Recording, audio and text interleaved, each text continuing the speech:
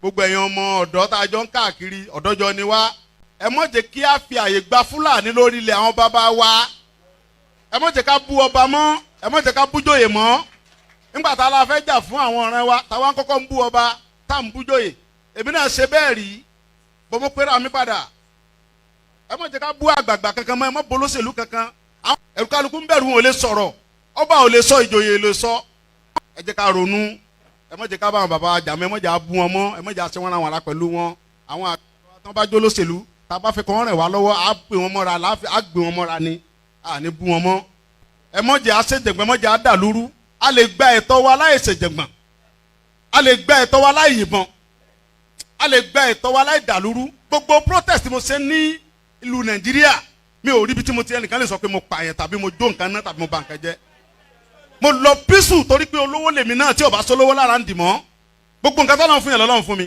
mi ṣe tálákà tó dé pé mo dìde fúnjà Yorùbá big man ni mi àwọn tó jẹ́ ọ̀rẹ́ mi tó súnmọ́ mi tó ní owó ní kí ni mo wá lọ bẹ̀ pé sọ́wọ́ ni mò ń fẹ́ ni kí n sọ yìí tí mo fẹ́ mo ní ìsọ̀rọ̀ owó àní ọ̀rọ̀ ìran mi ni mò ń sọ kí n wọ gbowó kí n gbéra kí n pé mò ń lọ ọ̀dọ̀ ọba àgbowó mò ń lọ ọ̀dọ̀ oníbodè òfin gbowó kí n kójó wọlé kọ́kàn mi balẹ̀ kí n dá wa mọ́tò kí n mọ́ rìn bọ̀ kí Fúlàní mọ́ dá mi dúró títì kí n délé kí bàbá sọ pé kí n gbé tírélà sùn kí n mọ́ gbé lọ àwọn bàbá wo lè lóko mọ́ n ò lè lódò ẹ jẹ́ ká fọwọ́sowọ́pọ̀ ká ti àwọn bàbá wa lẹ́yìn ká dá security ti wa lẹ̀ ká sọ fún wọn kí wọ́n bá wa fọwọ́ tì í ká lé wọn kó nu oko wa ẹ ṣé mo dúpẹ́ Jésù Olúwa wa.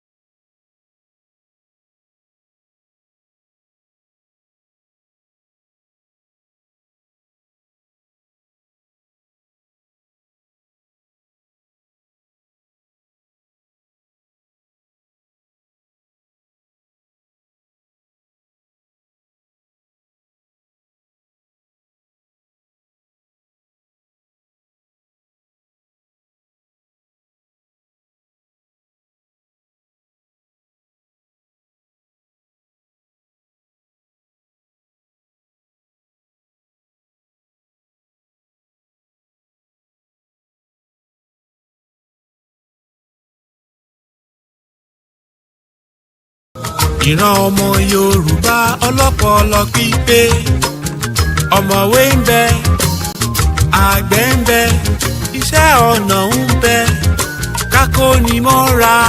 ìwà ọmọ Yorùbá ni. kápọ́nilé káyẹ́ni sí. ìṣe ọmọ Yorùbá ni. ká sọ̀rọ̀ tútù tó yọbi lápò. ọmọ Yorùbá ló ní. òwe ìbáwí. ọmọ Yorùbá ló pa. òwe ìkìlọ̀.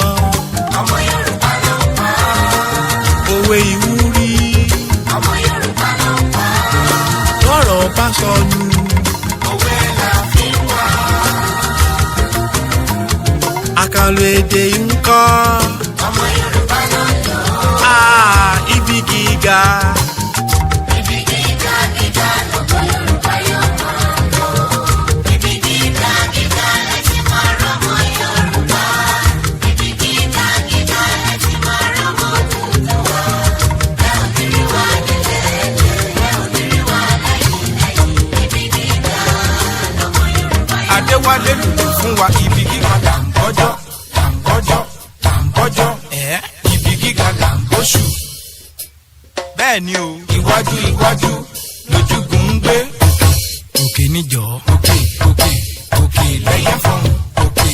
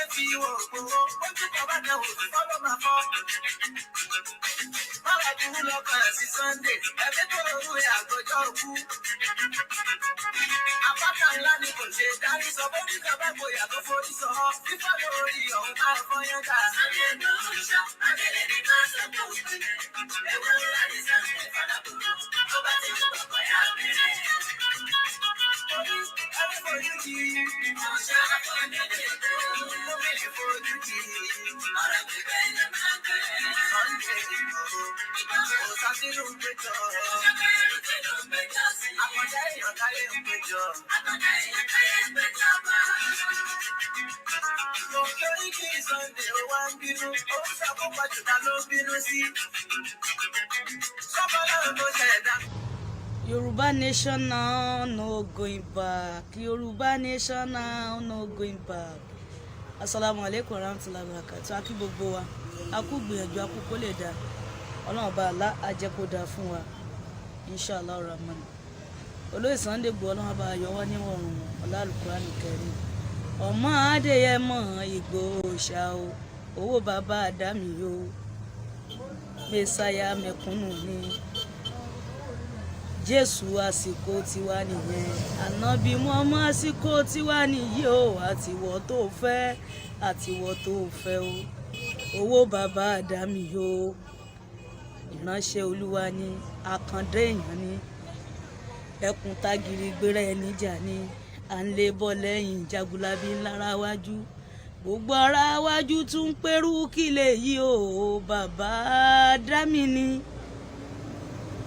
ó nífẹ̀ẹ́ mẹ̀kúnnù wo wọn balẹ̀ ẹ jẹ́ ó nífẹ̀ẹ́ mẹ̀kúnnù wo wọn daṣẹ́ ẹrú ó nífẹ̀ẹ́ mẹ̀kúnnù wo wọn bà gbogbo nǹkan ẹ jẹ́ ó sì ń sọ pé no going back kí o owó bàbá àdámì o gbogbo ọmọ Yorùbá ń ṣe lédè lẹ́yìn yẹn orí bá wà ṣó ẹ̀ dé kó o dé wá bá wa láyọ̀ o gbogbo nǹkan ni ẹ tó ti bàjẹ́ kọlọ́mbà wá dá padà ó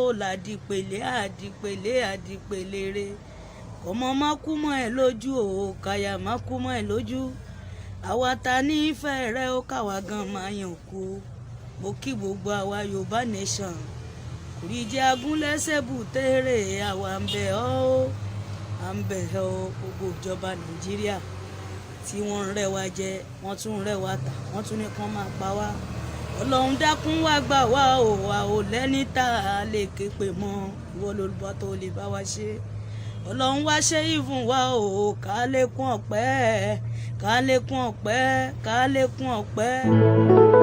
ọmọ Ìbàràpá lápapọ̀ ẹ̀jẹ̀ adúpẹ́ lọ́wọ́ Akin ọmọ Yorùbá lápapọ̀ tìlé tó kó ẹ̀mí àbọ̀ ẹ̀bá nǹkan mọ́ Adéyẹmọ Chief Sunday Adéyẹmọ Ìgbòho orúkọ ńlá tí ń jámọ́ láyà bí àrá orúkọ tó ń dẹ́rù bo lórúkọ gan-an ọmọ Yorùbá ẹ má sùn o torí pé bùrà a kò lè fojú kégbodò láyé títa ríro lẹ̀dá ń kọlà wúrà tó máa dán alànà kọjá dandan o ọ̀wọ́n irin ní má bẹ̀rẹ̀ wọ̀nà ẹ̀dá kan ò lè ṣì wá lọ́nà mọ́ ẹjẹ́ àfìmọ̀ṣọ kan ká lè débi re ẹjẹ́ àjọ gbárùkù ti Sunday Ìgbòho ṣá ọmọ Ìgbòho mọ̀rẹ́ nílùú Alágbàdo Òde ọmọ atapẹ̀tẹ̀ wọnú omi ọmọ gègèlè wodò sànyà ìsànyà ò rẹ́ràn bàbá yín láàrin ìdí omi kò sì náà ń kán sí yín lẹ́nu ọmọ òkúta mẹ́ta òkè Ìgbòho ìkan ń ṣe yín ní dábọ̀dàbọ̀ ìkan ní mọ́ rọra ìkan tó kù nígbà tí wọ́n ò mọ̀ Ìgbòho mọ̀rẹ́ kí ló dé Ìgbòho mọ̀rẹ́ sí ọmọ òpópó sanran ìgbàgede Ìgbòho sùn wọn láláìsí bẹ̀rẹ̀ wọn ní kó ní bẹ̀rẹ̀ ó máa kó bẹ̀rẹ̀ lọ ẹ̀sìn òní bímọ méjì ní Ìgbòho mọ̀rẹ́ bẹ́sìn bá bímọ méjì ní Ìgbòho áfíkan pọpọ sí amúkan yòókù bọ sànyà àtúmúyà rẹ̀ tí ò lọ́rọ̀ gbọ́ àfiṣẹrù wálé wàrà mòjé ọmọ onílé ọlà àwọn àjòjì tó ń ṣe ségesège tọ́láwọn ò ní bomi kó sí mu wọ́n láwọn ò ní bomi sànyà wẹ́sẹ̀ ìgbà tójú kò fi rí ńkọ́ gbogbo wọn náà sáré bomi kó sí mu wọ́n sì bomi sànyà wẹ́sẹ̀ ọmọ abẹ́rẹ́ mẹ́ta òde ayé ọ̀kan ṣẹ́ ọ̀kan tẹ̀ ọ̀kan tó kù ní gbogbo ayé tí ránṣọ kiri gbogbo ọmọ Yorùbá Sunday Igboho onírèlẹ̀ láéláé torí àbá lásán nìkan ń dá òkúta ò ṣe gbé fún wọn o ìmọ̀ràn lásán ni ti balùwẹ̀ kò pọ́sibú kó dòdò láyé ń bí ó kún díẹ̀ kí tọ́ domi láéláyé ìtọ́ mi lè domi Sunday Igboho arógun má ti dí tó ń jà fẹ́tọ̀ Yorùbá ní tilé tó kó.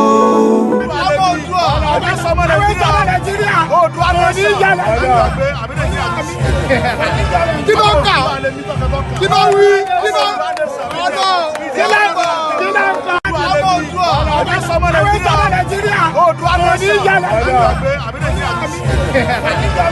kà kí ló wí kí ló ọdọ kí ló kà. Koiki Media, we're bringing the world closer to your doorstep.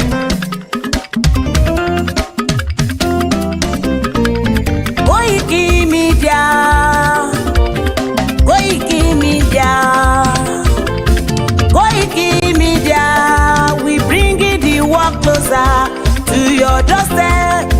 Koiki Media, Koiki Media, Koiki Media, we bringing the world closer to your doorstep.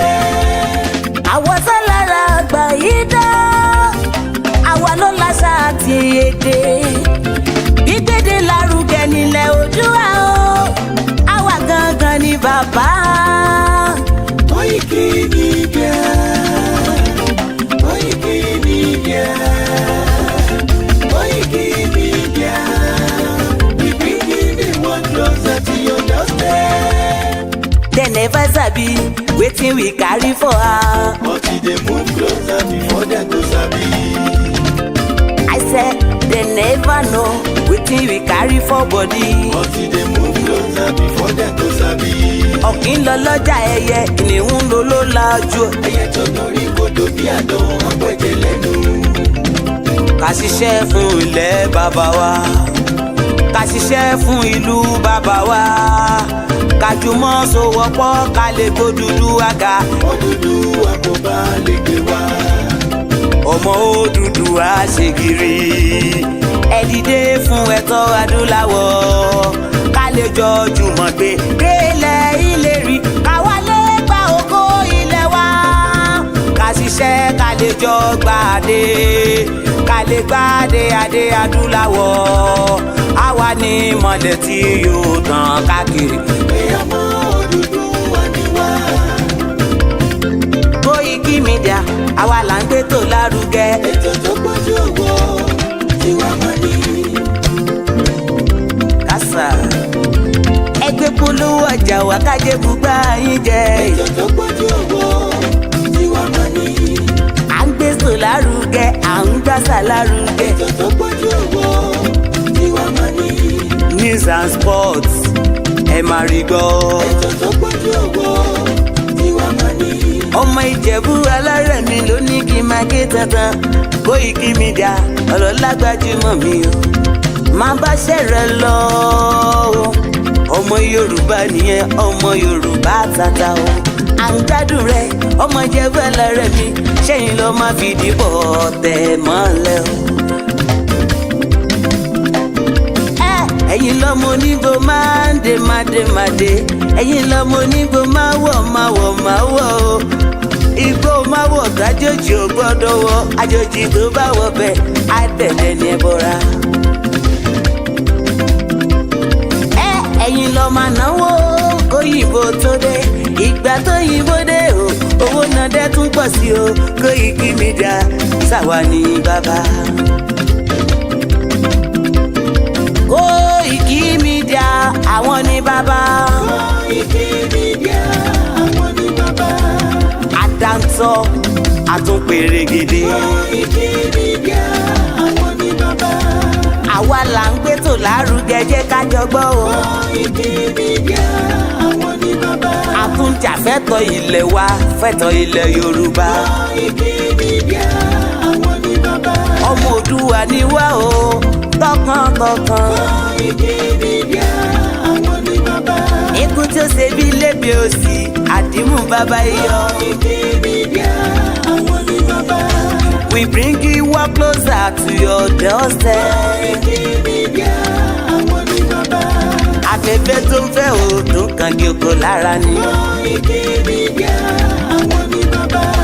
Àpèrègèdè Olódùmarè ló fún wa ṣe. Koiki Media àwọn ní bàbá. Gbogbo ayé ẹ gbọ́ àwa ní bàbá o. Koiki Media àwọn ní bàbá. Ẹ máa bọ̀ wá ẹ gbé polówó ọjà yín wá o. Koiki Media àwọn ní bàbá. Odùduwà lágbédá ní òtítọ́ lágbédá ní. Koiki Media àwọn ní bàbá. A kì í sọ̀dálẹ̀ a kì í sóní kẹta. Koiki Media àwọn ní bàbá. Àdúró tán a tún pèrègèdè. Koiki Media àwọn ní bàbá. Koiki Media we bring you work closer to your doorstep. Àwọn ní bàbá. Koiki Media is around. To give us latest. Is around o. Give us latest. Ladies and gentlemen, Ẹ mú kalẹ̀ sílẹ̀. Ẹ tẹ́tí ẹ gbọ́ ètò tó pọ̀jù gbogbo. ladies and gentlemen, Ẹ mú kalẹ̀ sílẹ̀. Ẹ tẹ́tí ẹ gbọ́ ètò tó pọ̀jù gbogbo. Koiki Media is around. To give us latest. Koiki Media. Fún ilé ìbí wa.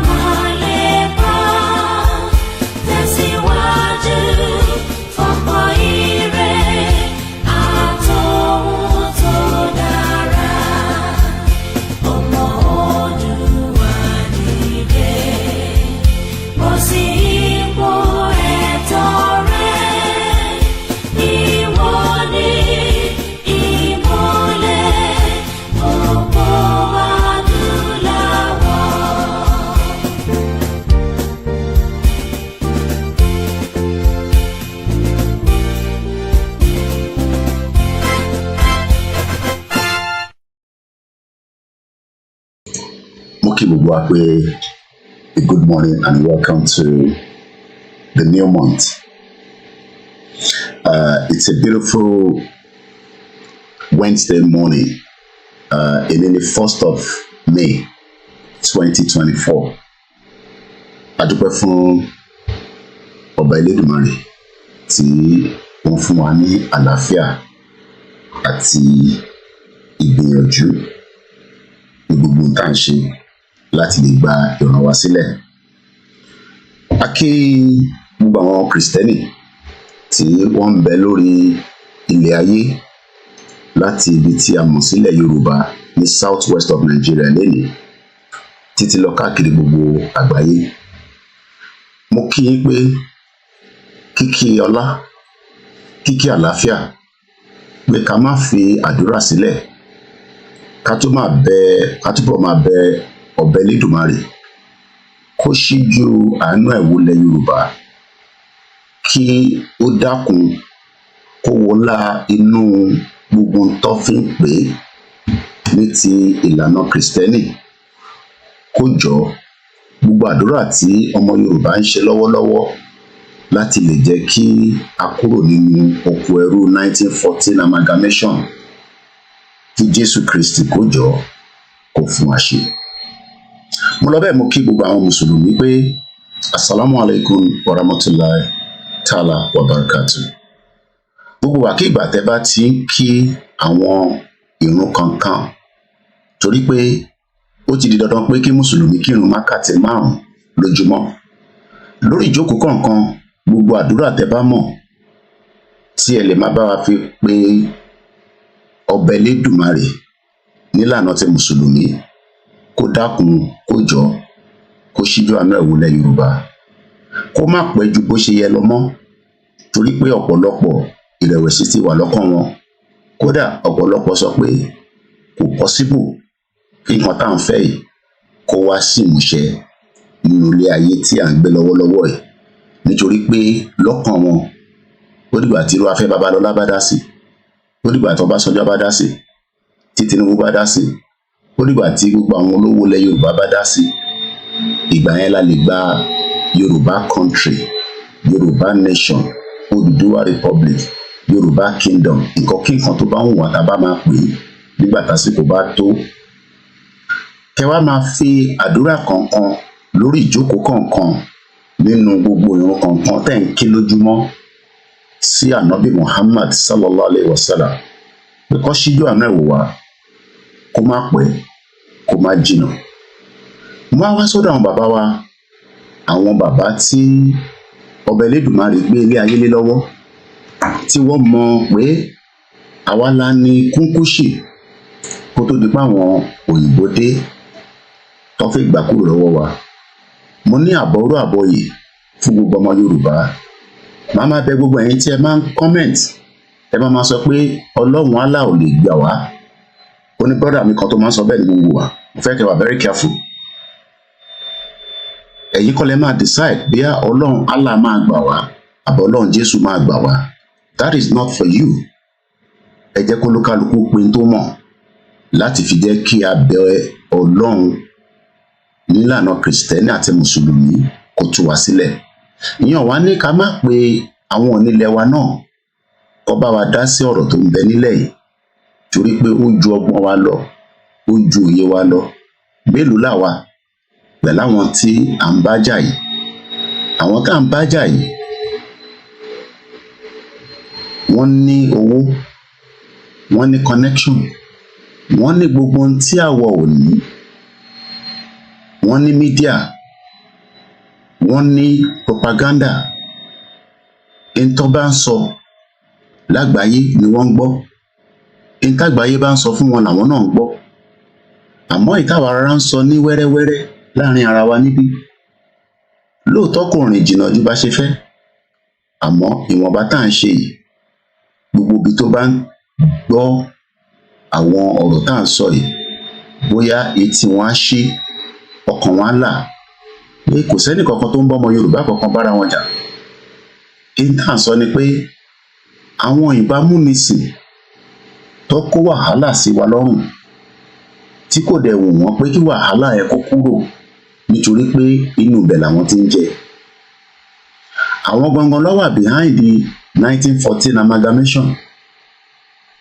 Ìdí táwa dẹ̀ ṣe ń kígbe lójoojúmọ́ lórí ìrìn àjò yìí ni pé kí ọba Elédùmarè kó jẹ́ kí ìran Yorùbá padà sí bí a ti ṣe ń bẹ tẹ́lẹ̀ rí, nítorí pé bí a ti ṣe ń bẹ tẹ́lẹ̀ rí kọ́ la wà yìí. Inú ìṣẹ́, inú ìyà, inú poverty òun la wà lọ́wọ́lọ́wọ́ yìí. Gbogbo ohun tí wọ́n dá sílẹ̀ wa tí ọba Elédùmarè fún wa òun ló yẹ ká máa fi ṣọlá, àmọ́ lénìí ọmọ Yorùbá ò lè ṣọlá. Inú ìyà, inú wàhálà ni ọ̀pọ̀lọpọ̀ wa wà, àtẹni tó wà labroad àtẹni tó ń bẹ nílé. Mo wá ń bẹ̀ wá pé kí gbogbo ẹ̀yin ọmọ Yorùbá nílé àtẹni tó ń bẹ níta, ẹ má fi ọkàn sí pé Yorùbá ò ní wá sí country. Ó máa wá.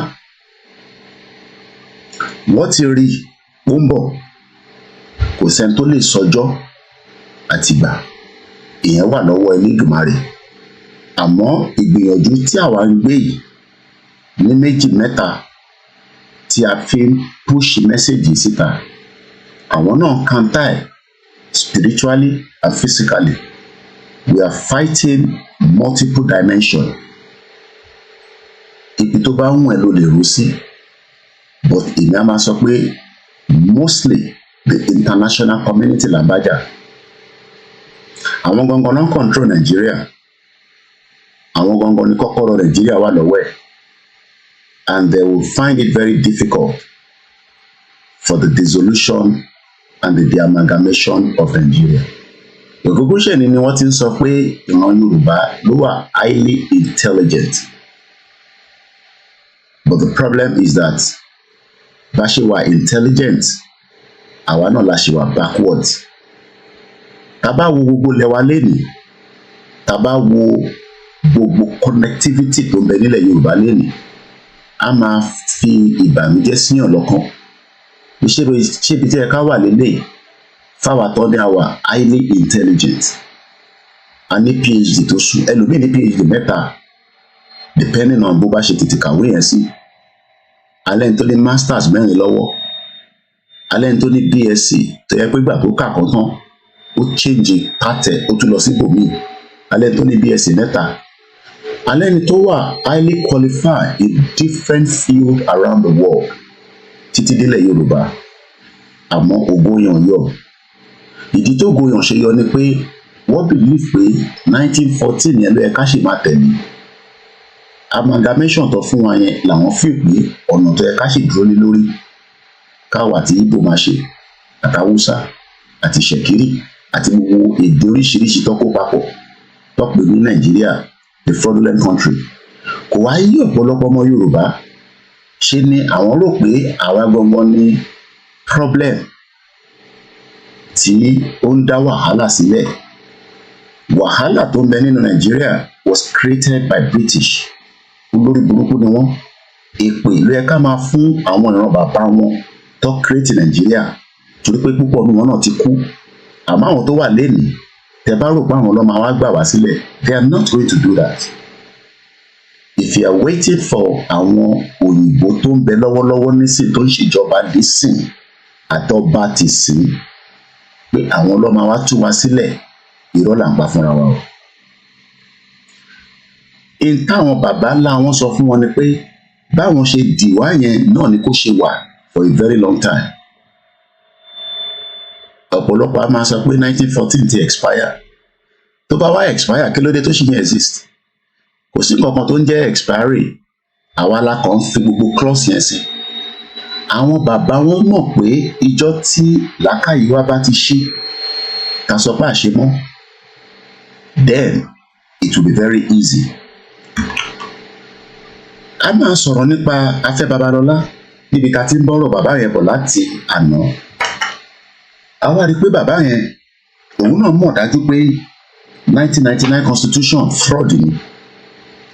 Ó mọ̀ pé constitution tí President Bola Ahmed Tinubu tó fi ń ṣe ìjọba lọ́wọ́lọ́wọ́ nísìn kò lè tún Nàìjíríà ṣe. Ó mọ̀ pé constitution tí Tinubu ń lò lọ́wọ́lọ́wọ́ kò lè create welfare, kódà kò lè create security, kò lè create job employment. Propaganda ló máa ṣe every 4 years. Àwọn olórí burúkú politicians tí wọ́n ní kú síbi dáṣọ wọn wà gbogbo wọn lẹ́yẹ kọ̀ọ̀kan. Ikú máa wọlé pa wọ́n lẹ́yẹ kọ̀ọ̀kan ni. Àní láti dárúkọ. Ìbádẹ́ rẹ̀ kì í dárúkọ Ṣèbájí Mọ̀bí ti kú. Ṣé kò kú ni? Gbogbo wọn ló máa kú. Ṣé Akérédolú ò kú ni? Gbogbo wọn ló máa kú. Nígbà tó gbé lọ Germany tóun rò pé òun nìkan lòun lè fowó gọ́ọ̀mẹ̀ntì láti fi tọ́jú ara rẹ̀. Ṣé bàbá tiẹ̀ náà kò ní láti ní ìtọ́jú ní General Hospital Ondo State? Mo kí ìyàwó Comfort Ológunjà, mo kí gbogbo ẹ̀yin ọmọ Ondo State. Ṣé Bùrùjí Kàṣágbò padà kú pẹ̀lú gbogbo owó àti oògùn tó ní? Kódà kò ní hospital kankan tó fi tọ́jú ara rẹ̀ ní Ìjẹ̀bú Òde níbẹ̀ àbí Lógùn State níbi tó ti ń ṣọlá. Ó náà pín Lagos ló padà kú sí. Mélòó bẹ́ẹ̀ ló ń kú láàrin wọn. Àfikún yọ̀ wọ́n. Àmọ́ níbi tí politician bá ti ń rí owó fi tọ́jú ara wọn tí wọ́n tọ́jú aráàlú, àkójúkú wọn lọ́rùn. Ọlọ́ba bàbá God, àwa takò láyé ká ṣe ojú wa. Politicians tẹ̀ǹtẹ̀lé olórí burúkú ni wọ́n látòkè délẹ̀, wọ́n ní ṣoríire. Gbogbo ìyàtọ̀ fi wá jẹ látara pé àwọn ni the new slave wa, àwọn ni masters tiwa. Òyìnbó ti gbọ́, ó mọ̀ pé a ti mọ̀ pé slave kò ń ṣe tó yẹ kó wá sí ìmúṣẹ. But for 500 years ló fi kó wa lẹ́rú. Wọ́n wá kó wa lé àwọn olórí burúkú Yàyà Bello, Gbénga Daniel, àwọn Ọ̀ṣọ́bà, àwọn bàbá olórí burúkú Bọ̀dé George, àwọn bàbá tó ní kú síbi táṣán wọ́n wà, àwọn bàbá Afe Babalola bàbá òfò at 94, 15 years nígbà tí wọ́n create amalgamation lọ bí bàbá òfò yìí. Bàbá tó ní kú síbi táṣọ ẹ̀ wá yìí, ẹ sọ fún àwọn ọmọ ẹ̀ pé mo sọ bẹ́ẹ̀ pé kò ní kú síbi táṣọ ẹ̀ wà. Àwọn bàbá Adébánjọ, àwọn bàbá burúkú, àwọn bàbá Fáṣọ̀rántì, ẹ̀rí tó fi wíjì àti bàbá yẹn wọ́n ò lè dárìn mọ́.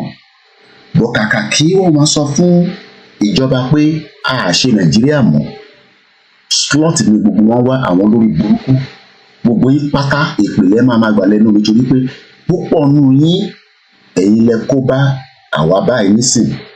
So gbogbo yín pátá ẹ̀ ní ṣoríire. Kí ni mo sọ? Ẹ̀ ní ṣoríire. Gbogbo ẹni tó bá ní ẹ máa ṣoríire náà ní ṣoríire.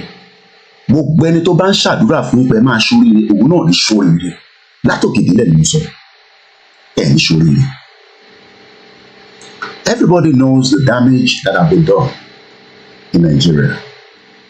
But do we blame the people? A lè blame ẹ̀yin tẹ́ ní làákàyè. Ṣé wọ́n tó tẹ̀ mọ́ bó ṣe fi jẹun láàárọ̀ yìí? You are already inside economic war. Ẹ rò pé Fúlàní nìkan ló ń pa yín? No. Most of you, majority of you, wàá máa fà kò ní tó. Kò ń ṣe pé torí àdúrà tó ń ṣe ni kò jẹ́ kó tó. Kò ń ṣe torí pé èèyàn kan sàṣẹ. It's because the lies inside the contraction, the propaganda of the government, the lies that the government continue to cook, the false hope. Rome was not built in one day.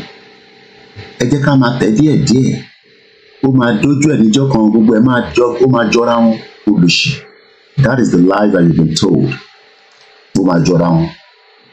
Àwa wá jókòó, à ń ṣe program, à ń try láti educate yín pé kíní yóò ní dọ́gba o. Tí Pastor Adébóyè bá sọ fún ẹ pé Nàìjíríà máa dọ́gba, irọ́ ni bàbá yẹn pa. Mo sọ fún yín pé bàbá yẹn Elédùmarè Ọlọ́run ti sọ fún nípa Nàìjíríà, bọ̀ kò ní balls láti jáde láti wá sọ. Bẹ́ẹ̀ ni mo sọ fún yín. Kúmúyé ò ní balls láti sọ orúkọ táwọn sọ yìí. And the rest of them, Fáṣọ̀rántì, Fáṣọ̀rántì or whatever his name is, àti bàbá òfò tó náà wọ́n rí Buhari, Pastor Túndé Bákàrè, bàbá òfò ní gbogbo wọn. They are all criminals in the religion sectors. Àwọn ni wọ́n ń divert mind yín láti máa sọ fún yín pé Ọlọ́run kan ṣì wà tó fi bless Nàìjíríà. Ọlọ́run kankan lè bless. Kódà bọ́lọ́run bá fi bless Nàìjíríà, àwa máa fi èpè fi àdúrà pé kọ́lọ́run má jẹ́ kí àdúrà yẹn gbà lórí Nàìjíríà. gbogbo bad news èmi máa ń gbé wá sórí péjì mi èmi ò rí news kankan gbé wá kò ní da fún bàbá ẹ news wo ló da láti gbé wá sí Nàìjíríà ìyá máa jẹ yín dáadáa ká tó débi tá à ń lọ a máa débẹ̀ ẹlẹ́dẹ̀ àdọ́yọ̀ ariwo ló máa pọ̀ brother wa kan pè lánàá lórí program ó ní operation keep them poor operation keep them poor òun lẹ́wà náà lọ́wọ́lọ́wọ́ do you know what that means? The lies of the government, the propaganda of the government to deceive you that things will change and things will be better. They know that nothing is going to be better. If you're one of those thinking that something will change, that the government will bring something around and to make your life better, you're wasting your time.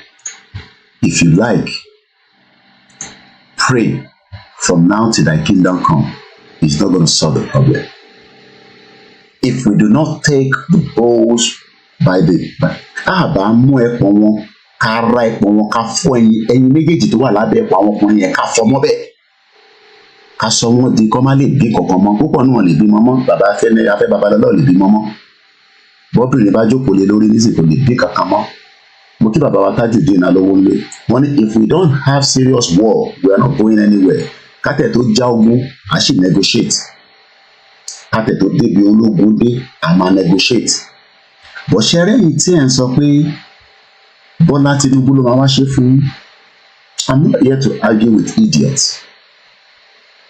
Buhari ṣe 8 years ìyá ẹ̀ ní gbogbo wọn jẹ lọ́wọ́lọ́wọ́ yìí èmi náà ń jẹ́ nù ìyá yẹn ìyá Buhari 8 years èmi náà ń jẹ́ lọ́wọ́lọ́wọ́ gbogbo àjọ máa jẹ́ pẹ́ ni. Baba mi David Ademola ni they manipulate their wealth under witness of constitution. That is how they became wealthy. Kò ní gbàjẹ́ fún yín bàbá yìí. Ṣé rí pé mo mọ̀ pé àwọn tó lọ́pọlọ jù mí lọ́wọ́ ìyẹn mo ṣe máa ń wo àwọn kọ́mẹ́ǹtì yín. Torí pé ẹ̀wọ̀n tí bàbá yẹn tó rọra gbé kalẹ̀ yìí. Ó ní Afe Babalola fi olè ẹ̀ ó fi jalè nínú 1999 constitution. Ó lówó tán ó kọ́ yunifásitì kódà wọ́n ní yunifásitì tó kọ́ yẹn ibẹ̀lẹ̀ kọ́kọ́ airport sí. Ìyẹn lòun àti Fáyẹmí ṣe ń bára wọn jà Fáyẹmí ní bàbá olórí burúkú ní olè ní Afe Babalola èmi kọ́ mo sọ bẹ́ẹ̀ o àwọn tó mọra wọn ló sọ bẹ́ẹ̀ Dr. Fáyẹmí ló sọ bẹ́ẹ̀ mo dẹ̀ ní evidence má fi wọ̀nyí àráyé kà lánàá mo ní gbogbo yín pátá ìpìlẹ̀ máa gbà láti gbogbo àwọn senators yín àwọn house of rep mo kí ẹ Ọlánìpẹ̀kun plenty ojúmọ́ ire bàbá mo kí ẹ gbogbo ẹ̀ tẹ́ wà lórí Instagram.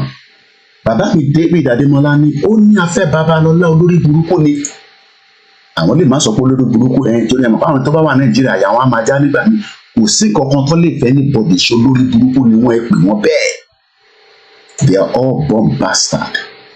Mo kí ẹ Tony Ages ìyàwó Abímbọ́lá Adégòkè mo kí yín Bídèmí Olúkọ̀yà mo kí ẹ Ìmọ́lẹ̀ Yorùbá wọn brother mi Táíwò mo kí ẹ Ọba Elédùmarè àtúbọ̀bá dúró tiẹ̀ ìyá mi Comfort ní kí mo fi Elédùmarè kí yín ìyá mi Idris Abímbọ́lá ẹni tí ìbá ti dárúkọ mo ti dọ́dọ̀ yín nìyẹn àbí bóyá ẹ fi kọ́mẹ́ǹtì síbẹ̀. Bàbá mi David Ademola ní Kóìkì olórí burúkú ni wọ́n gbogbo wọn nígbà tó wá fi 1999 constitution tó fi lówó tán wọ́n wá ń sẹ̀ ń sọ fún wa nísìnyí pé constitution yìí kò lè work torí wọ́n mùgọ̀. You are waiting for the 1999 constitution. Peter Pan, happy new month. Òun máa ń san salary fún mi. Peter Pan. Mo kí àwọn Biafra, mo kí Simon Ekpa. Mo kí gbogbo àwọn tí wọ́n ń gbàdúrà fún Nnamdi Kanu kọ́bẹ̀ Elédùmarè kó jẹ́ kí Tinubu nílàákàyè láti tú sílẹ̀. Dizzyman 123 mo kí ẹ. Mo kí olórí ẹbí wa Wàlátà. Mo kí Jayajaya. Mo kí ìyá tó bí mi lọ́mọ. Mo kí gbogbo ẹ̀yin ìyá dáadáa. Tẹ́ ń fi àdúrà ràn mí lọ́wọ́. Àti ẹ̀yin bàbá tẹ́ ń fi owó àti àdúrà fi ránṣẹ́ sí wa. Mo kí ìyá wa Táíwò Kíkẹ́, mo kí yín ní gbogbo Kuwait, báwo ni wẹ́dà yín lọ́hùn? A máa júṣe fún wa, ẹ bá ń kí àwọn ọmọ yín. Bàbá mi Tajudeen, mo kí yín Alówólé, Ọlọ́run jẹ́ kí owó á máa bọ́ ẹ lọ́wọ́ wa. Àwọn olóṣèlú ló sọ gbogbo wa dẹni tí kò lówó lápò, tá à ń struggle, tá à ń fẹsẹ̀ rìn in a country that has so much wealth. Tó bá nílùú tó ní wealth, kò ń ṣe wealth resources, wealth talent kankan tó lúkálukú yín ní. It doesn't matter whatever you are doing in life. or whatever your aspiration or your dreams, Nigeria ló pa dreams ẹ̀ mọ́ ẹ lára. Àwọn tó dẹ̀ fa ni àwọn bàbá òfò yìí. Ẹ jẹ́ àkọ́kọ́ lọ wo kí ló fa ìjà olè àwọn méjèèjì àti Fáyẹmí olórí burúkú olè ní Káyọ̀dé Fáyẹmí olè ní bó ṣe máa dé fìlà Awólọ́wọ̀ nìyẹn bí all born pastor olórí burúkú ni wọ́n látòkè délẹ̀. Fáyẹmí ti wá káàbù ní London kábúkábú kó tó di pé lọ sí Nàìjíríà tó lọ di politician tó bá ti di politician lè gbogbo wọn máa lè lọ́ máa di olè. Ẹ lọ wo picture Yàyà Bello kó tó di governor. Ẹ lọ wo senator tó pe rẹ̀ ní former senator Dino Melaye olè ní gbogbo wọn their born bastard. Inú Nàìjíríà ni gbogbo wọn ti rí owó from the Senate to the House of Reps and rest like that. But àwa la máa sọ fún wọn tí òun jẹ́ part of them. Mo mọ̀ pé olè ni ìwọ náà fẹ́ di politician. Ó fẹ́ di politician tó máa fẹ́ ọmọ kéékèèké tó máa ra bulletproof car tó máa ní ọlọ́pàá lẹ́yìn. Ìyẹn ni wọ́n náà ṣe ń fẹ́ pé bóyá tábà ṣe kúlẹ́kúlẹ́ mọ́ Sanwó-Olú lórí burúkú tó ní sórí ìlú pátá. Ògùn máa wọlé payín lẹ́yọ kọ̀ọ̀kan. Ọláyọmí Kóìkì ni mò ń jẹ́ UK ni mò ń gbé. Mo ní àìtí dé stage ibi a máa jà. A ṣe negotiate látara tí bàbá Akíntóyè sọ. Ẹgbẹ́ àkọ́kọ́ ka kí ló fàjà àwọn bàbá ṣé bàbá láwọn ilé àti bàbá àti grandfather their born bastard. Ẹgbẹ́ àkọ́kọ́ fa kí ló fàjà wọn nílùú Èkìtì bẹ́ẹ̀.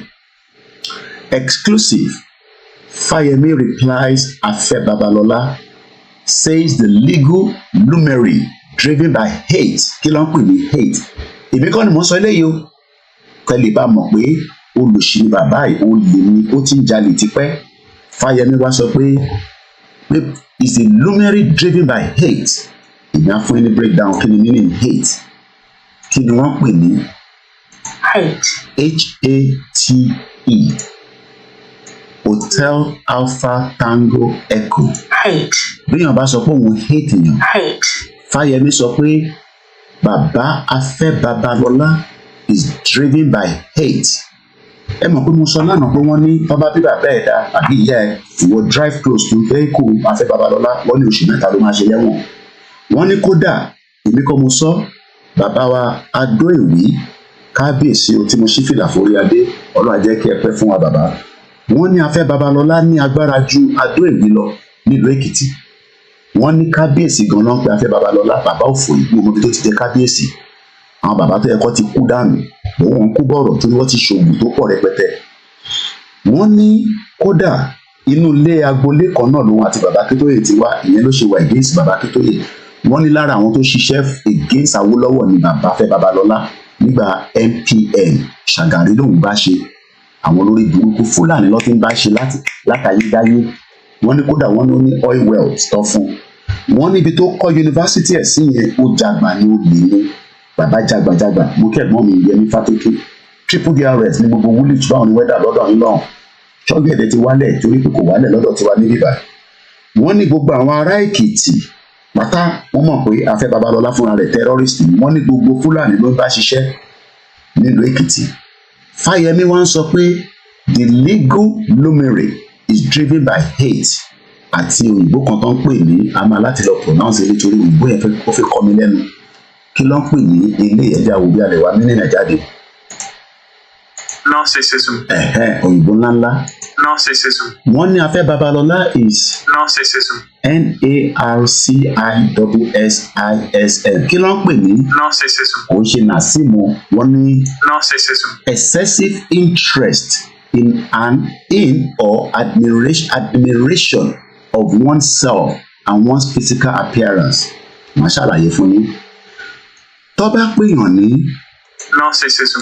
kí ni? Narcissism. What is narcissism in a person? Narcissistic personality disorder is a mental health condition. Ṣẹ́rí pé Fáyẹmí get it right.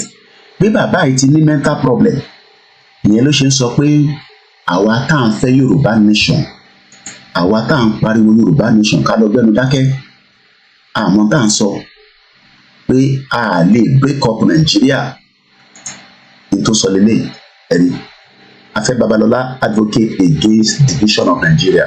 But àti wá mọ̀ pé hate tí Afe Babalola ní sí bàbá Professor Banji Akíntóyè òun náà ló tún ní ìtàn pè ní narcissism, ìwọ náà ti gbọ́ òyìnbó kan lórí Koiki Media lónìí nìyí orí ètò ni ló ti máa kọ́ oríṣiríṣi English ò kì í ṣe language wa olórí burúkú àwọn ìdúró kó sí wa lọ́rùn kò jẹ́ ká máa sọ English rárá nítorí pé kò ń ṣe language wa mo kí gbogbo ẹni tẹ́ ti darapọ̀ mọ́ wa lórí Twitter space aago 5 ó kọjá 40 minutes 20 tó máa fi di aago 6 nísìnyí wọ́n máa bẹ̀rẹ̀ sí pé wọn àṣùbà ní Nàìjíríà ní káàkiri gbogbo ibi tí olúkálùkù wa wà. Àní kí ló ń pè ní narcissism, mental health condition in which people have an unreasonable high sense of their own importance. They need and seek too much attention and want people to admire them. Ṣé ti rí pé gbogbo èpè tí mo fún bàbá yẹn lánàá tí fámìlì wọn kan pè mí pé Koiki jọ má ṣe pé fún bàbá yẹn mọ́ àwọn bàbá yẹn mọ́ tó ń ṣe ni ìpè lọ́ máa gbà ọ́ ẹ̀yin tẹ́ bá jẹ́ fámìlì ẹ̀ má bínú torí pé bàbá yín grandfather yín Fáyẹmí sọ pé èmi kúkú kọ́ mo kúkú sọ ilé ní sí Fáyẹmí ni ó ti ní narcissism. November Alpha Romeo Charlie India Sarah India Sarah Mike òun náà pè ní ìwọ náà kọ sílẹ̀ ẹni tó bá ti ń disturb ẹ pé Yorùbá Nation ní wáyé sọ pé ó ní mental problem ń bẹ lórí ẹ̀ torí tí kò bá ní mental problem ni ṣé Nàìjíríà ní wá tẹ́lẹ̀ we are not Nigerians. Mo kí ẹ̀ tẹ́ wà lórí Instagram mo kí gbogbo wa káàkiri gbogbo platform. Now, a ti mọ̀ nísìn pé Afe Babalola is one of the people with disorder may lack ability to understand or care about the feelings of others. Ìdí kúkú kọ́ mo sọ ntí mínì ni narcissism, ta ló dẹ̀ fún wa lóyìnbó yẹn Fáyẹmí ló sọ bẹ́ẹ̀. Fáyẹmí replies Afe this was this year eléyìí ṣe article last year on March 20th ìwọ́pọ̀ article ìjáde. Mo ti ká ó dà bá fi ṣe program ti bá rántí so ìwọ máa bú Koiki Media ó máa sọ pé Koiki ò mọ tó ń sọ ní London. Afe Babalola is hateful person and is also narcissism, ó ti ní mental health condition in which Afe Babalola has an unreasonable high sense of their own importance. Afe Babalola need and seek too much attention and want people to admire them. Afe Babalola with this disorder may lack the ability to understand or care about Yoruba people.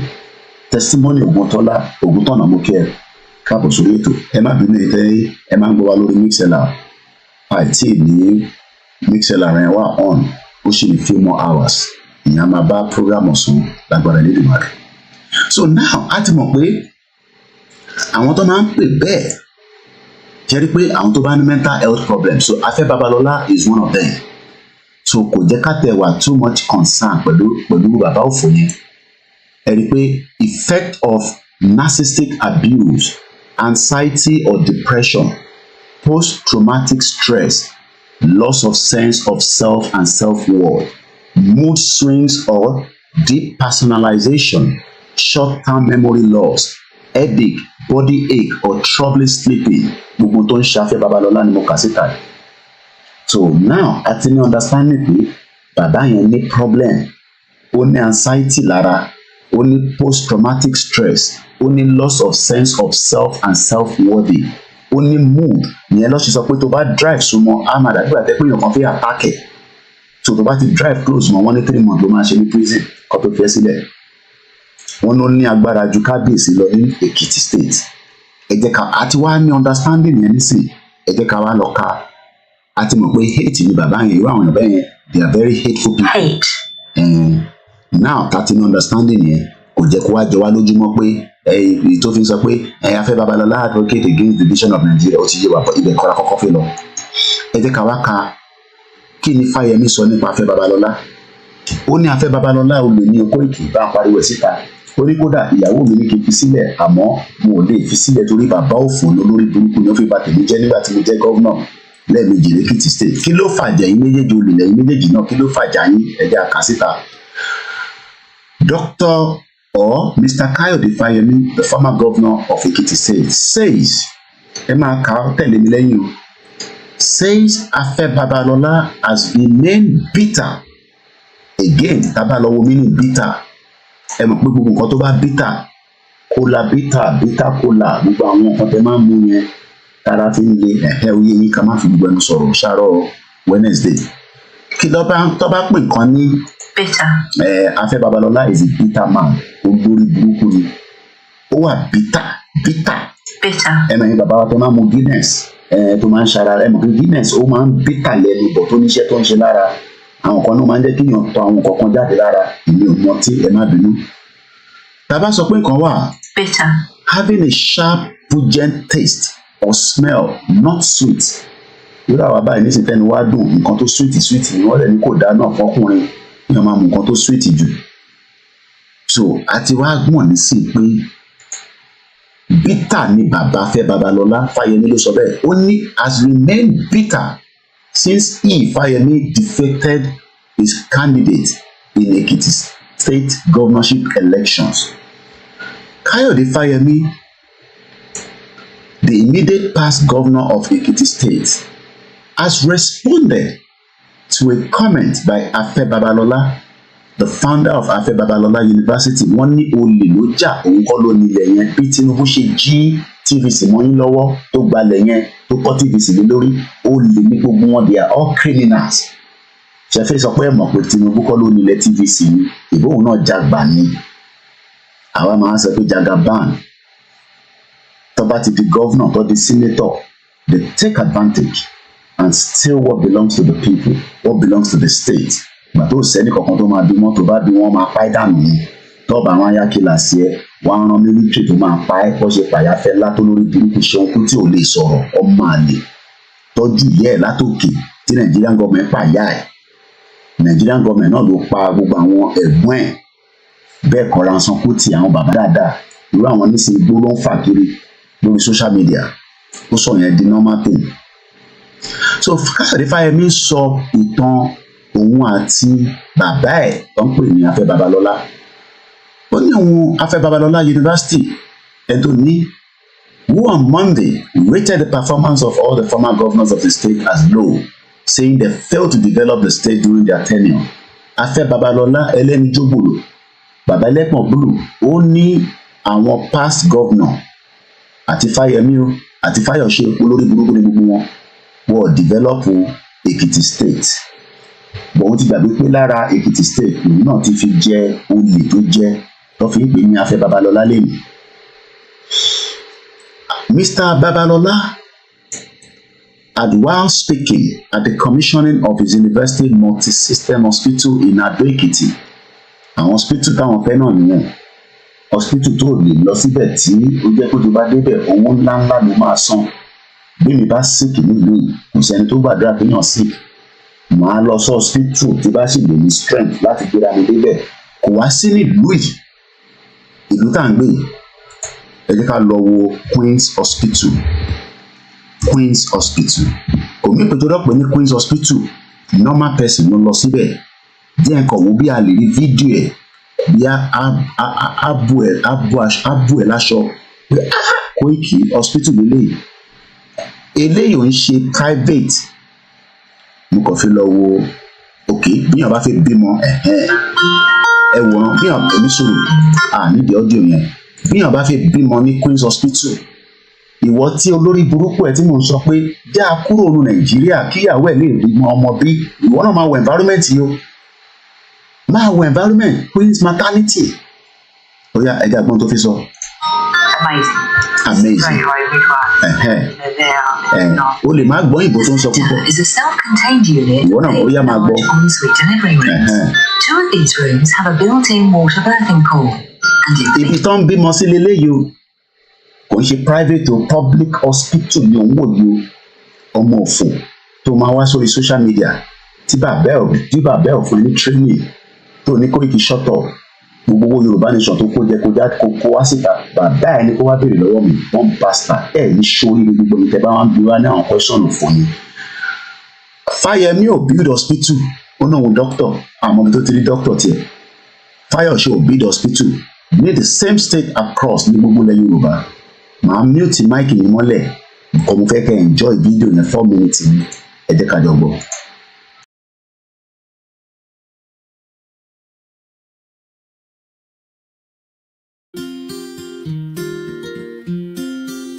The Queen's Birth Centre is a midwife-led unit within Barking, Havering and Redbridge University Hospital, providing care for women who choose a more relaxed and natural environment to have their baby.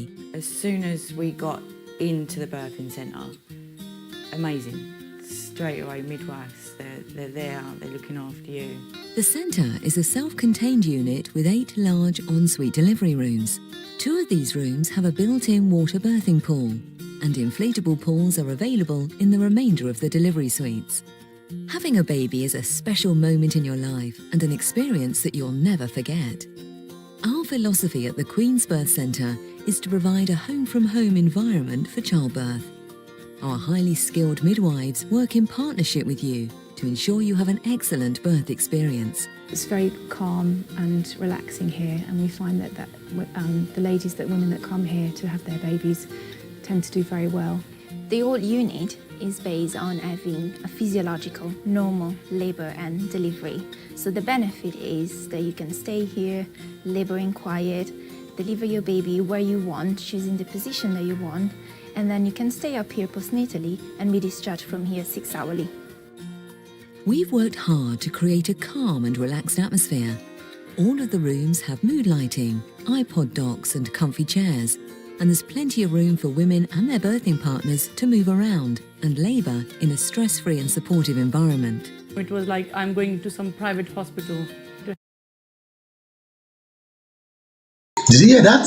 It was like I'm going to a private hospital. This is a public hospital. Ìwọ tó ń wò mí ní Nàìjíríà, public hospital. Ṣé o mọ̀ pé lè nísìn? Játúlọ́wọ́ èlò, játúlọ́wọ́ ìmí. Martin Hospital. But játúlọ́wọ́ tìbùmí. Jálọ́wọ́ fídíò mi. Játúlọ́wọ́ welcome to maternity. Martin Hospital. Jẹ́ kọ́kọ́ fi building àwọn ẹ̀kọ́ kọ́kọ́ rí. Tàbá ní Martin Hospital. Ibẹ̀ làwọn dúdú pọ̀ sí. Mo kí yàwá Grace Olúṣòótọ́. Wọ́n ní beautiful morning to you my darling Ọláyọmí KKY last man standing on Yoruba Nation, no retreat no surrender. Mo rí pé ìyá mi Grace Olúṣòótọ́ ẹ máa bá mi pẹ́ ẹ máa wà lórí Twitter yẹn dáadáa ẹ máa bá wa retweet. Gbogbo ẹ̀yin tẹ́ ẹ̀ sí lórí X tó ń pè ní Twitter òun lélẹ́yìí ẹ lọ wá Koiki Media ẹ follow mi. We need you to be on Twitter. Ẹ má jókòó sínú máa béèrè kẹ́rí pé ara arọ́ tó ń pa fún ilé àṣìmọ́ lélẹ́yìí o. Gọ́ọ̀mẹ̀ntì Nàìjíríà 419 ni o. Tinubu ò rí 600 million kankan gbà lọ́wọ́ Masco. Ẹ mọ̀ pé lánàá mo sọ fún yín pé gọ́ọ̀mẹ̀ntì ò propaganda ní Tinubu. Ó kàn mú yín ṣeré ni. Omi mi ti hó mo fẹ́ lọ mu tíì. Ẹ̀yin náà lọ ṣe tíì ìyá mi Grace Olúṣòótọ́. Bàbá mi Tajudeen Ọláwọlé tó bá pẹ́ Nàìjíríà lẹ́yìn wà yá Kogi. Èmi náà máa ń like Kogi. Ẹ máa love ẹ máa kúkú bá wa share àmọ́ wáì bàtà sọ̀rọ̀ kó àtòbò. Àìlẹ́ ń sọ̀rọ̀ àwọn ọ̀rọ̀ àlùfàǹṣá yẹn ní yíbà. Ẹ gbọ́wọ́lé share button náà. Ìdá àwọn church yìí náà máa ní share the link. Tẹ̀lé máa ń share sọ́dọ̀ mi. Mo dẹ̀ believe in it. Èmi náà máa wà lábẹ́ ọgbà program yẹn. Mo kàn comment ni. Tó bá di 7 o'clock nísìnyí program kan máa bẹ̀rẹ̀. Màmá ara máa fetí kọ. Kò síbi tádùrá ò sí. Àti ti Jésù ní àti tànábì mẹ́tẹ̀ẹ̀ta lè ní ṣe mo sọ fún yín. Bó tó bá jẹ́ torí ètò Koiki Media ẹ̀ ń pín ètò yẹn torí ìkà ló pọ̀ jù ní púpọ̀ nù ní ẹ̀fẹ́ lómi náà gbádùn ẹ̀. Ó yá àṣìbọ̀ lọ́dọ̀ Tinubu. Martin Hospital lélẹ̀.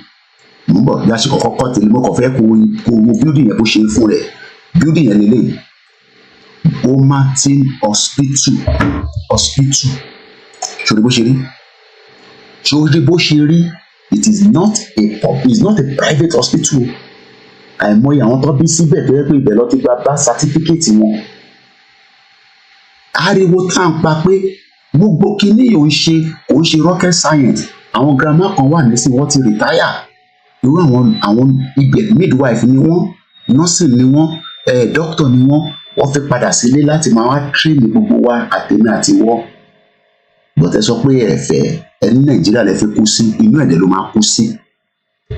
Ẹni tó bá náà fẹ́ Nàìjíríà inú ẹ̀ ló máa kú sí. Àwa tá pé Yorùbá country a máa délẹ̀ lérí. ẹ jẹ́ ká lọ wo fídíò ti another one.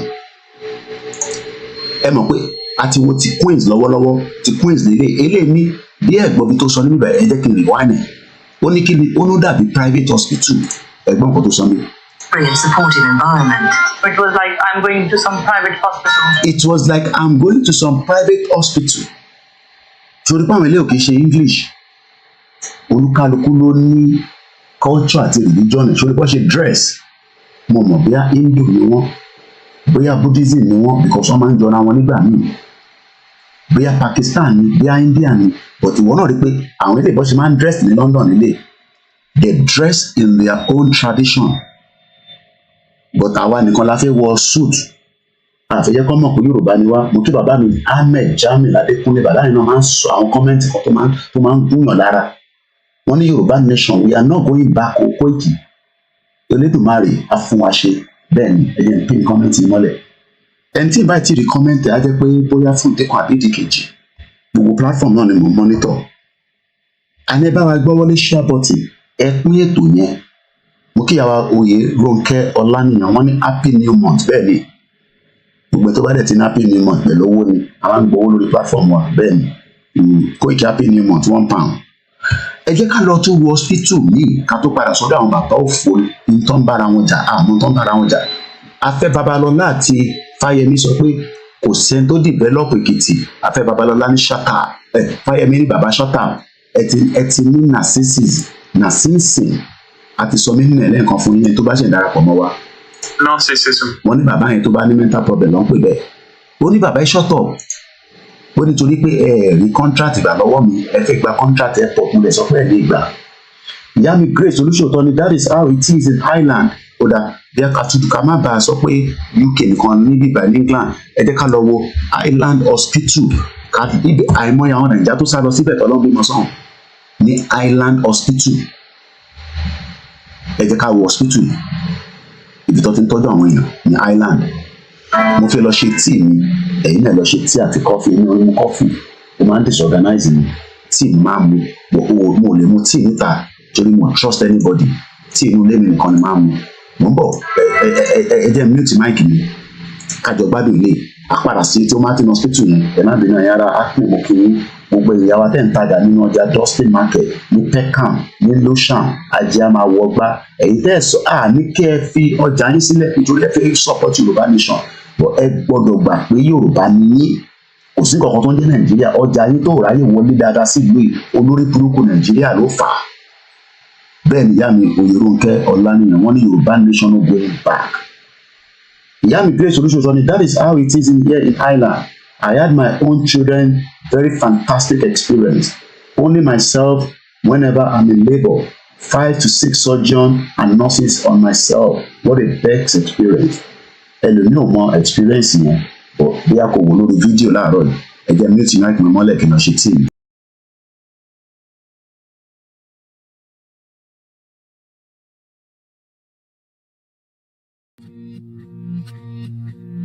Hello, I'm Shirley Peterson, Head of Midwifery at the Homerton. Welcome to our maternity service. I'd like to tell you the choices available to you. They were quite nice, Imagine kí n fi bímọ, kọ́ máa sọ pé o ní choice. Ṣé bí àgbà tíyàwó ẹ̀ fi bímọ, ṣé bọ́ ṣe ń sọ fún no choice náà ni? Àní Nàìjíríà ò ṣe country. Mo kí gbogbo àwọn tó ń ṣiṣẹ́ ní hospitals ní gbogbo United Kingdom ní America ìyá mi kan wọ́n faṣẹ́ yẹn rẹpẹtẹ ní ara tó ti ń faṣẹ́ yẹn náà lọ́n fáwọn náà nínú ẹ̀ 14 hours on the shift America ló wà 14 hours on the shift.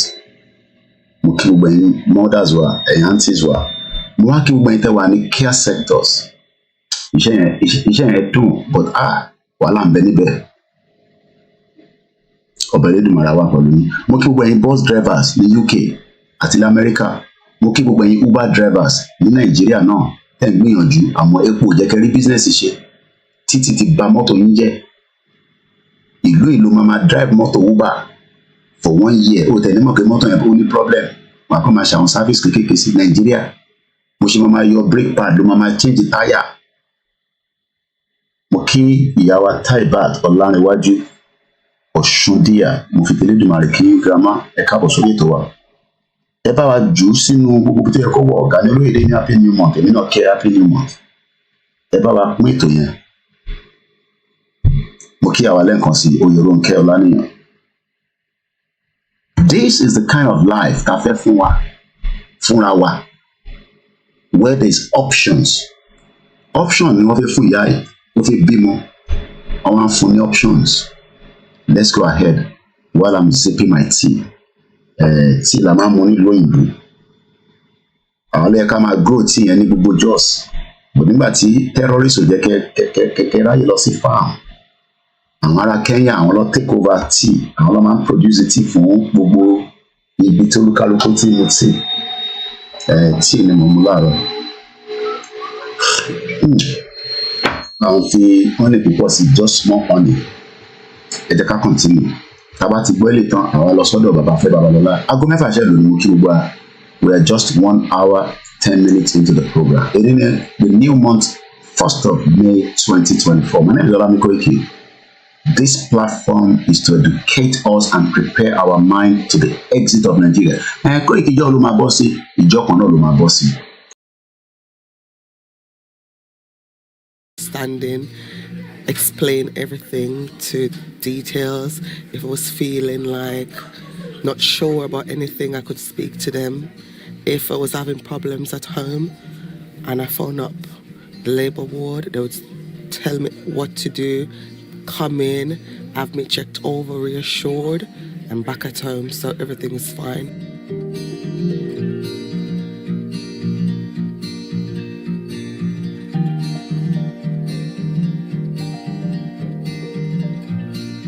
Hello, I'm Jane. I'm the lead midwife here in Antenatal Clinic. We can provide care for you in your pregnancy in a variety of settings. This can include here in the hospital, at the GP practice, community children's centres, or even in your home. Women can self-refer to our service using a simple form which can be found on our website or calling our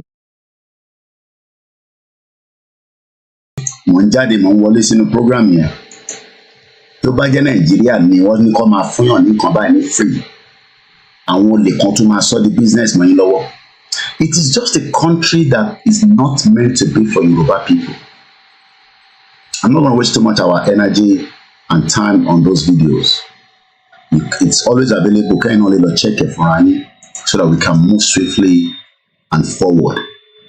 But every activities àti showing in hospital mẹ́ta lẹ́ni, a showing in Ireland, a showing in England, mo showing ní ẹ̀yìn tẹ́wà ní Acme, ní Martin Hospital, ilé náà pè ní Queen's Hospital.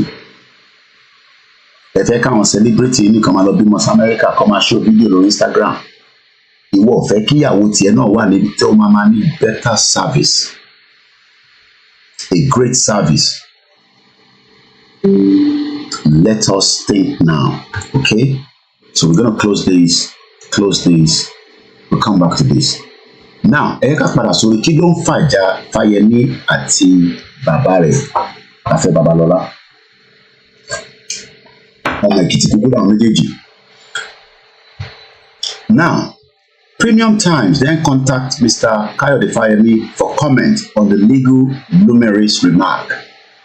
In a back and forth conversation with one of our reporters, the former governor fired on all cylinders, describing Mr. Afe Babalola as a man suffering from a failing memory and driven by hate. Ṣé rí pé nígbà tí mò ń sọ̀rọ̀ bàbá Afe Babalola, á dàbí pé Koiki ṣe torí wà láàbúrò ọ̀dọ̀ ṣe ń sọ̀rọ̀ láwọn bàbá ìbẹ̀. Ṣé gbọ́ pé Fáyẹmí gan sọ pé bàbá Afe Babalola ó ti fail ní memory and is driven by hate. Ẹ rí pé mo wà justify pẹ̀lú gbogbo ọ̀rọ̀ tí mo ti sọ sí bàbá yẹn látànà. Let's continue. Kí ló ń fàjà àwọn méjèèjì gangan? Àwọn agbọ́nísìn. The former governor said ordinarily he would have referred to ignore Afe Babalola's comments, but that he could no longer tolerate Mr. Afe Babalola repeat an uncharitable attack on his service record. Kí ló fàjà yín ni kẹ́ sọ fúnra wa? He said it is dangerous to continue to allow a prejudice That word prejudice, when they use the word Prejudiced. having or showing a dislike or distrust that is derived from Prejudiced. bigots.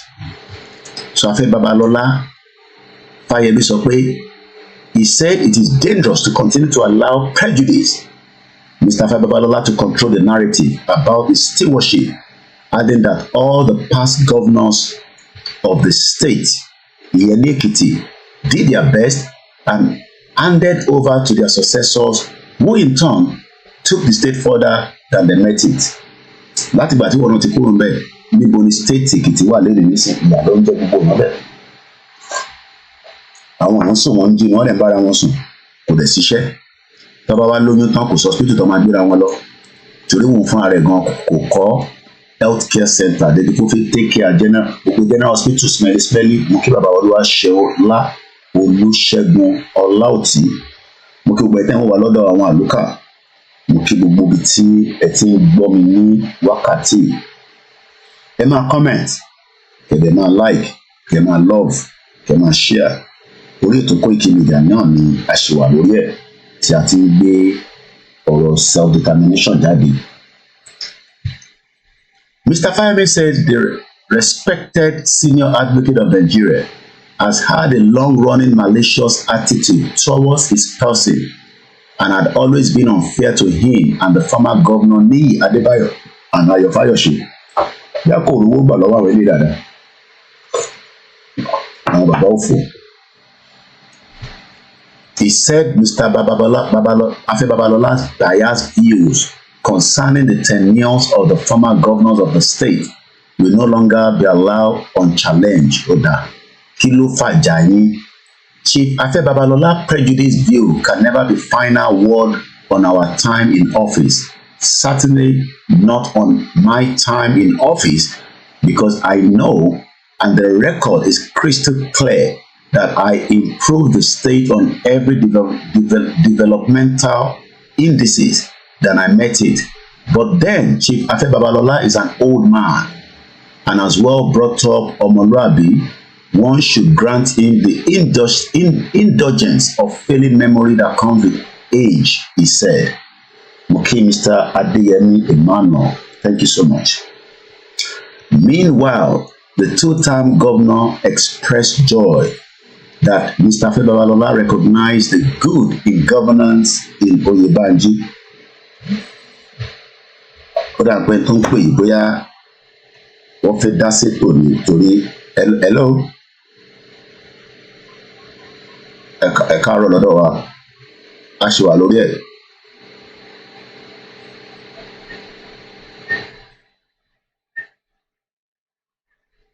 A ṣì wà láìfù gan báyìí ní another one mo ń ṣe lọ́wọ́ báyìí ẹnu Afe Babalola náà mo ṣì wà ṣe fẹ́ dá sí ni kí n fi sórí speaker.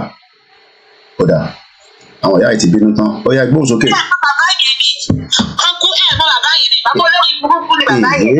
Kẹ́rí ẹ mọ̀ pé ṣì máa tún programme yìí ṣe dáadáa ẹ̀ẹ́dẹ̀ máa tún ṣe ni. Bàbá yẹn ó yìn fún lórí thousands of youth tí wọ́n pa ní major engineering ní Kòròdú. Sẹ́wọ̀n Chinese tí wọ́n pa major engineering ní Kòròdú àwọn tó máa ń gbọ́ sórí yìí wọ́n rántí. Bàbá yìí ló dúró fún àwọn Chinese tí wọ́n pa a lot of youths ní major engineering ní Kòròdú. Bàbá olórí burúkú yìí ló dúró fún wọn. Wọ́n ló dúró fún Chinese company yẹn. Ọ̀rọ̀ ti bá yọ̀ kó ti bá Chinese company ní Nàìjíríà pátápátá bàbá yìí ni lọ́ọ̀yà wọn. Bàbá olórí burúkú bẹ́ẹ̀ pé kò ní sórí rẹ̀ ó ní lọ́ọ̀yà wọn. So ó pẹ́ sí àbáyé ti ṣe wá negotiate. Wọ́n ti jẹjẹjẹjẹjẹ lórí Nàìjíríà. Tóbi eyín wọn lè bẹ́ ká lọ.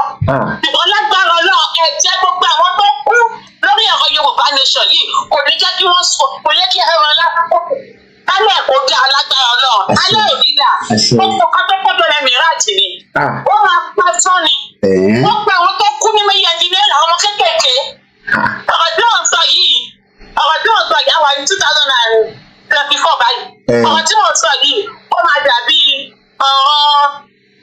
ọ̀rọ̀ bíi 2012 lọ́wọ́ yìí máa jẹ́. bẹ́ẹ̀ni medical engineering ní Kòròdú ẹ tún lọ wọ ẹtúnṣe research dáadáa. bàbá yìí ló dúró fún wọn ṣẹlẹ̀ ìgbà tí iná yẹn ń jó nígbà tí iná yẹn ń jó torí mi engineering ní Kòròdú yẹn ṣẹlẹ̀ àwọn ọmọ yẹn wọ́n máa ń tì wọ́n mọ́ nílé àwọn Chinese yẹn wọ́n máa ṣiṣẹ́ 247 ẹ̀wọ̀n bíi slavery ni. so tó bá ti wá ṣe tán bẹ́ẹ̀ yẹn wọ́n á tún wọn sílẹ̀ owó burúkú gbọ̀ngàn tó máa fún wọn. ó jẹ́ ti ọjọ́ yìí tí iná yẹn tó là tán. ó wá lọ mú ẹgbẹ́ òkè àwọn ẹgbẹ́ ń sá jáde wọ́n ṣe ń sá jáde kúrò nínú iná yẹn olórí burúkú àwọn Chinese tó fẹ́lẹ̀ lọ sílẹ̀ kópa. kábíyèsí ní a lot of Nigerian youth were burnt to ashes. bẹ́ẹ̀ni ọba àyàngbò rẹ̀ ní Kòròdú jẹ́ mi ìmọ̀ bóyá ló ṣì wà ń bẹ́ẹ̀ o àbótí gbèsè àbótí wá jẹ́ mi ní ilé sọ. òun gbọ́ díje sórí ọ̀rọ̀ yẹn nígbà tí bàbá yẹn dákẹ́. ẹni sùúrù mà. so ó pẹ́ tí wọ́n ti ń jẹ wá ó pẹ́ tó ti ń jẹ wá máa yé ó pẹ́ tó ti ń bọ̀ wọ́n ti fi gbèsè ayé wa wọ́n ti fi ń ta káìtì ṣùgbọ́n àsìkò tó ọlọ́run máa gbà wá lágbára ọlọ́run ọlọ́run máa ṣiṣẹ́ ni wọn ò ní jèrè àwọn ọmọ wọn gbogbo tí wọ́n kó lọ lórí Nàìjíríà ẹ̀jẹ̀ àwọn tí wọ́n ta sílẹ̀ tó fi lówó yẹn ó máa gbà lọ́wọ́ wọn ó máa fi wọ́n ṣẹ̀sìn. ẹni sùúrù mà.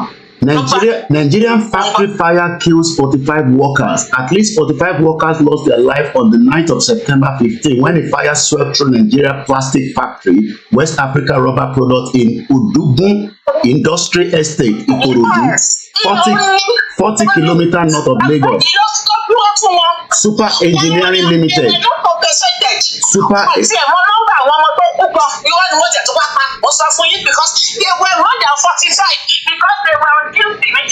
Kábíyèsí Elédùmarè o. Mo ti rí story yẹn. Mo ti rí story yẹn mọ́ mi. Àní mo ti rí story yẹn. Ẹ ṣe gan ni mà. Mo ti rí story yẹn. Chinese company ní Nàìjíríà. Afe Babalola ni lọ́ọ̀yà wọn. Olórí burúkú ni. Olórí burúkú ni. Olórí burúkú òun ni bàbá yẹn. Wàhálà wà. Ẹ ṣe gan ni. Kábíyèsí Elédùmarè.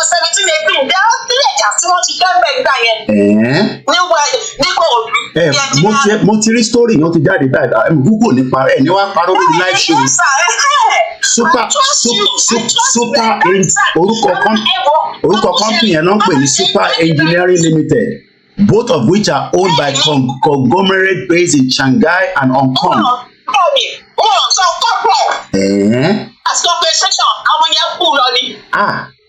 Kábíyèsí Elédùmarè. Ẹ ṣe gan ni ibi tẹ́ tún gbé wa lọ yẹn. Ẹ ṣe gan ni. Ẹ ṣe gan ni. Thank you so much. Ẹ ṣe gan ni ma. Ẹ tún rí ibi tí ọ̀rọ̀ tún gbà lọ jáde láàárọ̀ yìí. Ṣe rí ibi tí ọ̀rọ̀ tún gbà jáde láàárọ̀ yìí. Mo kí ẹ̀yin tẹ́ ṣe darapọ̀. Mr. Bamidele Mohammed ẹ káàbọ̀ sórí ètò. Mo kí ẹ̀yin tẹ́ ń wá láti northern part of Nigeria. Mọ́mí tó pè tán ìbínú tán. Ìyá ẹ̀ bínú tán rẹpẹtẹ. Wọ́n ní Koiki oṣù máa tún program yìí ṣé wọ́n tẹ́ mọ̀ pé a sì tún wà live lọ́wọ́lọ́wọ́ báyìí. Rẹ́rẹ́ ti rún Nàìjíríà. Ẹ jẹ́ àṣègbọ́rọ̀ Fáyẹmí àti kìíní sílẹ̀ ilé ìtọ́tẹ̀ mú àyè ẹ jẹ́ ká ka story yẹn díẹ̀. Ẹni tó bá túmọ̀ nípa story yìí bóyá ìṣẹ̀lẹ̀ tó ṣẹlẹ̀ yìí ó affect family yín ẹ kàn sí Koiki Media ká tàn mọ́lẹ̀ sí i. Wọ́n ní Afe Babalola ni lọ́ọ̀yà tó dúró fún àwọn Chinese. bí àṣà brother mi ìjáyàjáyà tó bá rẹ́rìn fascism ni. Mo kí àwa Esther Ewetuga JP àwọn ìyá dáadáa àwọn ìyá tó bá onítìrí lọ tó àwọn ìyá kan wà wọ́n bá onítìrí lọ. Ọ̀rọ̀ ó tún bá bòmí jáde láàárọ̀ yìí. Nigerian factory fire kills 45 workers. Tó possible bẹ́ẹ̀ kí fire pa àwọn èèyàn ní China kó má compensate wọn. Tó possible bẹ́ẹ̀ ní UK l'Amẹ́ríkà. Kí Chinese company kó mú iná ó pa àwọn èèyàn ní Amẹ́ríkà kó má compensate àwọn family wọn. Triple DRS ni that is why your program is exceptionally because we hear things from you. Ẹ ṣe gan brother mi. Mo pẹ́ náà ti ṣe tí gbogbo ẹni tẹ́ ẹ̀ múra láti lọ síbi iṣẹ́ ẹ má gbàgbé kọ́kọ́rọ́ lé ẹ má dẹ̀ gbàgbé láti tilẹ̀kùnlé ẹ check gas àwọn final check ẹ tó kúrò nílé kò mí ìgbèdúrà wà lábúròdì náà èmi máa ń ṣe àwọn final checking. At least 45 workers lost their lives on the night of September 15 when a fire swept through a Nigerian plastic factory. Ẹ jẹ́ ká tún lọ explore dáadáa. Fire. Rẹ́rẹ́ rún lóòótọ́ o. Ó dà pé fídíò gan wà. Fire ravaged section of mega plastic company in Lagos.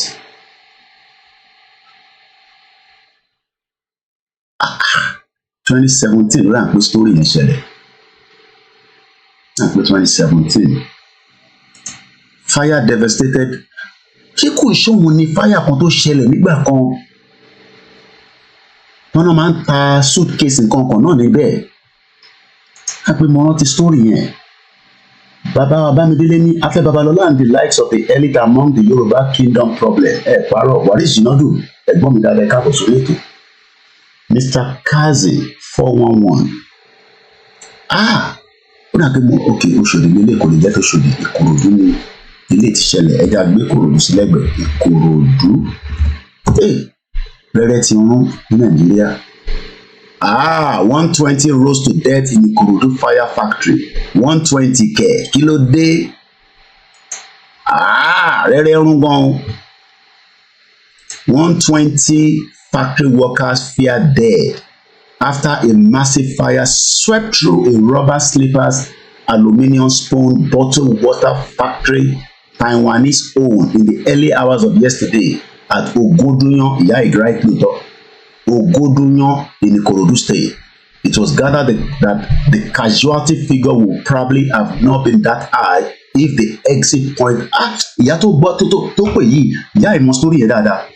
Ó dà pé family wọn máa wà affected because ẹ rí pé bọ́n ṣe sọ̀rọ̀ wọ́n sọ̀rọ̀ pẹ̀lú facts. Wọ́n ní wọ́n lọ́ọ̀kì and cherry kan tó burú jù ní fire exit. Cherry fire exit yẹn láàyè ìtàn máa fi ń jà nílùú Ìgídí ni o. Tó bá ní business ẹlòmíràn tó ń pè ní fire exit ó kàn gbọ́ sétí ni o. Kóìkì yẹn ń ṣàlàyé fún ẹ tó ń pè ní fire exit orí ètò yìí tó bá yíyan a máa ń ṣàlàyé fún yàn ni. Sórí fire exit fire exit tọ́ba bíbà bá ẹ̀dá nílùú yìí àti ìyá ẹ̀ Allen Conde àwọn gbórí wọlé only if that happened in China the owner of the company is dead. Kò dẹ́ẹ̀dì ní Nàìjíríà Allen Conde brother mi China lòun ti ń bá wa sọ̀rọ̀ ibẹ̀ lòun gbé. Waris Jinadu ní restructure without 24/7 toll gate 911 emergency security infrastructure àníwọ̀ lè restructure kankan olúkàlùkù máa kó tiẹ̀ jẹ́ ní ètò yìí láàárọ̀ yìí kí ló dé ẹ̀ ń bá mi jà ní. Ẹ ṣáà tún gbọ́n ẹ tún wo bí tí story yẹn tún gbé wa jáde sórí fire exit yẹn lọ́nà lock táwọn ọmọ yẹn fi rose to death ìyá yẹn right ìyá yẹn ò dẹ̀ pè mí rí torí mo ò rí nọ́mbà yẹn tó wà save lórí fóònù yìí náà tí wọ́n sọ̀rọ̀ rí first time tó máa pè mí nìyẹn. Àwọn èèyàn wo program ní l'Amẹ́ríkà ká gbèsè lédùmarè àwọn èèyàn ti bínú tán l'Amẹ́ríkà wọ́n ní kó a fẹ́ fún ẹ lówó gan sẹ̀ fi wọ́gùn òun sọ bí tó máa fowó sí sọ bí ká a fẹ́ fún ẹ lówó àwa ní owó iṣẹ́ tó ń ṣe ó yẹ ká máa fún ẹ lówó ni àwa máa lọ máa ṣiṣẹ́ ìwọ máa educate àwọn Nigerians. Ẹlòmíì ò mọ tán pé tó o bá gbọ́ fire exit resign ẹ̀ lélẹ̀ tó bá ń ṣiṣẹ́ nílùú yìí.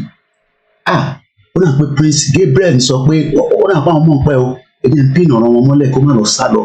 Prince Gabriel Adérẹ̀mí Olúbíní it is Ogodunyan near Ogojo. My friend brother was involved and burned to death. More than 500 workers. 500 kẹ̀ 120 ni mò ń rí níbí rẹ̀ ìgbọ́lẹ̀ ẹ̀ tó torí 500. So sanwó ló ṣe kankan sí sá.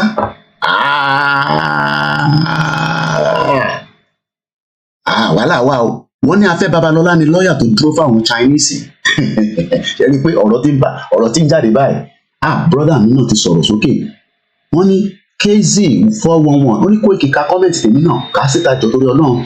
We have a lot of imperialists as elders in Nigeria.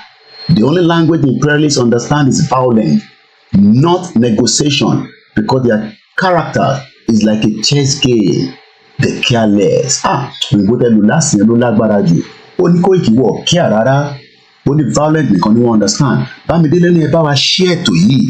Wọ́n ní 500 people ló kú ní Ogódìyàn tí mo pronounce dáadáa. Ẹni tó bá fẹ́ pè wọlé ẹ lè pè wọlé nọ́mbà yẹn ní +44 7404405917. Bẹ̀rẹ̀ ti rún láàárọ̀ yìí. Chinese ti pa àwọn èèyàn wa o. DISSOLUTION ní yeah you dare not block the fire. Ẹni tó bá block the fire exit níbi òun lọ ẹ̀wọ̀n ni. Ẹ̀wọ̀n ni you will block the fire exit. Àwọn accident kankan náà ti ṣẹlẹ̀ nílùú iná. The fire exit was either bóyá wọ́n kẹ́rù sí bẹ́ẹ̀ àbẹ́ka, but you must all kódà tó bá wọnú building kan wọ́n gbọ́dọ̀ sọ pé fire exit lè torí pé tí emergency bá dé tó bá mọ ibi tó fẹ́ gbà. Ẹ ṣe gan ni. Prince Gabriel ní Koiki, a lot of the youth die. Àwọn youth tó ń wáṣẹ́ 500 wọ́n dẹ̀ ní sanwó fún àwọn náà nìyá ẹ̀ sọ. Ìmúbi tó máa pè wọlé ibi tẹ́tú gbé wa gbà láàárọ̀ ìtú lágbára o. Ibi tá a tẹ̀ ṣe ń bá ọ̀rọ̀ gan ọmọ àti ẹ̀ tí dé bẹ́ẹ̀ tán. Wọ́n wá ní Afe Babalola ní lọ́ọ̀yà tí ó dúró fáwọn Chinese pé kò sí nǹkan tẹ́ máa ṣe fún wọn. Wọ́n ní wọ́n block fire exit. Ìyẹn ló fa ikú tó pọ̀ fáwọn ọmọ yẹn. Nǹkan tí wọ́n nínú Nàìjíríà yẹn o. Ẹ̀jẹ̀ ti ta kalẹ̀ káàkiri. A máa fi lè ṣe program míì ni. Odogiyan that is in Ikorodu. Bẹ́ẹ̀ ni Ikorodu lọ pé Sanjo Beauty borí wọlé. Àwọn kan máa ń ṣerun lọ́dọ̀ Sanjo Beauty. Ẹ máa dán yánmọ́yánmọ́ ni. Ibẹ̀ làwọn ti ń pawó. Wọ́n ní good morning and happy new month sir. Yoruba Nation is the best solution to get out of this kind of careless country. Yoruba Nation will bring it back in Jesus' name.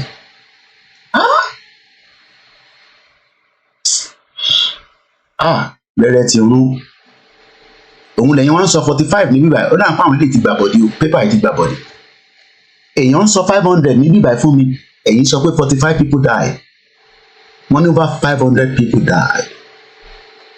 When Nigeria media say 50, you should definitely know that is 500. Okay, kakọ add zero sí lẹ́yìn. Ẹ jẹ́ tó ka kọ́mẹ́ǹtì kéèzì fọwọ́ wọn yẹn. Ó ní we have a lot of imperialists as elders bí Afe Babalola. Àwọn tó pọ̀ bẹ́ẹ̀. The only languages imperialists understand is violence, not negotiation, because their characters is like a chess game. They're careless. Wọ́n ní company kan ní Ìkòròdú ní Odogunyan Industrial Estate. Tony Aegis ní even hospital have fire exit. Hospital ní fire exit. Director hospital yẹn bá lọ nìyẹn. Iṣẹ́ ti tán fún nìyẹn. Director hospital tí wọ́n bá ti block fire exit. Iṣẹ́ ti tán lọ́wọ́ ẹ̀ nìyẹn kò ní láti tún máa sọ fún òun wáṣẹ́. Rẹ́rẹ́ ti rún ní Nàìjíríà. Rẹ́rẹ́ ti rún láfíríkà. Ìyà ti jẹ wá pa. Ìdí tá a ṣe ń sọ fáwọn èèyàn wa pé ẹ jẹ́ ká bọ́ kúrò nínú oko ẹrú. Àwọn kan ní Koiki shut up. Shut up. Tí ìwọ ló máa sọ pé ká kúrò ní Nàìjíríà. Ó dáa. Ṣé ká máa bẹ́tò yẹn lọ? Bí a ká gbọ́ nǹkan tí bàbá ẹ̀ fúnra rẹ̀ gan sọ lórí 1999 constitution tàbí sọ̀rọ̀ rẹ̀ lórí. Ẹ jẹ́ mute mic mi mọ́lẹ̀ tí mi gan ti jẹ́ kó tutù. Mo kí gbogbo ẹni tẹ́ wà lórí ètò.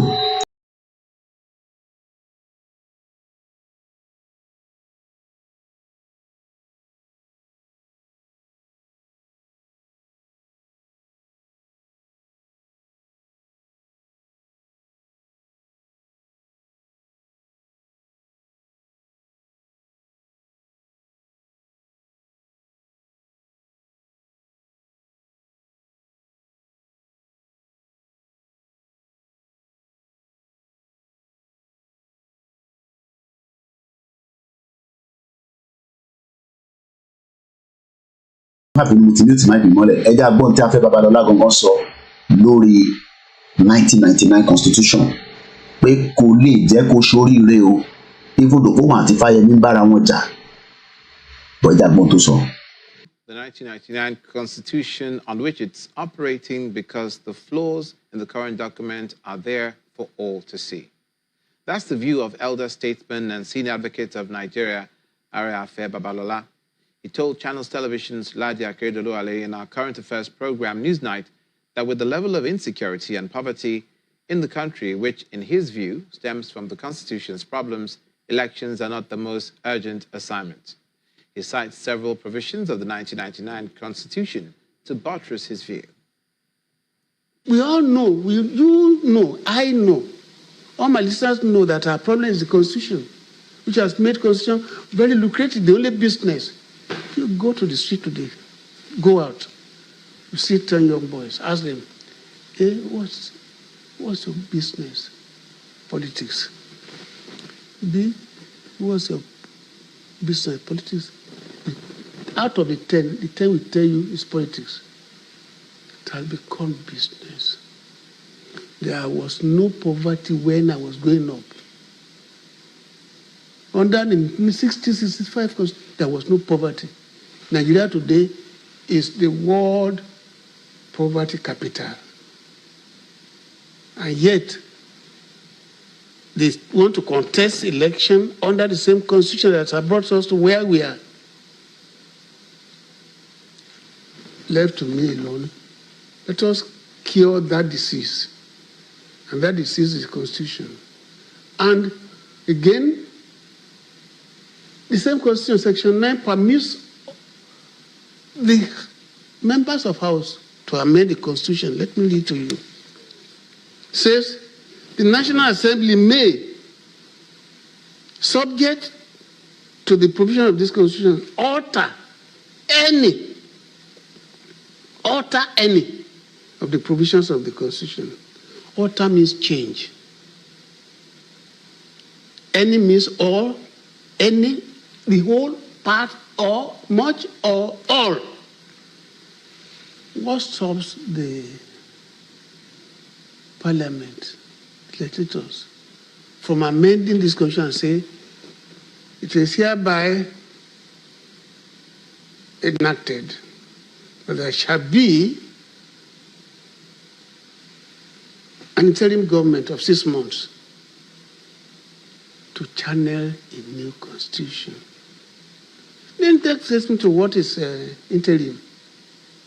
Interim governments are created under diverse circumstances, including regime collapse, negotiated agreement, special election, or international intervention.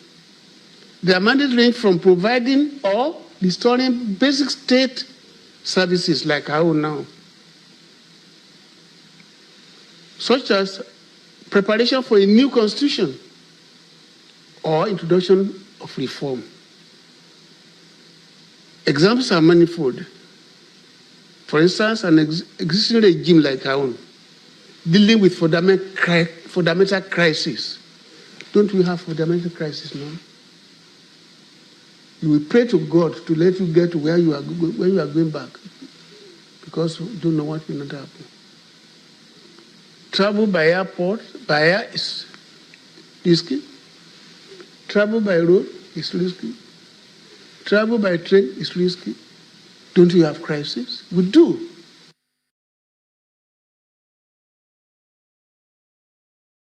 And welcome back. Kódà bàbá mi on Adiola Fortune Michael ni kódà London buses aspire exit Pepalo. Anjorin Noah, happy new month and welcome to you all. Patient wọlé ní méjì mẹ́ta àti wà lórí ètò náà ó ti pé almost 1 hour 37 minutes. Mo kí gbogbo ọmọ Yorùbá nílé.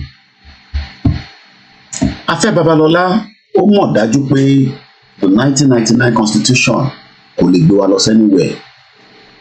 Mo kí bàbá wa Gbóyèga ayé dùn ayé á máa dùn náà ni. Bàbá mi Ọlálẹ́yẹ Bùnmi ẹ káàbọ̀ sórí ètò. The question then is, Afe Babalola, nígbà tí ẹ mọ̀ pé bẹ́ẹ̀ ni bàbá mi wà yìí you had it right. Nigeria, poverty capital of the world. Ẹ jẹ́ àgbọ̀ lẹ́ẹ̀kan sí kájọ máa wá ṣe analysis lé lórí ní méjì mẹ́ta. Ẹ jẹ́ àjọgbọ̀ yes lẹ́ẹ̀kan sí. It's operating because the flaws in the current document are there for all to see. What is the flaw of the 1999 constitution? Waris, it was the same thing that happened about 4 years where the Chanchan were attacked and chased out for labor abuse. Workers were locked up with their ear to breathe up harsh condition. If you're joining us, one of our mothers that called about from some 20, not even up to 20 minutes, about 5-10 minutes ago, took us to where Afe Babalola defended the Chinese factory that killed over 500 innocent Nigerians after the fire exit was locked. I'm not sure whether a case has been opened. Agbaje Wasiu Femi, good morning. It shows that Stone Cold Peter only ẹkú òwúrọ̀ àsìkò oṣù tuntun Ọlọ́run yóò gba ilẹ̀ Yorùbá fún wa àṣẹ o. Mo kí gbogbo ẹ̀yin tẹ́ wà ní gbogbo Ìbàràpá.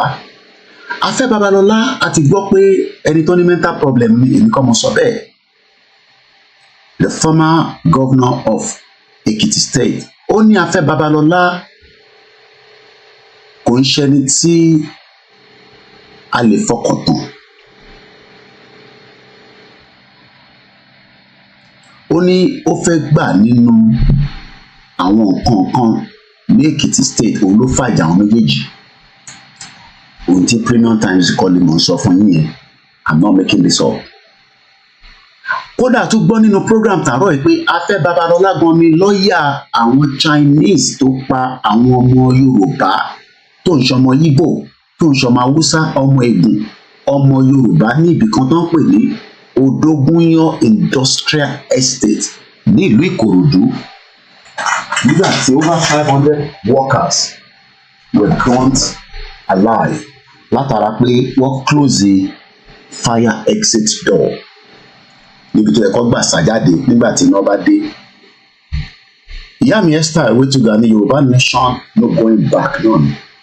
Ẹ má fi program máa fi tayín. Ọ̀rọ̀ Yoruba Nation is way bigger than that. Now, a ti gbọ́ ohun tí Afe Babalola sọ, màá tún play lẹ́ẹ̀kan sí. I will play multiple other videos of such. Màá wá fẹ́ béèrè lọ́wọ́ èèyàn ọmọ Yorùbá pé nígbà tí gbogbo wọn mọ̀ nípa constitution yìí, what should they be doing pẹ̀lú present administration? Ṣé Tinubu máa dáhùn sórí ọ̀rọ̀ change of constitution? Àbókọ̀ máa ní kí olúkálukú kẹ́ ṣọ́tọ̀. Kò sí nǹkan tẹ́ máa ṣe sí èmi ní Jagaban tó wà lórí oyè. Mo kí bàbá wa Akérèdé Ọlọ́ba. Mo kí Àyàpá Mọ́ráyọ̀. Mo kí ẹ̀yin tẹ́ ẹ rárá máa ń gbọ́ mi. Ẹ máa ní ọmọ tó rí òpé yìí, ọmọ tó mọ̀rọ̀ sọ yìí. Mo lè kí ẹ̀yin tẹ́ ẹ sọ pé a mọ̀rọ̀ sọ. Ẹ̀wọ̀n báwa Yorùbá náà ní tìlú ọlọ́mọ sọ àwa la mọ̀ pọ̀. Mo wá ń bi gbogbo wa pé is Nigeria ever going to work? That question nobody can answer it. Will Nigeria ever work? And if it's going to work, at what stage? Afe Babalola is not just an ordinary person. At 94, ó ti gbé ayé tó pọ̀. Mo kíyà mi Adéníkẹ́ Adéyẹmọ, happy new month ma. Ìyá mi Esther Ewétúgà JP ní Ọlọ́run kò ní jẹ́ kí owó pa àwọn Yorùbá wa nítorí pé Ọlọ́run bàbá Adé Babalola ó ga o. At 94, Afe Babalola still want to make more money. Ẹ káàárọ̀ ẹ̀yin tẹ́ ṣe ń jí torí ó máa ń difficult fáwọn àgbàlagbà láti tètè jí lórí bẹ́ẹ̀dì. Kò dàbí àwọn ọ̀dọ́ ẹni tó bá ti dàgbà. Wọ́n gbọ́dọ̀ máa ṣe díẹ̀díẹ̀ láti dìde lórí bẹ́ẹ̀dì. Mo kí àwa Adébíyìí àwọn oníyì. Mo kí gbogbo èèyàn ọmọ Èkìtì. Bàbá Afe Babalola la gbé ọ̀rọ̀ ẹ̀ wá sí iwájú panel. Mo kí bàbá mi Adéwuyì Babawuyì. Bukky Dare sọ pé Afe Babalola is a shameless old man still hanging around. Wọ́n ní ó sóyà no dey die bí Ọbásanjọ́. Bí a ká jẹ́ kí bàbá Afe Babalola gbọ́n tí arákùnrin sọ. Afe Babalola ní Nàìjíríà ò pín o, kò dẹ̀ ní pín. Gbogbo àjọ máa manage ni. Àtèmi àti ìwọ. Àmọ́ arákùnrin kan sọ̀rọ̀. Ẹ jẹ́ gbọ́n tó sọ. There is no land called Nigeria. There is no land called Nigeria. There are no people called Nigerians. We are only deceiving ourselves. We are not Nigerian. Okay, where is Nigeria where is the land called Nigeria? What is the Nigerian language? Being forced together to live in one pathetic country. So anybody who goes there today to say pray for Nigeria, that person is just deceiving himself, because the people who want to be that to agree if they want to be Nigeria. The people, Eshegon Mr. Shaku, were working on it. Our Grace Olushotoni, this is very serious and heartbroken and sad. What deep money all these so-called elders are playing and toying with our lives just because of where he's taking the hospital to whenever it's okay, whenever it's time to go back home, you get a mean. Olami Arolo, a couple sweet to daddy. Baba Adebanjo, man like messages yìí, but mo máa ń sọ fún yín pé ká wà very careful lórí ọ̀rọ̀ Allah kò ní gba Yorùbá nation fún wa, Jésù ò ní gba Yorùbá nation. Nobody has that right to say such. Ẹni tó bá ń pe Allah, ẹ fi Allah sílẹ̀. Ẹni tó bá ń pe Jésù, ẹ fi sílẹ̀. Àwọn tó ń pe onílẹ̀, ẹ jẹ́ ká máa pè. And ẹ mọ̀ pé when it comes to religion, yes, there's nothing we can do. Gbogbo wa àti wa already intertwined in the religion. But I read a lot of your comments, and sometimes I just walk away and say, I disagree with it. But you have your right to search. Kamama pe Jésù ló máa gbàdé fún wa. Ẹni right láti sọ bẹ́ẹ̀. Ẹni tó bá ń pe Jésù ló máa gba Yorùbá nation fún wa. Ẹ fi wọ́n sílẹ̀. Kọ́ máa pe Jésù yẹn. Mo kí ìyàwó Arúkàyà tó máa wò mí.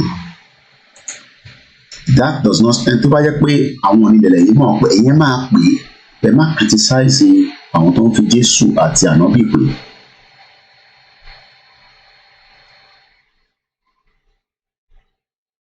Ẹ jẹ́ àgbọ̀ Afe Babalola lẹ́ẹ̀kan sí. Ẹ jẹ́ àtúgbọ̀.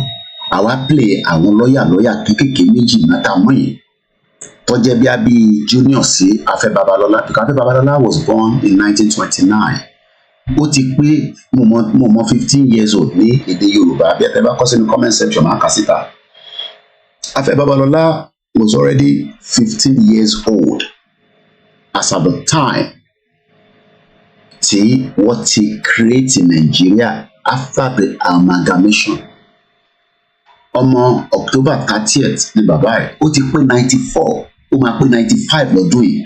Òun àti àwọn bàbá Adébánjọ ní Sàwáwù.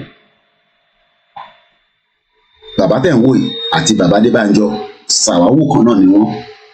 Kódà bàbá Adébánjọ jùlọ by about 4 years. Because bàbá Adébánjọ is about 95. Bàbá Fáṣọ̀rántì yẹn á ti máa pé 97 or thereabout. Tony Eji sọ pé Nigeria will never work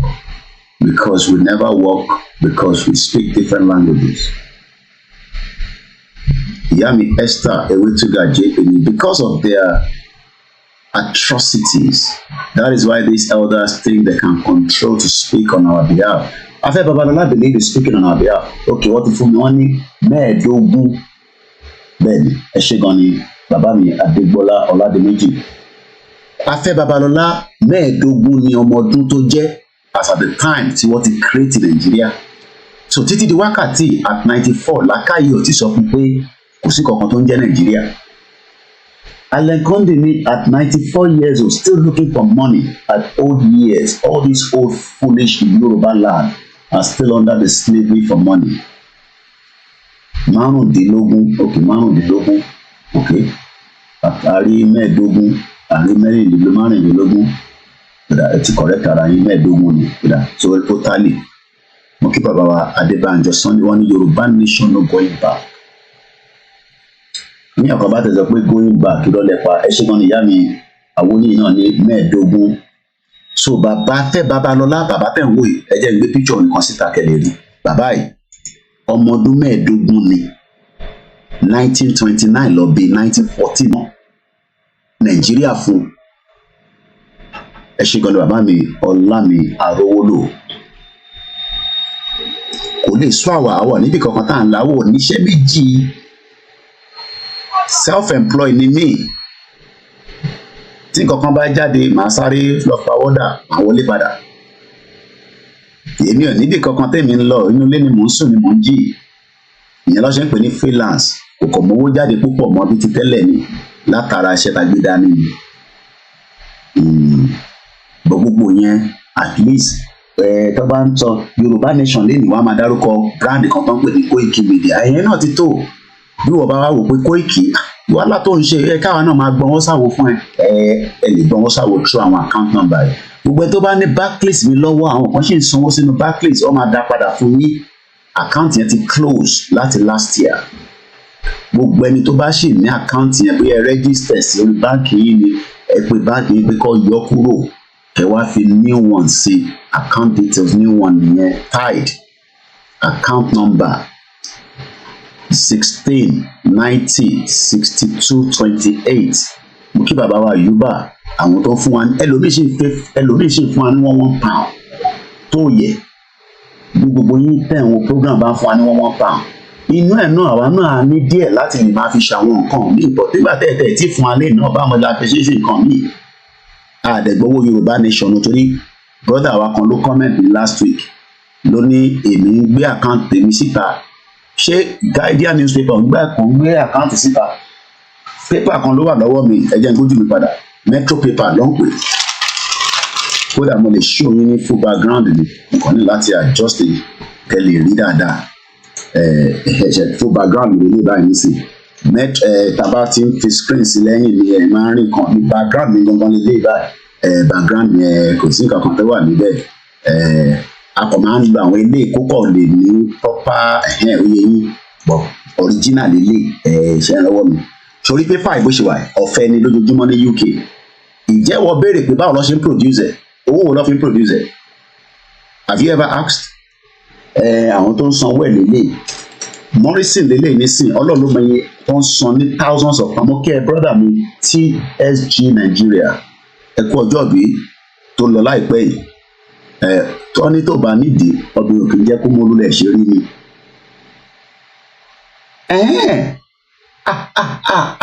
Ẹ̀yin lẹ́ ń sanwó fún mi so triple DRS ní Àyùbá ẹ bá má fi gbogbo òkè kóòdù yẹn ẹ̀gbọ́n yóò lè má sanwó fún mi wàláì ẹ mọ̀ ní sọ ẹ tó ń san fún mi yẹn necessary na ẹ fi lẹ́bí mọ̀ yẹn fún but every there and there owó máa ń wá látọ̀dọ̀ tí wọ́n through PayPal.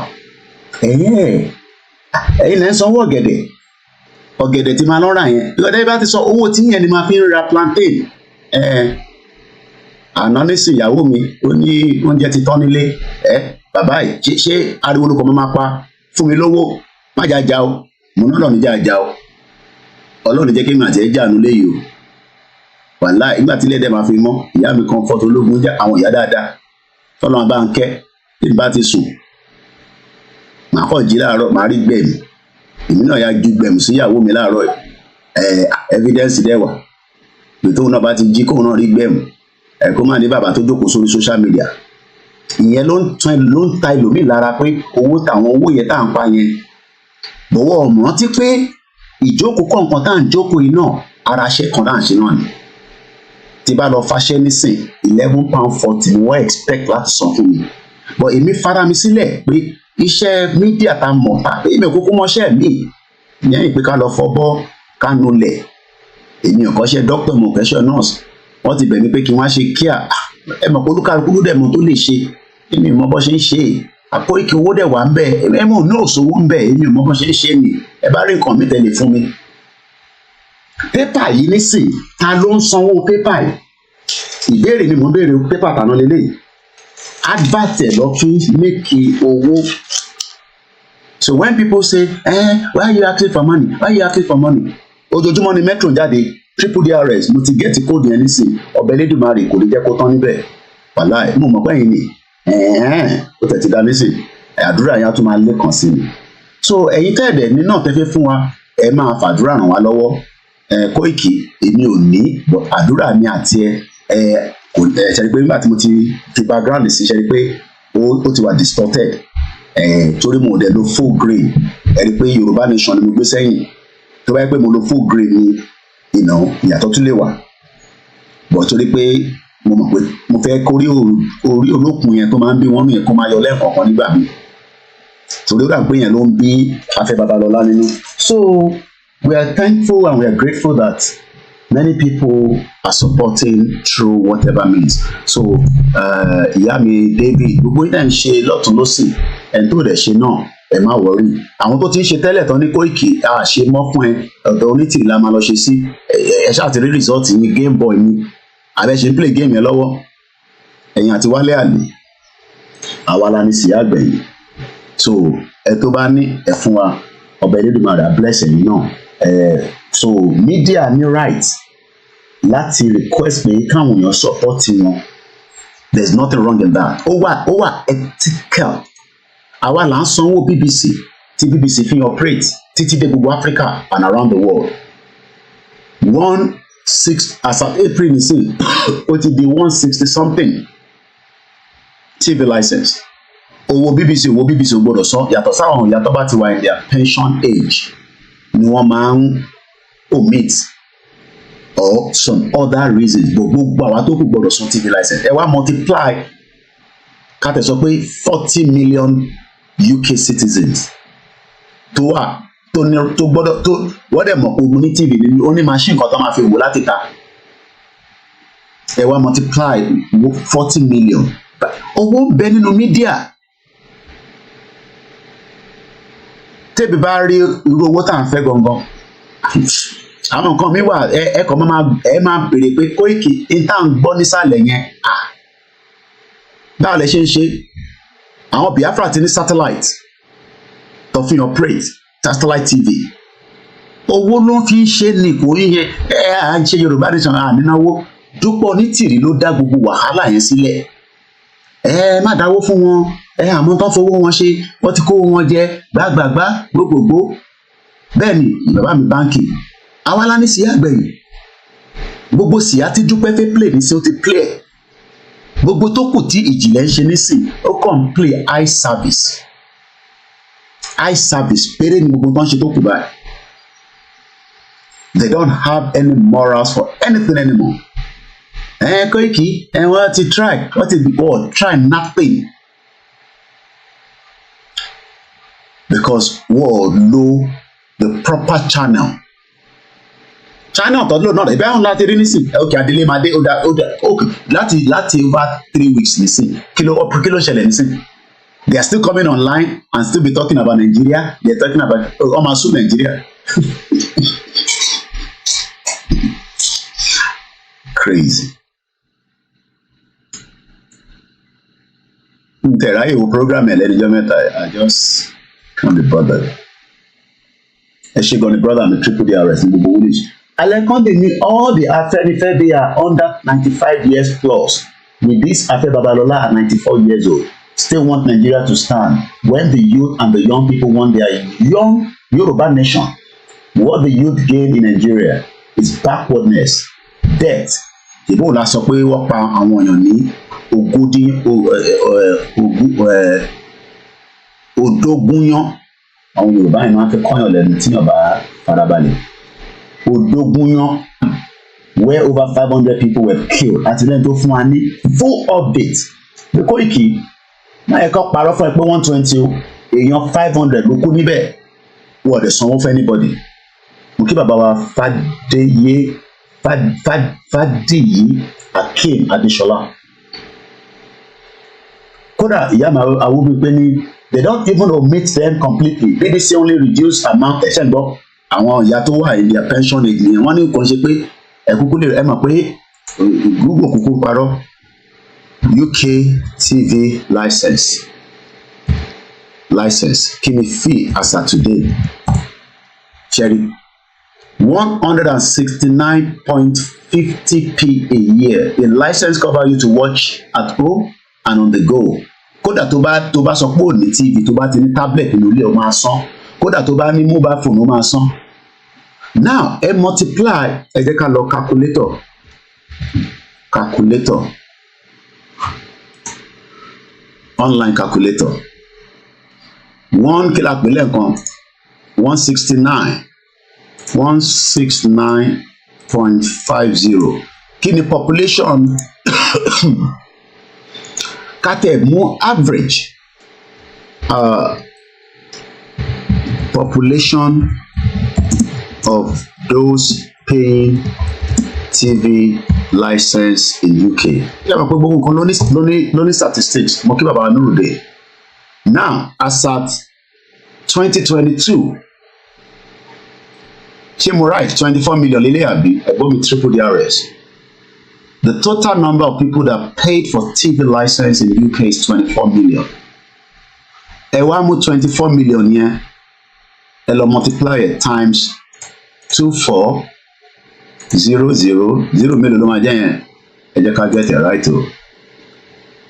Mẹ́fà at the physical 24 0 mẹ́fà lẹ́yìn 24 mẹ́ta lélẹ̀ mẹ́ta sí kí ló jẹ́ kí ló gbé jáde kẹ́ 169.50 times 24 million. Okay, kásá sọ pé mo mọ tó mi by 4 point kásá pé bí a bá ṣe 4 trillion ló mi nìyẹn kọsí mo mọ tó mi by that. But I put the calculator did out.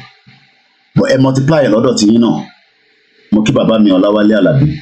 So what I'm just trying to explain to us is that when we come online and say support us, is because that is the only means thankfully support our BBC nísìn means táwọn fi ń gbowó lélẹ̀, and you can pay direct debit. Kódà o lè pay ẹ̀wọ́ àláwọ̀ kódà pé kó máa san díẹ̀, I don't know. Our man san tiwa tán in one full bowl. So continue to support us so that we can continue to do the great job we're doing. So let's leave that and come back out. Where should we be taking? Please, what happened in Odogunyan? One Afe Babalola ni lawyer tí ó support àwọn Chinese tó pa àwọn ọmọ Yorùbá ní industrial estate ní Odogunyan ní some years back. Over 500 people were killed nígbà tí wọ́n tilẹ̀kùn mọ́ wọn through fire exit point. Mọ́mí kan ló pè wá láti Amẹ́ríkà pé Koiki àwọn gbọ́ program yẹn pẹ̀lú Afe Babalola, ìyẹn ni kọ́kọ́ ní problem tó wà nílẹ̀ o. Kódà òun ni lọ́ọ̀yà àwọn Chinese tó pa ṣẹ́rí 120 tẹ́ rí yẹn 120 yẹn èèyàn kan ní orí show níbí báyìí apínẹ̀ mọ́lẹ̀ wọ́n ní Prince ní orúkọ ẹni náà jẹ́ wọ́n ní it is Odogunyan near Ogijo. My friend junior brother was involved and burned to death. More than 500 workers died, men and women. Ètò ṣẹlẹ̀ ní Odogunyan nìyẹn, Ìkòròdú factory. Nígbà tí àwọn Chinese tó ní company yẹn, wọ́n ní wọ́n ti exit door. Ẹ jẹ́ ká ka story yẹn. At least 45 workers lost their life. Àwọn ilé ti gbà bọ̀dẹ̀. Bí àwọn tó máa ń fún lówó kọ́kọ́ write up òṣì. Okay, almost 3 billion. So ẹ̀gbọ́n mi àwọn tó mọ maths sọ fún mi pé Koiki 3 billion pounds ni wọ́n ń pa wọlé ní every month ni ẹ máa jẹ́ kẹ́ kó tẹ́ gbọ́dọ̀ jẹ́ èyí ẹ̀ because tá bá mú 24 million times 169 per month ọmọ owó yẹn pọ̀ o ẹ wá ní kí BBC má máa ṣe oríṣiríṣi àti tó wúlò àti tó wúlò ẹ imagine tẹ́yìn náà bá fún àwa mídíà ní support. Bàbá mi Bóyè mo kí yín wọn ní ọmọ ńlá Oòduà Koiki mo kí yín dáàdì mi dáadáa.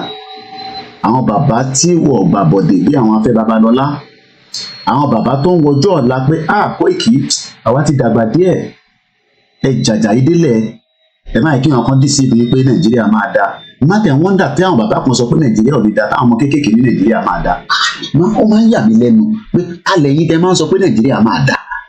Àwọn bàbá yìí ti gbé nínú Nàìjíríà, wọ́n ti ṣiṣẹ́, wọ́n ti sáfíìsì tó ti ṣe sí Nàìjíríà kò ń ṣe kékeré ní different sectors. Accountant ni ẹlòmíì ìyá kan sọ fún mi pé Koiki èmi ni máa audit tàbí account àwọn military wọ́n sanwó fún ìyá yẹn after tí ìyá yẹn ṣe tán after 35 years in service. So I pity a lot of Yoruba people tó máa ń fi pé àwọn wà intelligent. So ẹ jẹ́ ká ká story ìṣẹ̀lẹ̀ tó ṣẹlẹ̀ ní factory kan ní Ìkòròdú níbi tó ń pè ní Odógúnyán Industrial Estate nígbà tí 500 people were killed. Báwo ló ṣe pa wọ́n? Iná wọnú bẹ̀, wọ́n náà tilẹ̀kùn pa. Ẹ ṣe gan ẹ̀gbọ́n mi Triple DRS, and now that I know more than I know before, I can only appreciate you. Lẹ́ẹ̀kan sí gbogbo ẹni tó bá ní Barclays mi lọ́wọ́ tẹ́lẹ̀, it is no longer working. Ẹni tẹ́ bá wà l'Amẹ́ríkà pé Koiki á máa fún ẹ lọ́wọ́, but ọmọ London àti America system yìí yàtọ̀. Mo ní Zelle, ẹ reach out sí mi, àfún yín details yẹn, ẹ lè fi send ẹ̀ sí wa. Hey, sister mi dáadáa, ó máa ń bá àwọn ọmọ Igbo tó jà, àwọn ọmọ Igbo kan dá, àwọn kan ò dá. And I'm not gonna sit here kí n máa defend wọn pé gbogbo wọn ló dá. No. Biafra fi lọ jẹ́ kó máa lọ, ìyẹn lèmi dúró lé lórí. Igbo ti fẹ́ gba ṣọ́ọ̀pù màmá mi, mo ti sọ. Ẹni tá a gbé fún ó ti di ọwọ́ èèyàn mẹ́rin. Àwa náà wá lo ọgbọ́n ọmọ Yorùbá. Báwo la ní ṣọ́ọ̀pù? A padà gba ṣọ́ọ̀pù yẹn a ti fi rent fẹ́ lómi nìsín. A dẹ̀ rent ẹ̀ fún ọmọ Igbo mọ́. But ìjà tá à ń jà lọ́wọ́lọ́wọ́, ìjà self-determination. But àbá wá rí àwọn ọmọ Igbo kan tó sọ pé àwọn làwọn ní Lagos State lọ́lẹ̀ pa, ẹ̀yin kọ́ lẹ̀ ní Lagos State, àwa la ní. Bó tẹ́yìn lọ́rùn, àwa la ní. Àwọn làwọn develop Lagos irọ́ ní gbogbo yẹn, develop nothing. So mo kí sister mi dáadáa, arẹwà akíkanjú, ẹ kú iṣẹ́ takuntakun lórí X. Tàbá rọ̀pọ̀lọpọ̀ ọmọ Yorùbá tó ń support irú àwọn èèyàn báyìí, tó ń tweet gbogbo tó ń bá wọn retweet ẹ̀. Àwọn Yorùbá ò sí lórí Twitter, àmọ́ tó ṣẹlẹ̀. Bọ́lá Tinubu Jagaban, ó tútù múlẹ̀ fún wa. Ó náà ti gba 600 investment wọlé. Story yẹn irọ́ ni o, ẹni tó bá rí irọ́ ni o, mò ń bọ̀ níbẹ̀. Ẹni tó bá fẹ́ pè wọlé, àyè wà fún yín. Mo kí sister mi lẹ́ẹ̀kan sí, arẹwà akíkanjú. Mo lọ bẹ́ẹ̀ mo kí brother wa náà, Anáwó Simon, mo kí àwọn Biafra tó ń bẹ lórí ètò. Mo kí Annie Chidebere, àkókò mọ̀ bí ẹ gbọ́ Yorùbá, nílẹ̀ gbọ́ dáadáa nu wọn ti pẹ́ láàrin wa bí ọṣẹ, ọ̀nà tí Yorùbá dẹ̀ pẹ́ lára ọṣẹ máa ń dọṣẹ náà ni. Ọlábísí mo kí yín. Mo kí gbogbo ọmọ Yorùbá lẹ́ẹ̀kan sí. A ṣì wà lórí ètò self-determination náà là ń bá bọ̀ lórí ọ̀rọ̀ Yoruba Nation àtàwọn Afe Babalola àti gbogbo wọn bẹ́ẹ̀ bẹ́ẹ̀ lọ. Ẹ jẹ́ ká wá kan tá Afe Babalola tẹ̀ kọ́kọ́ sọ níbí. Ẹ̀yin dẹ̀ ń béèrè pé kí ló ṣẹlẹ̀ ní Ogódúnyán níbi tó ti testimony Ògúntọ́nà sọ pé òun sọ lánàá pé propaganda ni. Tinubu ò rí 600 million kọ́kọ́ gbà jáde o. CEO Imask ti sọ̀rọ̀ o, àbí mask dẹ̀ ni MERSK òun àti Nàìjíríà onírọ́ ni o, oníwọ̀n ní òun máa kó 600 million kankan sílẹ̀ o. Oníwọ̀n mọbi tí Tinubu ti rí ọ̀rọ̀ yẹn jáde. Ọ̀rọ̀ táwọn sọ yìí ó ti di gòbé lórí social media o, ó ti di gòbé o. Nàìjíríà kódà Báyọ̀ Ọ̀nànúgà bàbá burúkú yẹn ó ti bẹ̀rẹ̀ sí ní dìgítì tweet káàkiri ni o, kò dẹ̀ wá àwọn èèyàn ti screenshot sílẹ̀. Ó ti dìgítì tweet rẹpẹtẹ ni o, mo ṣeré o. Social media ti dàrú mọ́ látànà. Tinubu DJ kílẹ̀ máa ń pè é, máa DJ múlẹ̀, ó ti múlẹ̀. Gọ́fẹ̀mẹ̀ntì Tinubu yìí múlẹ̀ gidi ni, because CEO ti dismiss pé òun ò tí kò 600 kankan sílẹ̀ o. Bẹ́ẹ̀ni, our identity is very important. Torí ẹ̀ lànà ṣe ń jà. Ẹ jẹ́ àgbọ̀n tí Afe Babalola sọ níbí, àwọn bàbá òfò. 1999 constitution won't guarantee emergency of credible leaders. So that means pé Tinubu is not going to give us good leadership. Triple DRS sọ pé lórí irọ́. In fact, most of the Nigerian presidents deserve award in lies. They are very good in telling lies because they know that is what people want to hear. DJ YK múlẹ̀ ó dá bàbá mi Ọláwálé ti help mi wọ́n ní Koiki DJ YK la máa ń pè. Àwọn pé dé tẹ́yìn máa fi ń sọ̀rọ̀ yàtọ̀ sí dé tẹ́yìn máa fi ń sọ̀rọ̀. Wọ́n pẹ́ ìjọba Nàìjíríà ẹni oríṣiríṣi àsíá tẹ́ máa fi ń sọ̀rọ̀. DJ YK múlẹ̀ òun lọ̀rọ̀ Tinubu. Àwọn ọmọ ọlọ́ ti jí nísìn ti ń prepare láti lọ sí school. Ṣé àwọn ọmọ tí náà ti ń lọ sí school ní Nàìjíríà? Tinubu DJ YK múlẹ̀. Bàbá mi Adébánjọ ti bá mi gbé kalẹ̀.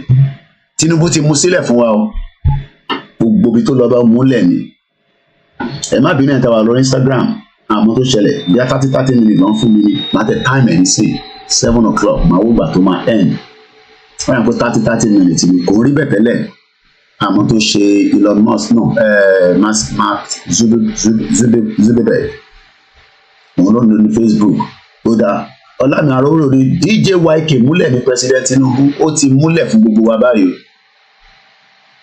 bí akapẹ ẹ̀yà gbọ́hùn Tinubu díẹ̀ ó ti tójọ́ mẹ́ta tàbí gbọ́hùn ẹ̀yà lọ gbọ́hùn Jagaba èmi náà láìkẹ́ kò sẹ́ni tó hẹ́ẹ̀tì Tinubu ẹ̀yà gbọ́gbọ́ tí bàbá yìí sọ ẹ̀yẹ ilẹ̀ gbogbo ti mọ́ ìyàwó mi rẹ̀ complain púpọ̀ nísìn mo fẹ́ jẹ́ àwọn ọmọ sílẹ̀ ìyàn síbẹ̀ mọ́ nísìn ó pẹ́ jù nínú ilé yìí ó pẹ́ jù nínú ilé yìí in another 40 minutes àwọn ọmọ yẹn gbọ́dọ̀ kúrò nínú ilé yìí ó pẹ́ jù ní àríwú ẹ̀rí ó yá ẹjẹ́ àkọ́kọ́ gbọ́n tí arákùnrin sọ ẹ má bínú ọ́dì ẹ̀lẹ́ máa rí mo ti gbé fídíò ẹ̀ wá sórí screen wọ́n ẹjẹ́ àgbọ́ ètò sọ. I have nothing more to say. People are hungry. Let them die. It's their fault. Yeah, I'm supporting Tinubu 100%. Ó dẹ̀ máa dákárí fídíò bàbá ẹ̀ bó ṣe ń sọ ẹ jẹ́ ń lọ wò bí mo lè post ẹ̀ sórí Facebook kí n wá màá wá download ẹ̀ so ó ti ń load lọ́wọ́lọ́wọ́ bẹ́ẹ̀ yẹn. Ó ní people are hungry ó ní let them die. Mo kí bàbá wa Tajudeen mo kí chief from amílẹ̀ Yorùbá mo kí bàbá Gẹ́gẹ́ Ojú mo kí bàbá mi kí lórúkọ bàbá wa yẹn tó wá sí London bàbá wa Ọba Ògbóni àwọn yẹn dúró dáadáa. Today is holiday kò sí holiday lọ́dọ̀ tiwa o àwọn ọmọ ń lọ àbáwọn èèyàn lọ sílé nìyí èèyàn àwọn gbọ́dọ̀ lọ wọn tẹ gbọ́dọ̀ lọ mo gbọ́dọ̀ tì wọn lọ tó tọ́ bá lọ sí skul yẹn gan ló dáa fún mi náà ọ gbọ́dọ̀ lọ ni Nàìjíríà ẹ̀yà mo ti ní fídíò yẹn ní bíbá ẹ̀yẹ kí n lọ mú wá kájọ wò ní bíbá kí tẹ download ẹ̀ wá sísàlẹ̀ ó dà ká ní fídíò yẹn lọ́wọ́ Yorùbá wuyì ìyá dáadáa Yorùbá wuyì ìyá dáadáa. A ṣe wà lórí ètò lọ́wọ́lọ́wọ́ ẹni tó bá fi pè wọlé ó yá fídíò yẹn lélẹ̀. People are hungry. Let them die. It's their fault. Yeah, I'm supporting Tinubu 100%. You're supporting Tinubu 100% to deal with Nigerians. People like you, so that when next election comes, I will now see whether when people bring money you will vote for them or you will do your conscience. I have nothing new to say. People are hungry. Let them die. It's their fault. Yeah, I'm supporting Tinubu 100%. You're supporting Tinubu 100% to deal with Nigerians. Ẹ̀rí pé wàhálà ti wà. Wọ́n ní people are hungry, only let them die. Èmi ò fẹ́ kẹ́ kú o. Ilé tó ní make una die yìí, bàbá yìí ti bínú tán. Kódà ẹ jẹ́ ká wá lọ gbọ́ ọmọ olódò ọdẹ fún rẹ̀ tó ń pè ní Jagaban. Kí ni Jagaban gbọ̀ngàn sọ? Ká tó máa wá play àwọn fídíò tí mo promise wa yẹn. Àwọn fídíò gbogbo àwọn lawyers tó ti sọ̀rọ̀ nípa constitution Nigeria. Bàbá mi Ismaila ni there is holiday here in Italy today is first day of the mọ̀ pé first day of the month. Ní sùúrù ẹ̀jẹ̀ ń play ilé náà mọ̀ bọ̀ lọ sókè mi. The cost of fuel has gone up. Food and other prices have followed it. Households and businesses struggling. Things seem anxious and uncertain. I understand the hardship you face. I wish there were other ways, but there's not.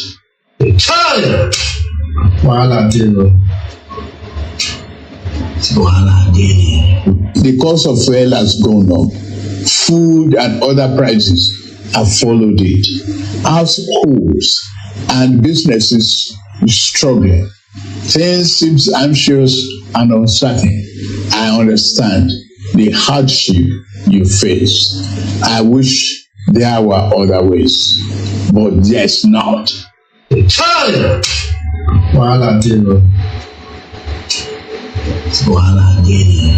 The cost of fuel has gone up. Food and other prices have followed it. Households and businesses struggling. Things seem anxious and uncertain. I understand the hardship you face. I wish there were other ways, but there's not.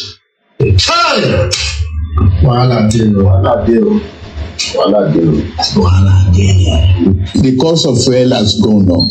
Food and other prices have followed it. Households and businesses struggling. Things seem anxious and uncertain. I understand. Oh no, understand. Okay, ó dà pé kọ́lá kan fẹ́ pè wọlé. Wọ́n fẹ́ bá wa sọ̀rọ̀. Ẹ jẹ́ àgbọ̀n tó fẹ́ bá wa sọ láàárọ̀ yìí. Ó yẹ gbóhùn sókè ìyá wa. Hello, I'm Takwiti. Ẹ káàbọ̀ sórí ètò mọ̀. Hello. Ẹ gbóhùn sókè àgbọ̀ yín. Ẹ bá sọ̀rọ̀ lọ àgbọ̀ yín. Ẹ máa sọ̀rọ̀ lọ àgbọ̀ yín, ó wà connected mọ́ speaker náà, yẹn máa sọ̀rọ̀ lọ. Ẹ sọ tí ń bá mi báyìí. Ẹ máa sọ̀rọ̀ lọ, ẹ má worry, ó wà connected mọ́ speaker tí bá ti switch ẹ yẹn máa sọ̀rọ̀ lọ àgbọ̀ yín. Ẹ kú ètò. Ètò nìyẹn. Àná yẹn mi ò ráyè sọ̀rọ̀ dáadáa torí mo ojú sí lánàá yẹn. Okay. Mo ẹ̀ṣẹ̀ lọ sí ṣẹ́ni. Ọ̀dà. Sẹ́rí àwọn bàbá yẹn, ọpọlọ wọn ti yòrò. Wọ́n rò pé gbogbo bá ṣe ń síta àwọn yẹn ní ayé ìgbà yẹn wọ́n mọ̀ pé àwọn ọkọ̀ sí ètò ojú wa ti là. Irú àwọn bàbá yẹn kọ́ sọ fún àwọn tó wá máa sọ̀rọ̀ fún wa. Mo kẹ́ ṣẹ́gun ọ̀nà. Àwọn bàbá tó jẹ́ pé wọn ò lè jèrè àwọn ọmọ tí wọ́n bí. Àwọn dẹ̀ bí ọmọ níṣàfihàn káwọn ọmọ wọn máa pè wọ́n ṣàkíyèsí pé àbàbá gbogbo nǹkan tó ń sọ pé yẹ kẹ́ máa sọ.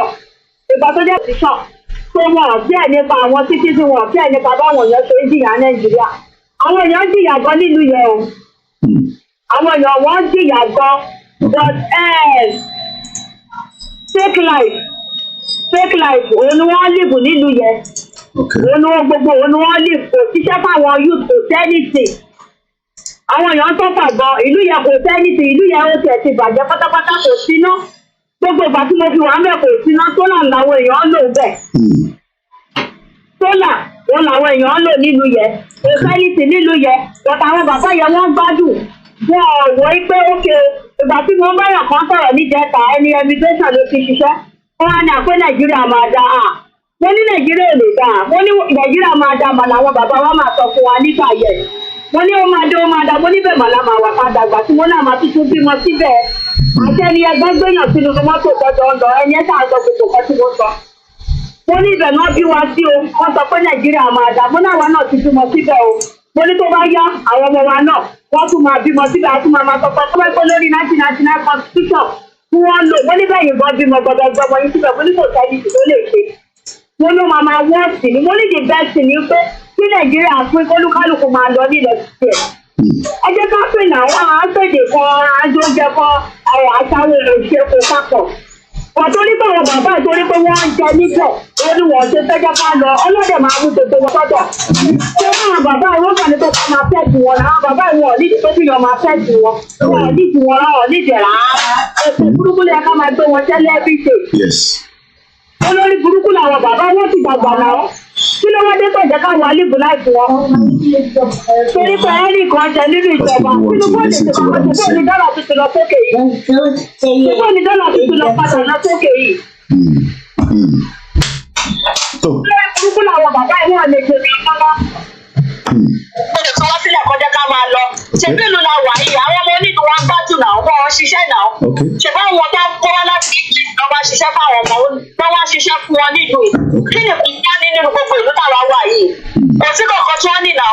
Bọ̀ torí pé Nàìjíríà ò dá ló jẹ́ kí everybody sá kúrò ní Nàìjíríà.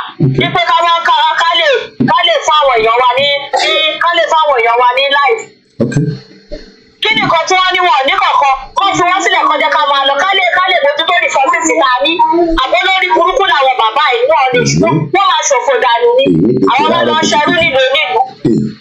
Àwọn ṣerú nílùú onílùú náà.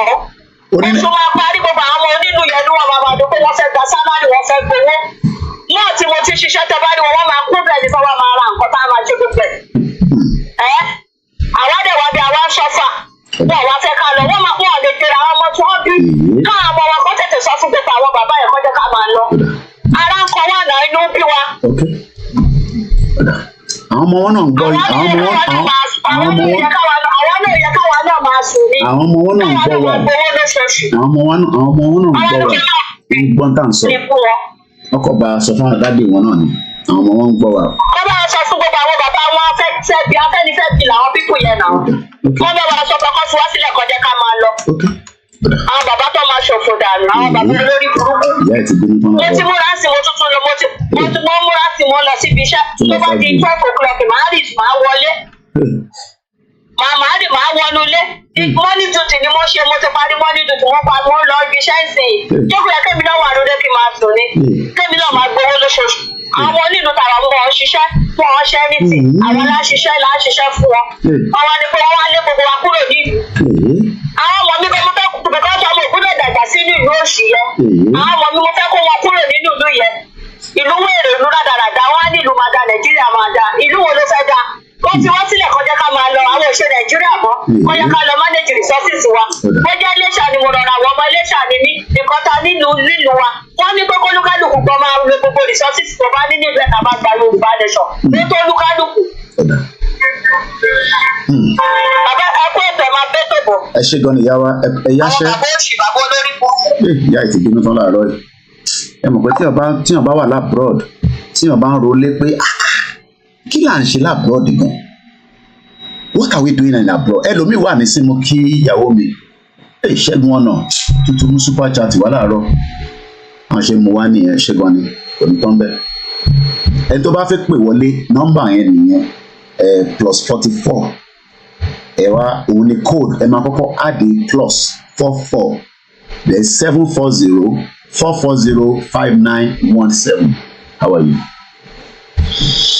mo kí brother mi DJ .sono ṣé wọ́n máa ń mú business wá díẹ̀díẹ̀ sọ́mà tẹ̀ ti dé tán ní sí gbogbo àwọn DJ ló máa ń pèsè gbogbo ẹ̀ lọ́ máa ń pè lọ́dọ̀ tí ní àwọn ọmọ tí wá ń lọ sí school níbí sọmọ wàá mọ̀ bóyá ní UK náà àwọn èèyàn lọ síbi iṣẹ́ ẹ mọ̀ pé mi ò ṣiṣẹ́ government mo lè ṣiṣẹ́ private self-employed ní mísọ ìgbà mímọ̀ tẹ̀ mọ́ tó ń lọ níta ẹ̀kú tí a bá ń dá ṣiṣẹ́ ara ẹ̀ o ò ní mọ̀ tó ń lọ níta kò ń yẹ pé mo ò lè mọ̀ but hopefully màá mọ̀ náà later bọ̀dẹ̀gbọ́n mi DRS àwọn sọ fún mi àtẹ̀gbọ́n mi ṣẹ́gun ọ̀nà mo kí wọ́n wà ní Coventry ní Sheffield ní Manchester ní Hull ní Scotland mo kí máyé kí bàbá wa Stephen Emmanuel mo kí gbogbo àwọn GR1.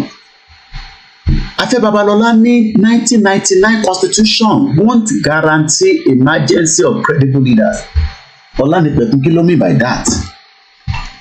Ó ní kò lè guarantee credible leaders. Ṣé wọ́n sọ fún wa nísìnyí pé President Bola Ahmed Tinubu tí gbogbo wa gbọ́kànlé pé òun ló máa wá tún nǹkan ṣe fún wa. Ṣé Afe Babalola tó wá ń jẹ́ kó yé wa nísìnyí pé Koiki má jẹ́ kó tún ẹ o ẹ bá tọra yín but chief of staff Tinubu sọ̀rọ̀ ó dáhùn pàtí gbàgbé ọ̀rọ̀ tó sọ àbí mo fẹ́ mu jáde náà ni kí ló sọ gangan kí ni chief of staff Tinubu sọ ó ní Tinubu máa rí ṣe o ó ní ẹlẹ́kan rò pé kò ní rí ṣe ó ní mo mọ̀ pé Koiki ẹlẹ́nu yọ̀rọ̀ nìyẹn bó ṣe jókòó sórí mídíà yẹn kí wọ́n máa fẹnu bà nǹkan jẹ́ ní tiẹ̀ òmìnira Tinubu kọ́kọ́ sọ ilé náà. wọ́n sọ̀rọ̀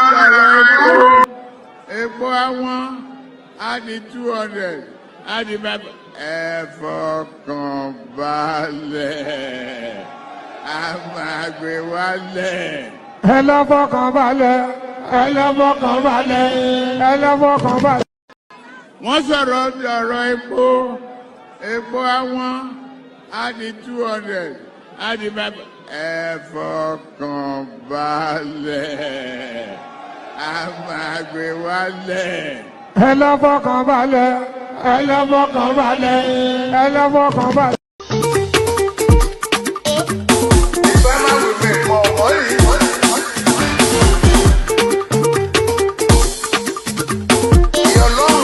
We know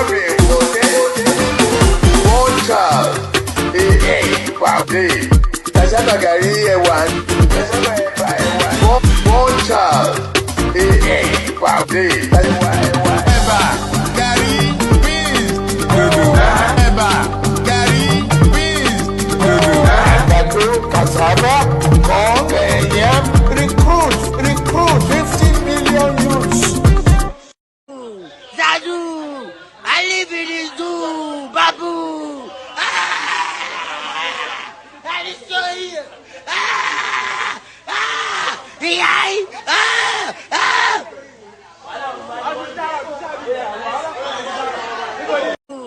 Zadu, I live in this zoo, Babu. I destroy you.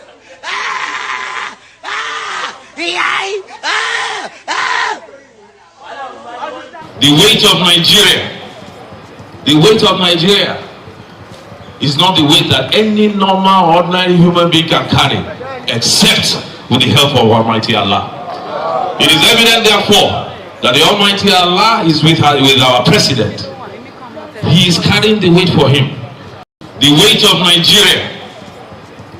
of Nigeria is not the weight that any normal, ordinary human being can carry, except with the help of Almighty Allah. It is evident, therefore, that the Almighty Allah is with our president. He is carrying the weight. Thinking about how we've been having this conversation about the unity of Nigeria. And I reflect back at some of mo fẹ́ kẹ́ farabalẹ̀ kẹ́ gbọ́ tí Jonathan máa sọ ẹ bá ń sọ fún Afe Babalola pé Jonathan rán mi sí Afe Babalola. Jonathan ní sọ fún Afe Babalola pé Nàìjíríà tí ó ní kí ó wà indissoluble àwọn ìbò ńlá látọ̀ máa ń lò nìyẹn. Mo kí bàbá wa Àlùkò James wọ́n ní Afe Babalola ní àrùn ọpọlọ parọ́ bí ẹ ṣe darapọ̀ mọ́ wa ní àrùn ọpọlọ tẹ́ ń sọ yẹn ló máa ń pè ní narcissism. àti analyze lẹ́ẹ̀kan kódà image tá a rí gan ó jẹ́ kó yé wa pé Afe Babalola máa ń ní anxiety ó dẹ̀ máa ń ní depression ó ní post-traumatic stress ó ní loss of sense of self and self-worth ó máa ń ní headache àti body ache kódà kò lè sùn ó dẹ̀ ti ní short-term memory loss ó máa ń ní mood swing or deep personalization. Èmi kọ́ ni mo sọ o ntí Fáyẹmí sọ nìyẹn ọ̀dọ̀ Fáyẹmí láti mú òyìnbó tí wọ́n ń pè ní narcissism. ẹni tó bá ti ní àrùn ọpọlọ a mental health condition. Mo kàn support yín ni o bàbá mi Àlùkò James kódà ẹ tún ní pẹ̀lú àwọn Afẹ́nifẹ́bi mo kí Adéwálé Adéyẹmí brother mi mo kí wọ́n tẹ̀wá ní Àlèmọ́ṣọ́ mo kí àwọn tó ń wọlé ẹlòmíà kúkú wọlé àtújáde náà ni a ní kí ló ń sọ níbí ẹ gbádùn Zazu yẹn àbí bẹ́ẹ̀ ni Zazu èèyàn ti wa náà ni èèyàn ti Koiki Media ó máa ń wá London bílíkì sùdí kò ń jẹ́ kí n rí Zazu ó máa ń gbé sáfù mi ní ẹ bá ń sọ fún bílíkì pé tí Zazu bá ti wá London èmi náà fẹ́ rí kémi náà bá ya picture celebrating is Zazu kémi náà bá ya picture. Mo kí ìyá wa Mọ́wùmí_Adéwọ̀n ẹ káàbọ̀ sórí ètò mọ́mì sálàáfíà ní ajísáyé. Mo kí Khalid Zazu ló sọ pé I live in the zoo.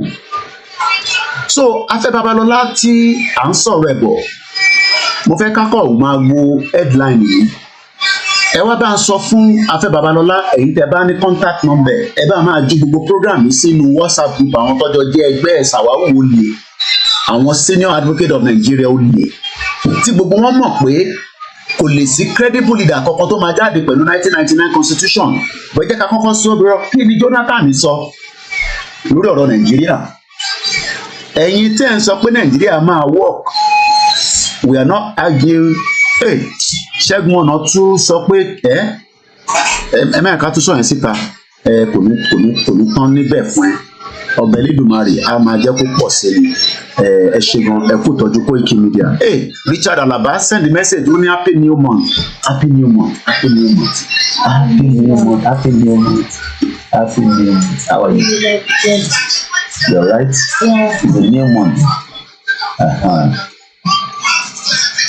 mo kí gbogbo àwọn ọmọ kéékèèké Bámidélé Aliu ní Yorùbá let's wake up before all these old men kó tó bá yé wa jẹ́ o ó tẹ̀ ti bàjẹ́. Ajíṣọlá sọ pé Yorùbá Nation no going back we move forward. Bàbá bàbá dé àwọn Afe Babalola ní ká má move forward. Ó ní ká wà nù Nàìjíríà. Èmi kọ́ mo sọ tó sọ nìyẹn. A lè parọ́ mọ́. Afe Babalola ní advocate against division of Nigeria. Wọ́n wà advocate about it. Ìrọ̀lẹ́pà ẹni break up Nigeria. Afe Babalola ló sọ bẹ́ẹ̀.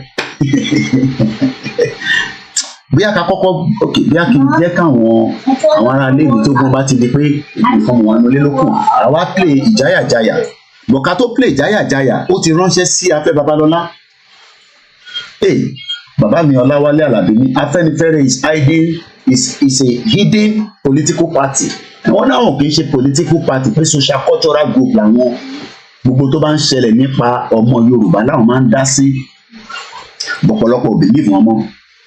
Mo kí bàbá wa bàbá agbára àti ògo wọn ní Tinubu and his APC they are wolves.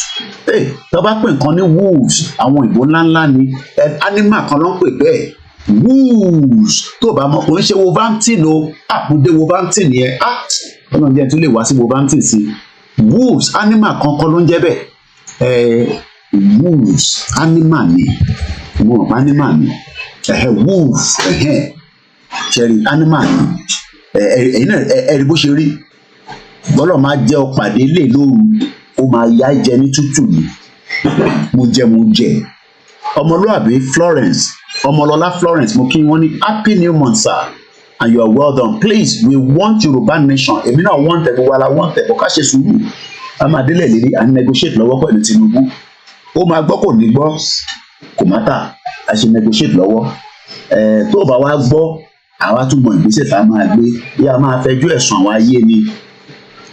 So a ṣe ń bá ètò yìí bọ̀ díẹ̀díẹ̀ àti parí ẹ̀. Mo kí gbogbo wa Afe Babalola ó ń sọ̀rọ̀ nípa 1999 constitution.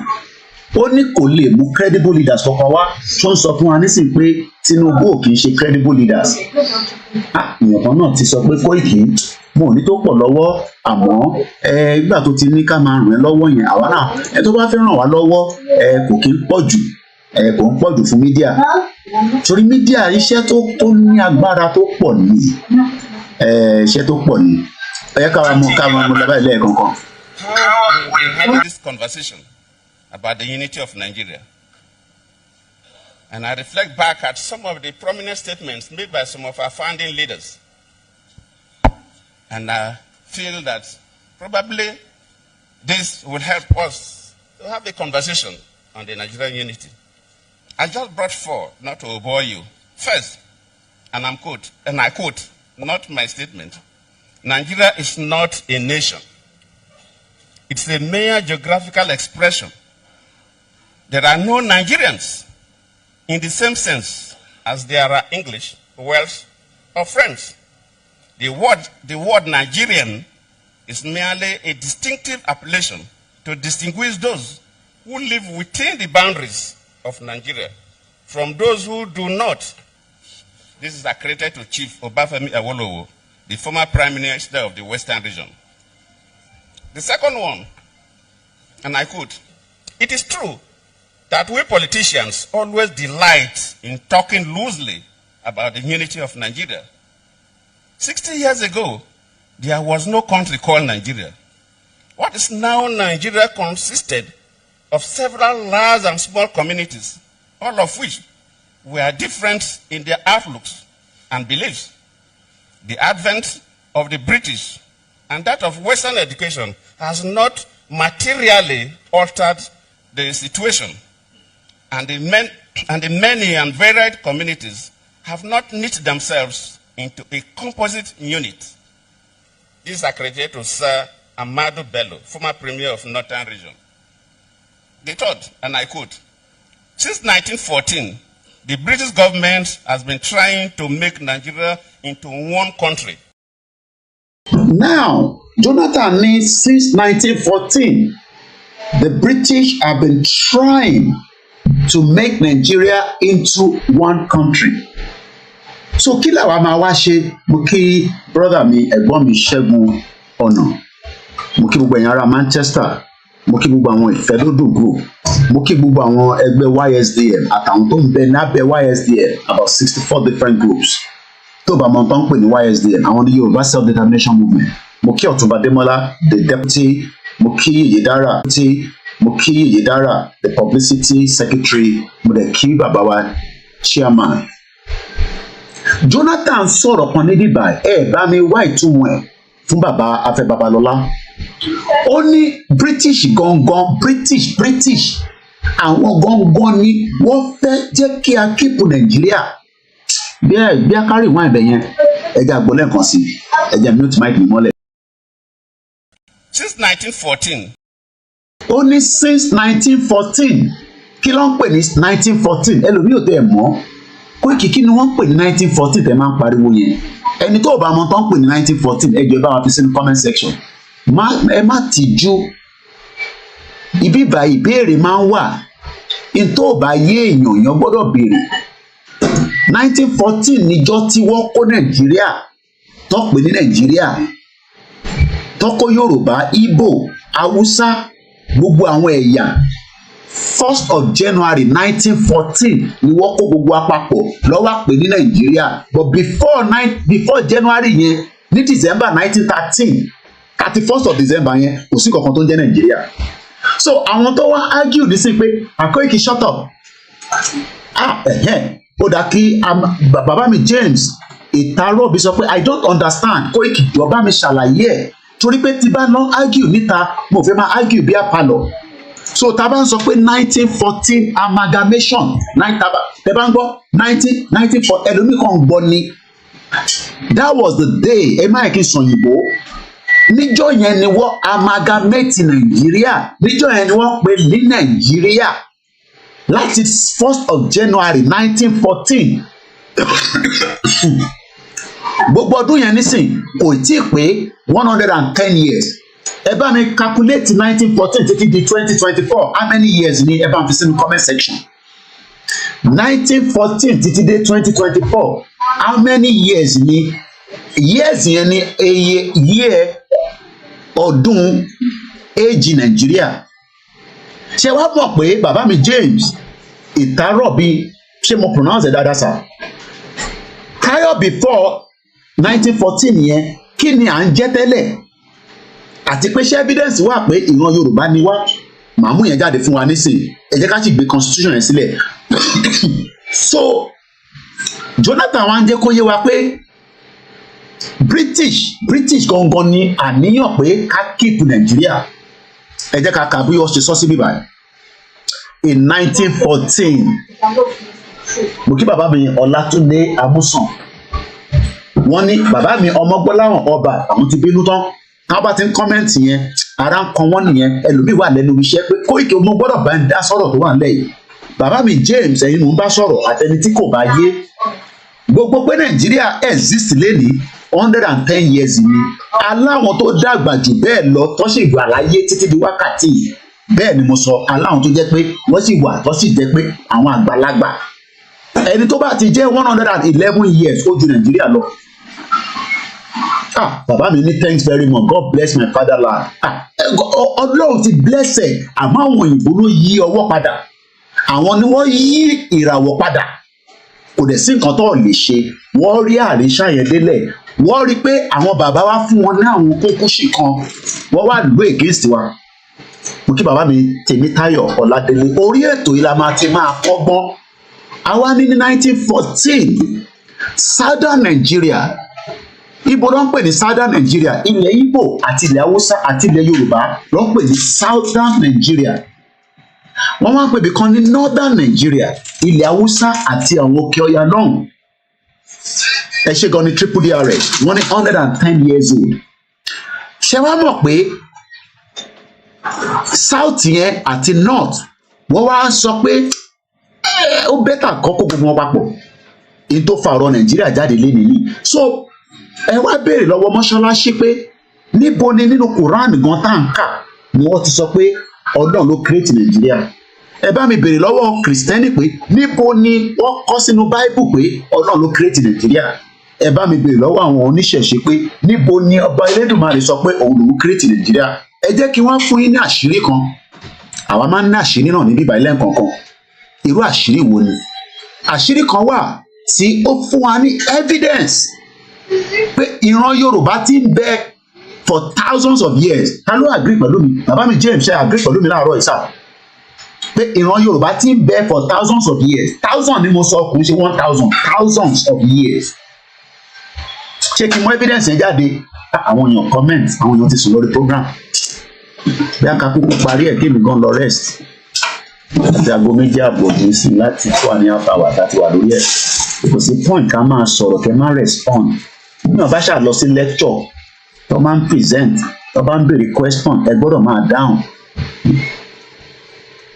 Ṣé ká máa kọ̀ǹtà máa tẹ̀síwájú àbí ká parí ètò? Ṣé ká tẹ̀síwájú àbí ká parí ẹ̀? Àwọn èèyàn dá sọ. Ṣé ká má ṣírí yẹn jáde? Ìyá mi Sàndóbi ti ní Kóìkì mi sì wà ń bí mo agree. Kódà ẹ jẹ́ ká gbọ́ àṣírí yẹn. Ẹ farabalẹ̀ o. Ẹ farabalẹ̀ kẹ́gbọ́n tó yìnbó yìí sọ. This is a replica of a skull from Nigeria, and it was dug up in 1965 by Thurston Shaw and his team. Wọ́n ní 1965 ni wọ́n dígì skull yìí jáde. Níbo ló ti dígẹ̀ jáde? Ṣé ní Kánò ni?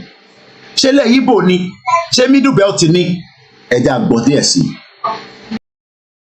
Archaeologist is about 13,000 years old. Only it's about 13,000 years old. Ẹ bá mi minus 13,000. Ẹ yọ kúrò nínú 110 years tó ń pè Nàìjíríà.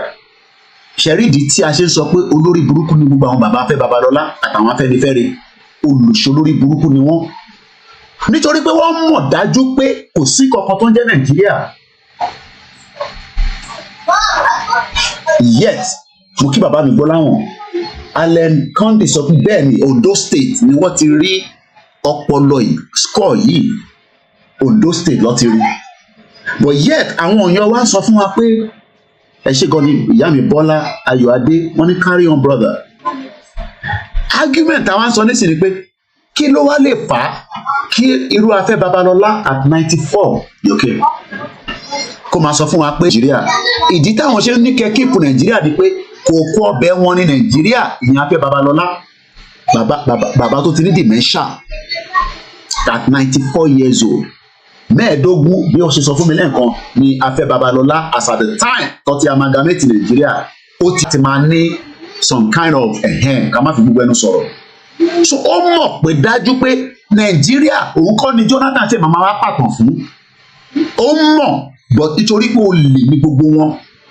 Ìwé elérú tẹ̀ ń wò yìí fídíò yìí mo sì máa play without mo kàn ṣe analysis lé lórí ni 13,000 years 1965 5 years after Nigerian independence ni wọ́n dígẹ̀ jáde níbi kan tó ń pè ní ìwé elérú ní Ondo State.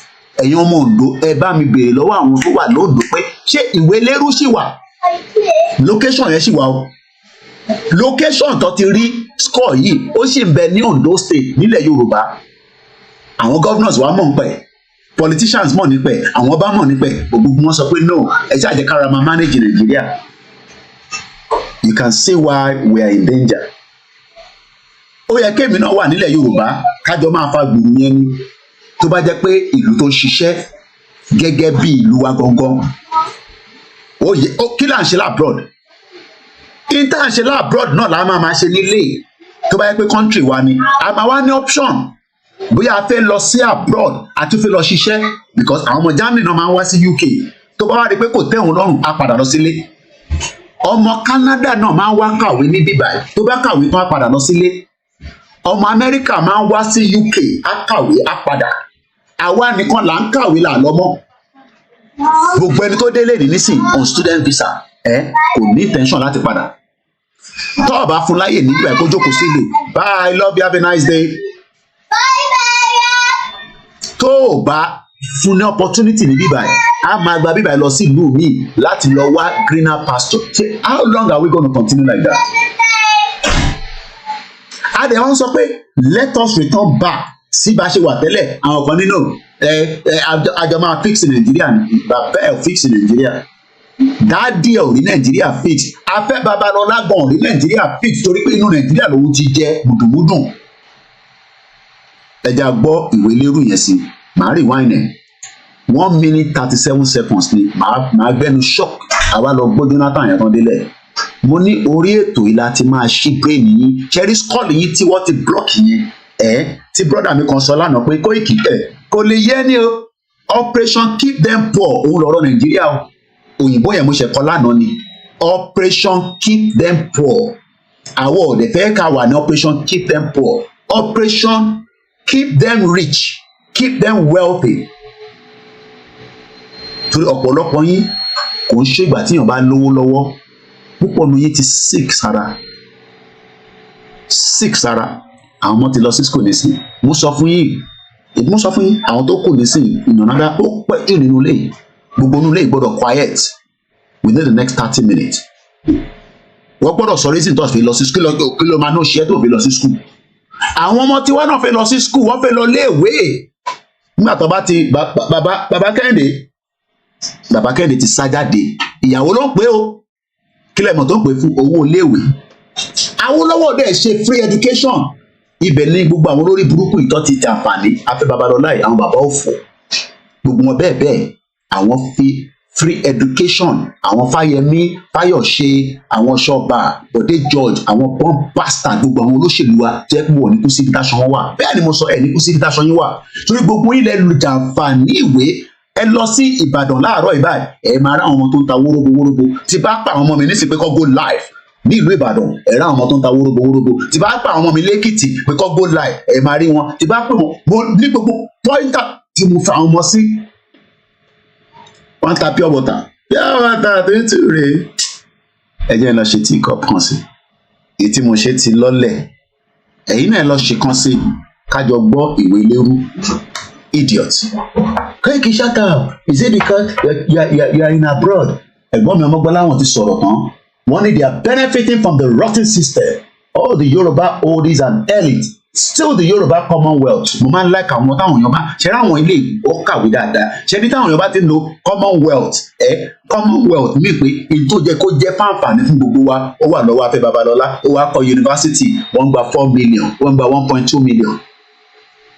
Nílùú yìí mo sọ fún yín lánàá àwọn ọmọ wa tó ń gbé nílùú yìí option ni tó bá kọ́ ọmọ ẹ lọ sí private university government ò rán iṣẹ́ wàá lọ faṣẹ́ tó máa fi máa rán wọn lọ sí àwọn tó ń lọ sí private university tó ń lọ sí private school nílùú yìí ṣe rántí gé ẹ̀kan tó pa ní croydon kọ́lọ̀ fọ́ọ̀mù kẹ tó pa lórí bus ẹ̀yin ò ní rántí àwa rántí private school ló ń lọ ìyàn kan tẹ́ ń bí mí níjọ́ kan pé bí a wife mi náà ni pé kí ló wá ń ṣe lórí public bus ẹni tó ń lọ sí private school mo ní ṣé ọmọ máa fi mọ́tò gbé lọ sí school ni ṣé ọmọ máa fi mọ́tò gbé lọ sí school ni ìyẹn ń ṣiṣẹ́ nurse private school ọmọ yẹn ń lọ kó tó di pọ́ máa lè boy kan lọ stabẹ̀ àwọn boyfriend girlfriend ọlọ́mọ ayẹ káwọn ọmọ wa ṣìrìn ọlọ́mọ ayẹ káwọn ọmọ wa kó sí ọwọ́ lọ́wọ́ ọ̀tọ̀ lẹni tó fi pa ọ̀tọ̀ lẹni tó fara gbàbẹ́.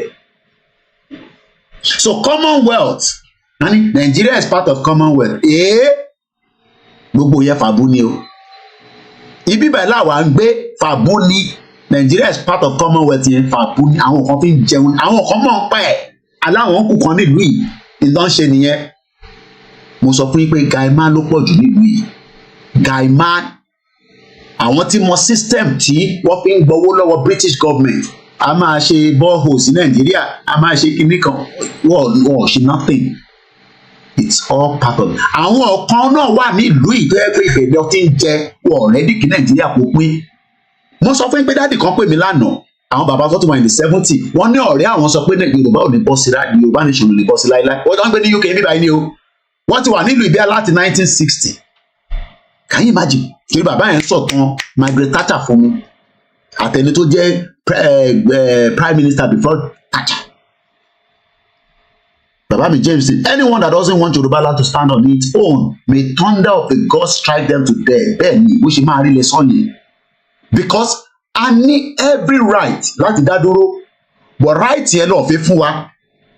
Right yẹn là ń bèèrè lọ́wọ́ Tinubu nísìnyí pé Tinubu ọmọ olódù ọdẹ fún wa ní right wa ká máa lọ. Ó ní òun ṣì ń gbé yẹ̀wò kò tí dá wa lóhùn. Àwa kọ lẹ́tà sí Tinubu. Ẹ máa gbọ́ ọ̀rọ̀ yìí. Àwa kọ lẹ́tà sí Tinubu. Afẹ́nifẹ́re wá ń challenge bàbá Akíntóyè pé ta ló bí bàbá tiẹ̀ tó kọ lẹ́tà sí Tinubu tó fẹ́ lọ nígbà tá à ń sọ pé a fẹ́ restructure Nigeria. Ṣẹ̀rí ibi tí ṣẹ̀rí problem. Ẹ̀gá gbọ́ òwe lérò tán kí lọ ṣe tíì sí. Mo kí gbogbo ẹni tẹ́ wà lórí ìjókòó. Ẹni tó bá fẹ́ dá sí ètò náà, nọ́mbà yẹn ṣe wà lórí screen. Gbogbo ẹni tó bá fẹ́ support wa, ẹ má ẹ̀ kó pẹ́, ẹ bá wa fi support yẹn wọlé kí a lè máa tẹ̀síwájú. Ìwélérú ní Ondo State 1965 òní wọ́n dìgì ọpọlọ ẹ̀ jáde láti sọ fún wa pé 13,000 years ìran Yorùbá ti ń bẹ 13,000 years. Alen Conde ni all these leaders and elders, politicians and kings in Yoruba land, we want you people to explain the meaning of Nigeria to us. Wọ́n lè explain because ẹni tó máa explain meaning Nigeria fún wa akọ máa sọ yẹn lọ títí ni. Pella 1498 ni how can those baba think that they can still control? Wọ́n fi pé ẹ̀ tó ní mental dementia. A ti sọ òyìnbó yẹn la abẹ́rẹ́ iṣẹ́ ń darapọ̀ mọ́ wa. A ti wà lórí ètò tó pé almost 3 hours nísìnyí. Ètò tí ń lọ díẹ̀ náà. Afe Babalola wọ́n ló ní narcissism. Ẹni tó bá ní àwọn ọpọlọ ló ń jẹ́ bẹ́ẹ̀. Narcissism. Wọ́n dẹ̀ ló wà very hateful. Wọ́n ní tó bá drive lọ sẹ́gbẹ̀ẹ́ mọ́tò ẹ̀ wọ́n ní 3 months ló máa ṣe lẹ́wọ̀n. Èmi kọ́ mo sọ àwọn tó mọ̀ dáadáa. Wọ́n ní kó dàbí tó kọ́ yunifásitì ẹ̀ sí nǹkan kọ́kọ́ lónìí ẹja gbọ́wé lérò mọ́ bọ́lẹ̀ kan sí. And my colleague Katerina Havati used a new technique of digitizing the surface of the skull in 1972. And she found, as I did, that it does not look like recent African material. So here we've got a recent African skull, and here's the skull from Iwo Eleru in Nigeria. You can see that this skull is much longer, it's much lower. And all in all, it's got a much more what we could call primitive appearance, even though it's only 13,000 years old. And in Katerina's analyses, she found that the nearest neighbour, in terms of the overall shape of the skull, was this specimen from Tanzania, from a site called Ngaloba, which is, we think, about 140,000 years old. So you've got a specimen that's only 13,000 years old, but it looks like it should be, another 100,000 years older in terms of its shape. So what's going on? So this suggests that human evolution in Africa was more complex, that the transition to modern humans was not a straight kind of transition and then a cut-off. The archaic humans did not necessarily die away once they'd given rise to modern humans. They may have been living in some parts of Africa alongside, in a sense, their descendants, and perhaps exchanging genes with them, just as Neanderthals seem to have interbred with people outside of Africa. Archaic humans in Africa could have been interbreeding with modern humans inside of Africa, and this skull may show a reflection of that interbreeding. Òun lẹ ti gbọ́ nípa Ìwélérú tẹ́ bá gbọ́ rí 1965 ni wọ́n dug it up. There are still many things tó wà nínú southwest of Yoruba land tó jẹ́ àwọn evidence tí àwọn archaeologists tó gbọ́dọ̀ ṣiṣẹ́ lé lórí. Orí kan tó ń ṣiṣẹ́ lọ́wọ́ nísìn ní Ilé Ifẹ̀ mò ń fọ́lù ẹ̀ ó láwọn archaeology kan tó wà ní Ilé Ifẹ̀ presently. Ẹ jẹ́ ká padà sọ́dọ̀ Jonathan, the former president of the Federal Republic of Nigeria. Bóyá gbogbo eléyìí Afe Babalola kò rẹ́ni sọ fún tẹ́lẹ̀, ẹ bá mi sọ fún Afe Babalola pé Jonathan ní ọ̀rọ̀ Nàìjíríà tí wọ́n gbé dání sọ́wọ́ tó ń sọ pé kíní kan ẹ̀jẹ̀ àgbọ̀n tí Jonathan sọ lẹ́ẹ̀kan sí ká tó máa tẹ̀síwájú. The advent of the British and that of Western education has not materially altered the situation, and the many and varied communities have not knit themselves into a composite unit. This is accredited to Sir Amadu Bello, former Premier of Northern Region. They thought, and I quote, since 1914, the British government has been trying to make Nigeria into one country. But the Nigerian people themselves are historically different in their backgrounds, in their religious beliefs and customs, and do not show themselves any sign of willingness to unite. The Nigerian unity is only a British intention for the country. So Kilawa Wikilaj, the Nigerian unity of today is only a British intention. Èmi kúkú kọ́ mo sọ ọ́ ṣe mo tún lọ edit video yẹn Jonathan ló sọ So now that Afe Babalola is now saying that Koiki, èmi náà mọ̀, mo rò pé mo mọ̀, mo lè ní àrùn ọpọlọ lóòótọ́, but I know that the 1999 Constitution can never produce any emergency of credible leaders. What are you looking for? Credible leaders. Ẹ jẹ́ ká kátìkù yẹn ká wá lọ máa wá show àwọn fídíò kéékèèké nípa constitution, that fraudulent constitution. Koiki, Nàìjíríà dẹ̀ máa dá o. Mo mọ̀ pé ẹ wà bitter, ẹ wà upset. Nàìjíríà dẹ̀ ṣì máa dá o. Ọlọ́run gbọ́, Jésù Kristi. Ìwọ ṣì wà níbi Jésù Kristi sọ pé Nàìjíríà máa dá. Lágo mélòó? DJ Múlẹ̀ ó ní òun gba 600 million fún investment. Àwọn CEO sọ pé kò sí nǹkan tó jọ o. YK Múlẹ̀ ìyẹn Jagaban ó ti múlẹ̀. Let's come back here.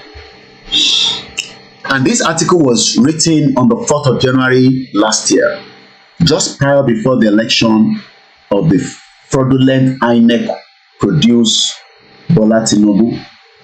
Because TINUBU mọ̀ pé tó bá fóun ariwo Yoruba Nation tá à ń pa yìí, òun máa sọ fáwọn náà ti pé òun lòun fúnra òun máa lọ declare Yoruba Nation.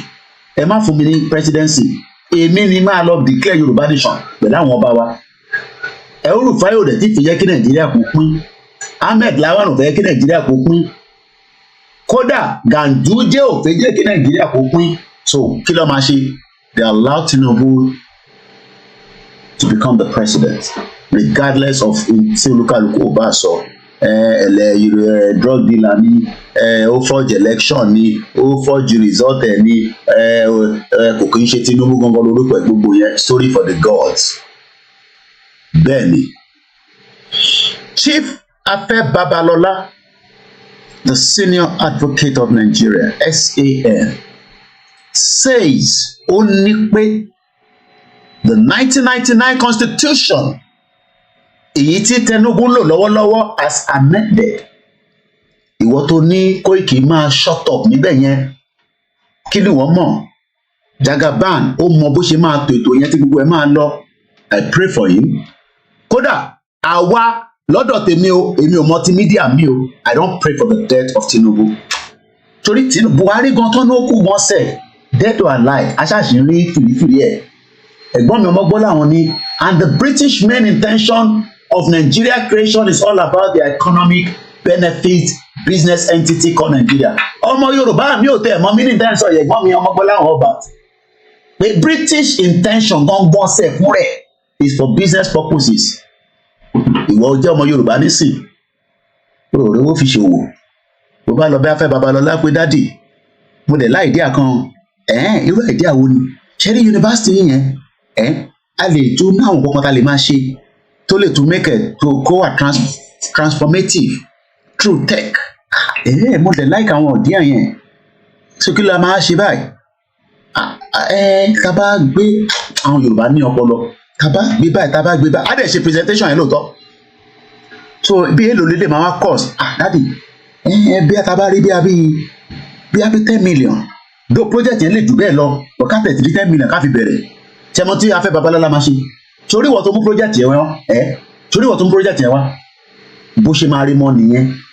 Wọ́n máa gba fáìlì yẹn lọ́wọ́ ẹ̀, á wá lọ gbé fẹ́lòmíì nínú yunifásitì ẹ̀ kó ṣe, wọ́n ní wá ṣe dáadáa torí pé òun kọ́ ló la ìdíà. Bó ṣe ń ṣẹlẹ̀ nílẹ̀ Yorùbá nìyẹn. Tí bá parọ́ ẹ̀ fi sínú comment section pé Koiki lọ́ ló ń bá, kò rí bẹ́ẹ̀.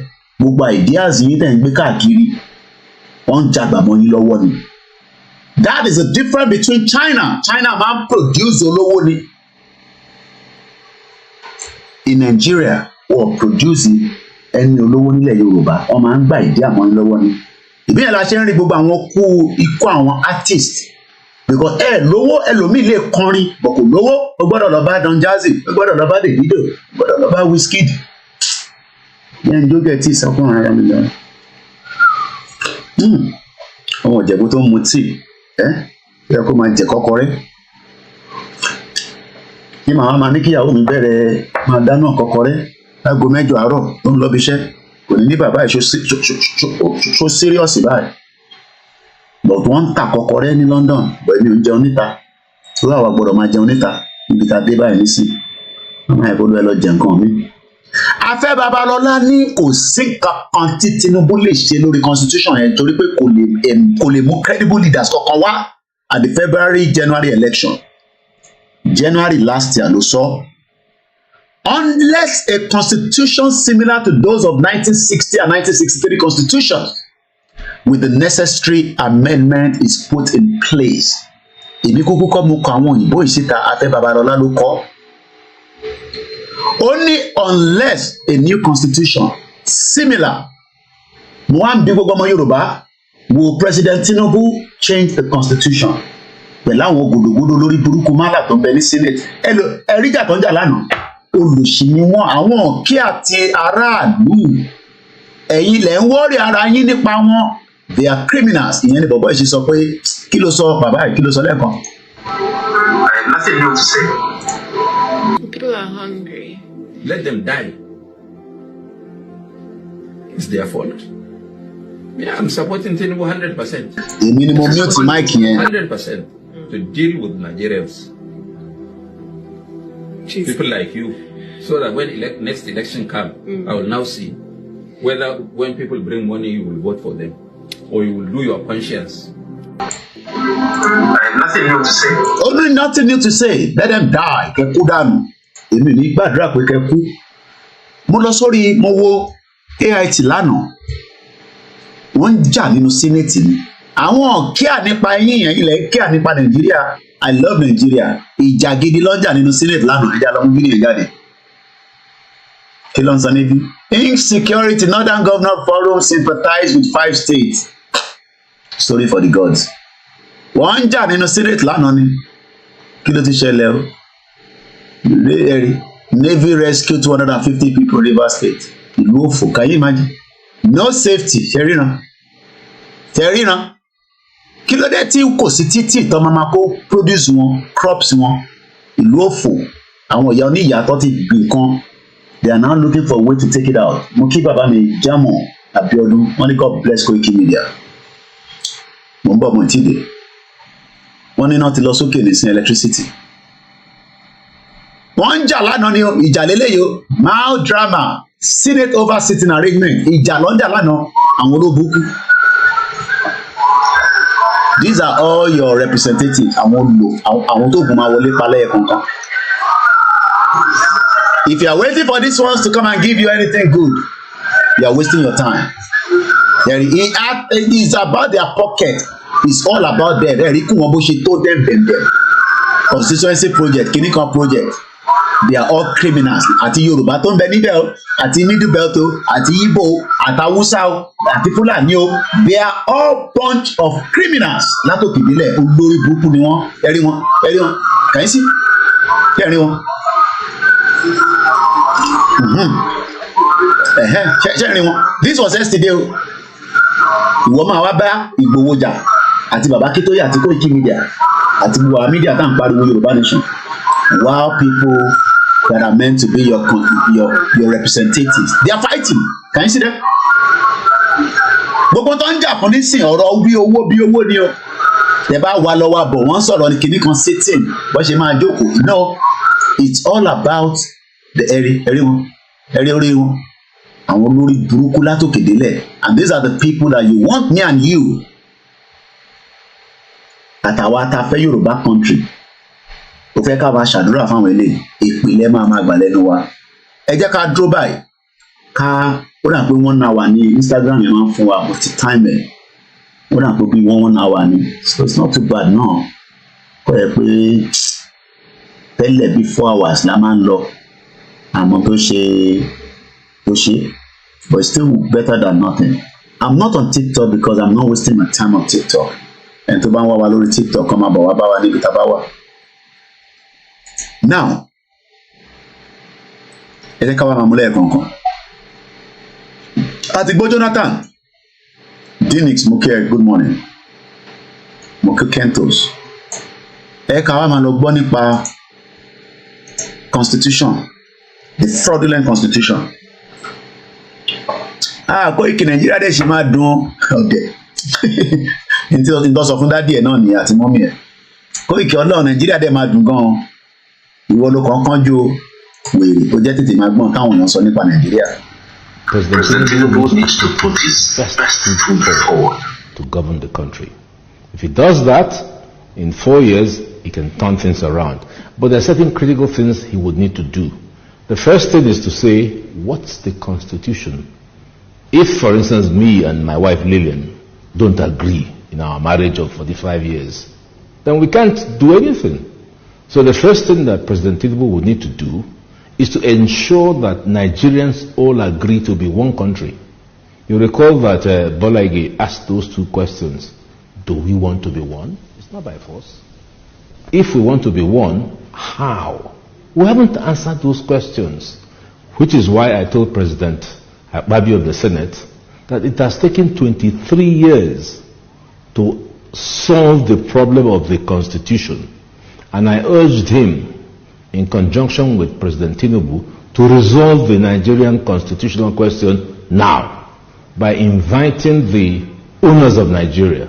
The owners of Nigeria, mark you, were those who owned Nigeria before Lugard brought his amalgamation in 1914. Call them in. These are the people who own the country, and ask them questions.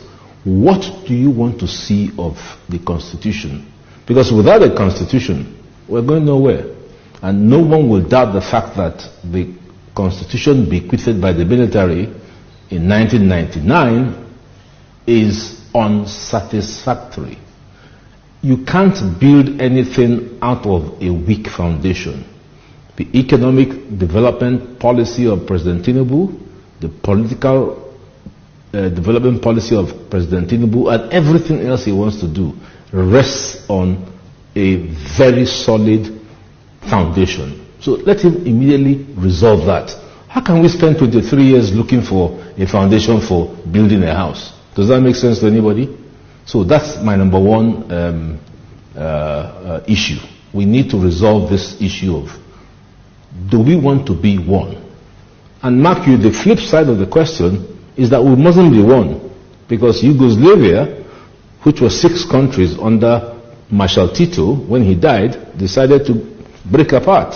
And today, a lot of them are very strong countries: Macedonia, Croatia, Slovenia, Slovakia. They're all doing well. So there is no sacrosanctity about Nigeria being one country. There's none. I personally would wish for Nigeria to be one country, but we must agree. Now that is the problem. Because we have not agreed, and because the National Assembly has appropriated to itself the all-knowing wisdom of giving us a constitution, that is the weakness. So that's it. We have problems in the land, and the problems, I want to say this, I might be off the cuff, is because of our constitution. Also, Nigeria is not operating any constitution known to honesty, entrenched in group faith, brought about by unanimity of the people, acceptable to federalism, and again, that is also, we also have that problem in the judiciary. Because of the Nigerian situation, we have a unitary system. That's what we run. Hydra-headed. Don't let us pretend. And I've said it over and over, and I'll continue to say it. And that's unitarism has also crept into the judiciary. Today, the entire Nigerian judiciary is unitarized. The Supreme Court is federal, Federal Court of Appeal, the Court of Appeal is federal, Federal High Court is federal, FCT is federal, National Industrial Court is federal, Customary Court of Appeal of the Federal High Court is federal, Sharia Court of Appeal of the Federal High Court is federal. All jurisdictions, that the Coyote Church of this world, that the Oputas of this world, that the Bailiffs of this world, when they were in their respective high courts, exercised, making the law to be profound, succulent, rich, exciting, they are now vested in the different federal high court or federal courts. We're talking of how to reform the system. There is no justification in a state, in a nation like Nigeria, purporting to practice federalism, where even the Supreme Court should be overburdened with unnecessary jurisdiction in respect of land matters from Yoruba land, respect of divorce, respect of family matters, chieftaincy matters. How do they know? I don't want us to be deceiving ourselves. Assuming I'm even appointed to the Supreme Court today, I'm above the age, but assuming, and I'm sitting there, and you bring a matter on appeal in respect of Kanuri native law and custom, or Igbo native law and custom, or Igbo land tenure system, and I sit there and I'm writing judgment. I'm a Yoruba man. What do I know about that? Those kind of cases to stop at the state, either Court of Appeal or Supreme Court. Go to the United States of America. Each state has its own Supreme Court. We are running into trouble. We are inching there, and time is not in our favor. And I'm not tickled by what the National Assembly is doing. They are not being fair to themselves. They are not being fair to us. They claim to be amending the Constitution. What are they amending? And I want to repeat it. Do you amend something that is not amendable? When you want to amend the Constitution, by the way, Lati, where do you start? You start from the preamble. We the people? Oh yes, they have to amend it. Why are they running away from it? If they cannot amend the preamble, if the preamble is not amendable, then it means the Constitution is not amendable. Come on. They have to start from it. Do you start reading your letter from the back page? Do you? No, they have to start from the preamble. That means the preamble is fake. We the people, who are the we? When did we meet? And why can't we do it? I'm studying the constitutions of the world. And I say this also with every sense of humility. There's no constitution that is near as fake, near as deceitful, near as make-believe in nature and in content as the Constitution, as what we call the Constitution of the Federal Republic of Nigeria 1999 as amended. If the Constitution maintains by Section 2 that Nigeria is one indissoluble nation and doesn't provide for means or procedure by which a people or a particular sector of the nation, a federating people, can choose to say at this particular point we want to have a nation of our own, and it doesn't provide for a peaceful means by which this can be guaranteed, there will always be frictions that will be leading to violence, killings, and bloodshed. And to avoid this, it is imperative that we look at that provision of Section 2 that says that Nigeria is one indissoluble, indestructible entity that doesn't make provision for the procedure by which a people can advance the right to self-determination.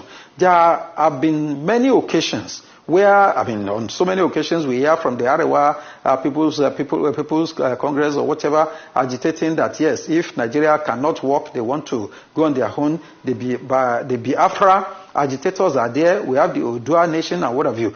If the Constitution provides for a procedure to determine peacefully whether a people can separate from Nigeria, you see that some of these agitations might be completely quenched. For instance, let me give you one. Tomorrow now, if we provide for referendum or plebiscite, these are political procedures for determining whether a nation or a nation in a country, because I want to take the definition of a nation here to mean the ethnic nationalities, maybe the Yoruba Nation, the Igbo Nation, the Arewa Nation, or Ibibio, and what have you.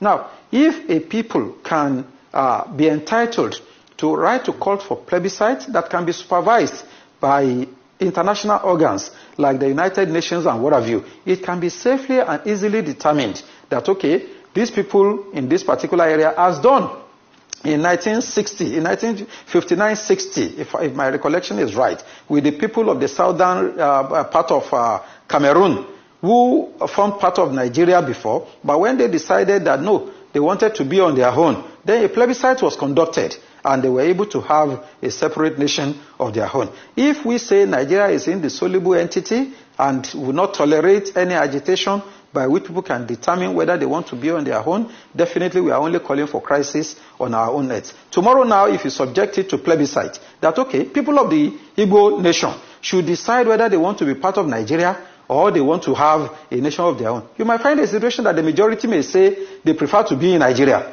rather than having a Biafra. And that will silence the people who are agitating.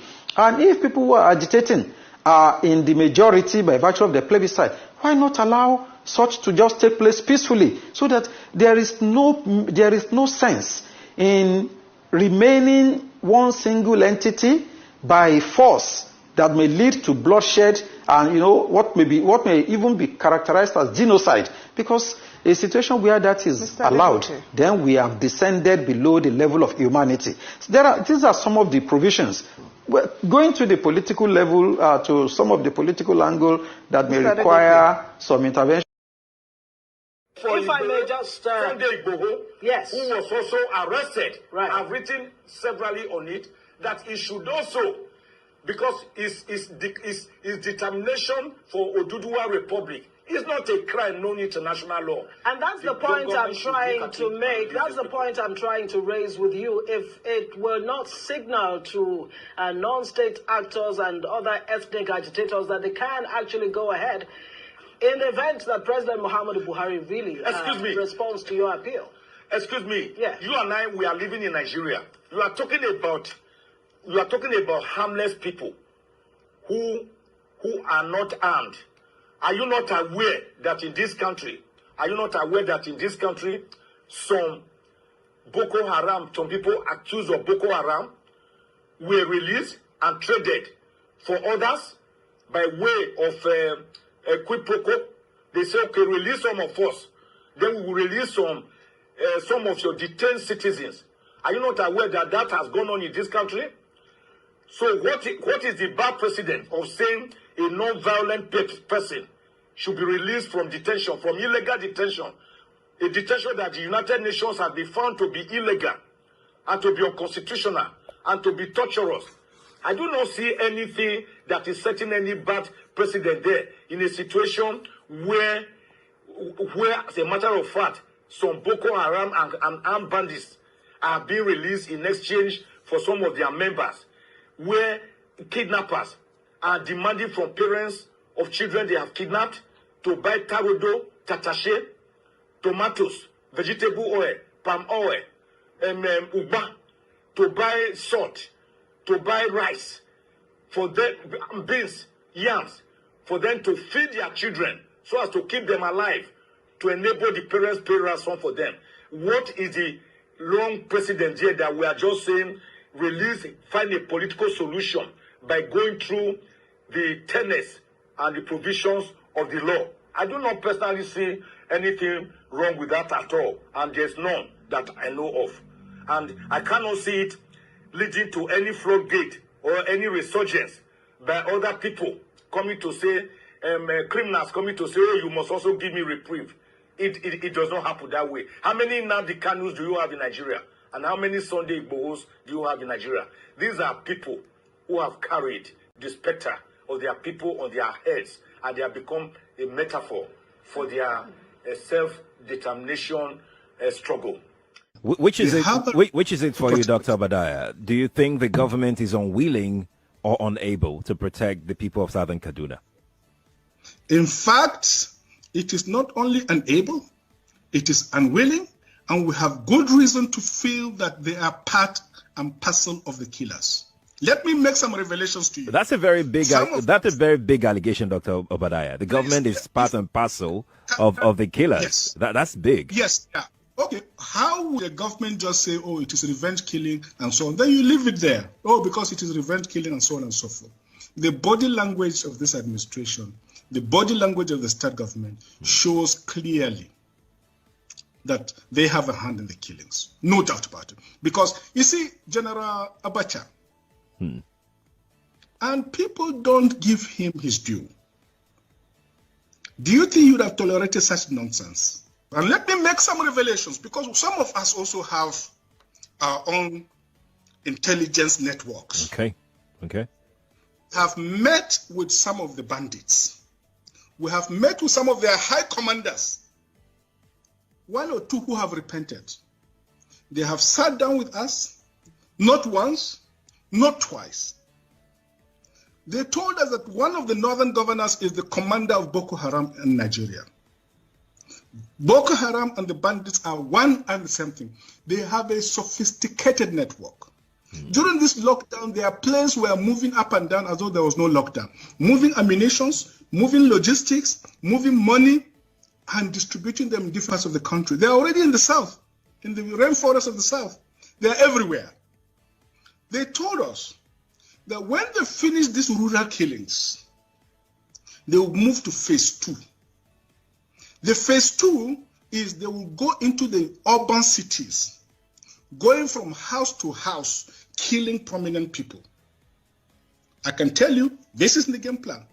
By 2022, they want to start a civil war in Nigeria. There is one constitutional issue in the UK that I'm really interested, genuinely, to know what your opinion is on it, and that's Scottish independence. Look, it might be something that you haven't given much thought to, but over here it's such a live debate because, of course, we're looking for a new leader of the Scottish National Party. And one of the arguments is that, look, Scotland tends to attack more left politically. They've obviously had a Conservative government in Westminster for over a decade. What's your instinct on it? What's your gut say? Look, I'm not an expert on UK politics. I very much appreciate what the people of Scotland have done, what they're fighting for. And my, initial thought, not being an expert, they want to go their own way, they should be allowed to. So you think they should at least have the opportunity to That would seem to me. Don't tell anybody I said that. Don't worry, that's just between us. Okay. Don't worry, it won't go anywhere. That was Benny Sunday. Mo kí sister mi, family mi náà ni wọ́n, aunty mi ni wọ́n, ajagun fàdúrà ní tiwọn. Àwọn ní time ní gbogbo gbà nísìn láti máa wá sórí ètò. Torí bí wọ́n bá ń ṣiṣẹ́ tó lọ ṣe night, tó bá máa fi dé ara máa dúró gbogbo a máa ṣèyàn. Òun ló máa wá. Àwọn Yoruba Nation to the core ni wọ́n. Àwọn tí sọ tẹ́mi sọ fún wọn. Ìwọ tó ṣe sọ pé Nàìjíríà ní pín chata Koiki. You cannot sit in UK. Mo kí John Ọlọ́run wà. Wọ́n ní Nigeria is not working again. Please get that into your kokoro head. Orí ẹ yẹn, orí ẹ tó fi gbọ́ràn yẹn, orí Koiki Media láti máa ṣe. Sórí gbogbo fídíò tá a play nísìn, abáṣe máa mú wálẹ̀ kọ̀ọ̀kan ní gbogbo ìgbà nìyẹn. Ti gbọ́ tẹ́lẹ̀, wà á gbọ́dọ̀ máa mú wá fún yín torí onígbàgbé èèyàn ni wá. Torí ẹlòmíì nísìn, Koiki tí family tèmi bá ṣàtìrí ṣe ní Nàìjíríà òmùgọ̀. So family tiẹ̀ tó rí ṣe yẹn ó mọ̀ pa kò bá ló jẹ́ fún family tó rí ṣe wọ́n bọ̀ wá attack family tiẹ̀ lọ́jọ́ iwájú. Wọ́n bọ̀ attack family tiẹ̀. Mo kí Yakubu Kọ́láwọlé. James Itarobi sọ pé there is no more Nigeria. Baba Tinubu, let Oduduwa go. If you don't want the other side, let it go of nílẹ̀ Yorùbá. Allow Yoruba to have their freedom. Mo kẹ́gàrí ní gbogbo ọjà ọ̀dàn. Àwọn tí ìlàrò nìyẹn. Àwọn tí Koiki Media. Ọ̀pọ̀ níbẹ̀ ṣùgbà. Koiki inú ẹ̀ tún wá lẹ̀. Gbogbo ariwo tẹ́ ń pa lórí social media. Kàn ń bọ́ọ̀nù data wa. Ẹ̀yin ṣe àṣesùúrù. A gbọ́dọ̀ negotiate. Bàbá fi dídẹ́ èmi nìkan. Tó ń ṣe pé mo mọ ta lè máa bẹ̀rẹ̀ ta lè máa ṣe. But for now, I need leaders. Àwọn ọ̀dẹ́ ń ṣe àwọn Dúpọ̀ ní tìrì tó gbọ́ràn. Torí gbogbo àwọn tó kóra wọn lọ sọ́dọ̀ Dúpẹ́ báyìí kọ́ dáwó síbẹ̀ kọ́ dáwó fún àmì dáwó fún ẹ̀yìn mọ́. O lè níyí. O lè níyí. Ẹ ti kọ́wọ́ Yorùbá Nation jẹ. Hello. Ìyàn kan ní ṣe mo ní play ìjà mo fẹ́ kí lé quiet ni èmi nìkan mo ní lé báyìí nísìn èmi àtàwọn neighbor máa jù síta nísìn voice yẹn máa jáde nísìn ó kù díẹ̀.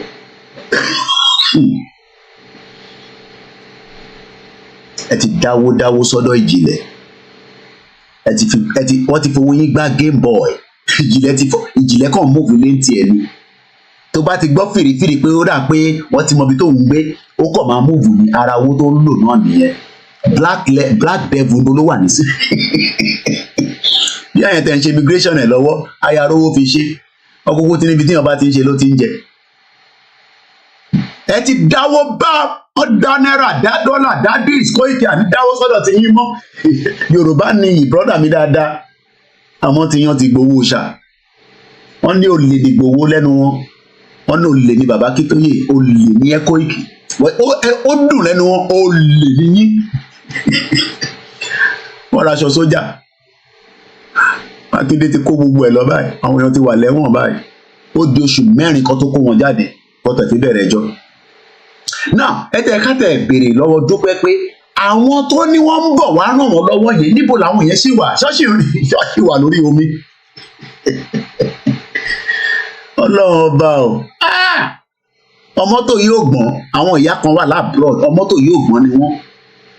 àwọn ìjọra Elizabeth àwọn yẹn Ọlọ́run jọ̀ọ́ gbàdúrà wa Ọlọ́run jọ̀ọ́ gbàdúrà ìyá ẹ̀ má máa padà sórí social media Ọlọ́run jọ̀ọ́ gbàdúrà bẹ́ẹ̀ ni àwọn mùmú wọ́n ti fowó yín mu ẹ̀kọ́ àtàkàrà at least nígbà táwa ṣàgbówó ara walkie-talkie ara dis ànádẹ́ lò wọ́n dẹ̀ ṣe ń lò títí di wákàtí a ṣe flyer a ṣe flags a create awareness àwọn èèyàn jáde àjò alùlù káàkiri evidence pọ̀ bá o àwa ẹ wò èmi ò tọ́jú nǹkan kan sórí social media èmi ṣe mi mo ní social media ni sórí bó ṣe wà ní bíbà ó wà káàkiri bẹ́ẹ̀ lórí cloud ìjọ tèmi àtàwọn ọmọ mi bá ríra láìpẹ́ láì jìnnà ó láwọn task kan tí máa wá gbé fún wọn lórí àwọn kìíní àwa ṣe duplicate jáde lórí fídíò cd dvd ẹ má wọrí máa mọ bí ṣe máa raise owó mi nígbà yẹn màá wá ṣe copy rẹpẹtẹ gbogbo videos mi tàti ń bá bọ̀ ẹlòmíà máa wò báyìí máa pẹ́ rẹ́rẹ́ tí irun àwọn ọmọ yẹn ti sọ̀rọ̀ ṣẹ́rí gbogbo tá à ń sọ tó ń jẹ́ kó penetrate yẹn ó kù díẹ̀ náà ó sì kù díẹ̀ a máa create awareness à ń negotiate pẹ̀lú Tinubu òní ká máa jà a máa jó tá a máa yọ̀ ọ̀dẹ̀ oníkóyèkì ṣe ìjọ nìkan lẹ́ máa fi bá Yorùbá Nation òrí bẹ́ẹ̀ ṣe gbà nísìn òrí bí Dúpẹ́ ṣe mú wá fún yín báyìí Dúpẹ́ fúnra rẹ̀ báyìí ó ti wà ọmọ tó ń pè ní on the run Dúpẹ́ fúnra rẹ̀ gan ti wà ní on the run lọ́wọ́lọ́wọ́ báyìí mo fẹ́ lọ mú image ẹ̀ jáde ẹ má bínú ẹ máa rí ojú ẹ̀ láàárọ̀ ẹ̀ ìyá òfò bàbá mi Adéọlá Samani their pastor is also full with prayers wọ́n máa àdúrà náà ṣe wọ́n ṣe ń ṣépè lọ́ọ́ ṣàdúrà lọ́dọ̀ ìjìnlẹ̀ ẹ lọ máa wojú ìjìnlẹ̀ ó ti wà stress kò tẹ̀ mọ bí táwọn fẹ́ gbà kò tẹ̀ yé mọ́ báyìí bò kò lè come out láti sọ pé òun give up Adélé ti dúró kò sí tẹ́ máa ṣe sí òmùgọ̀ ìbolódó sí ọmọ tó yóò gbọ́n bàbá mi Fẹ́mi Adéyẹmí ní the remaining space àwọn ọ̀tẹ̀ sí nínú space wàláì àní Dúpẹ́ fúnra rẹ̀ gan sẹ̀ wọ́n ló múra bí ẹlẹ́hàá nísìnyí tó bá ń káàkiri báyìí inú ilé tó fi sí bí ẹlẹ́hàá ni ìyá òfò ìyá olórí burúkú tó ní kú síbi táṣọ ẹ̀ wà. ẹ má ṣe rálì kankan mọ́ ṣe rálì mọ́ àṣàwé adẹ́sì mọ́ àwọn wèrè àwọn òsínwín tẹ bá ń gbọ́ òsínwín mo ti ráyè tí wọn dáadáa ẹ tó bá fẹ́ pè wọlé studio number yẹn náà ni ẹ pè wọlé àwọn bomb bastard níbo ni mo tẹ gbé méjì sí gan sef náà pé mo òkè Ramadan ti lọ Palm Sunday ìwà ilé Ekiti deleted Ramadan látọdún o àti parí Ramadan ni ń bọ̀ o náà pé iṣẹ́ mídíà wa kò easy oríṣiríṣi videos archive lání mo dẹ̀ ṣeré lánàá ní tí mo ti gbọ́ wọlé bí mo forúkọ sí ni mo ṣe ti tètè rí báyìí Dúpẹ́ 419 Ọlọ́run ṣèdájọ́ ẹ ká ṣe máa gbẹ́lẹ̀ lọ́mọ bọ̀. Impediment to Yoruba development is the impediment to Oodua development. Without Nigeria, we won't be where we are. 1962, we were far ahead of South Korea and North Korea. We were far ahead of China even. We had television before France. We had radio before South Africa. Now look at where we are today. I think it's a shame that even any Yoruba man can be talking about restructuring at this point in time. What are we restructuring? This country that is already shot to pieces? I don't think that's what we want. But they are always talking about giving Nigeria a chance. The patience of Yoruba with Nigeria has come to an end. Scammer. I'm sure pé Dúpẹ́ àti Afe Babalola pàdípàdé ni wọ́n máa fẹ́ra wọn àwọn scammer. Wọ́n náà wà ládàrin àjọ Yoruba Nation. Abẹ́rẹ́ òkùté.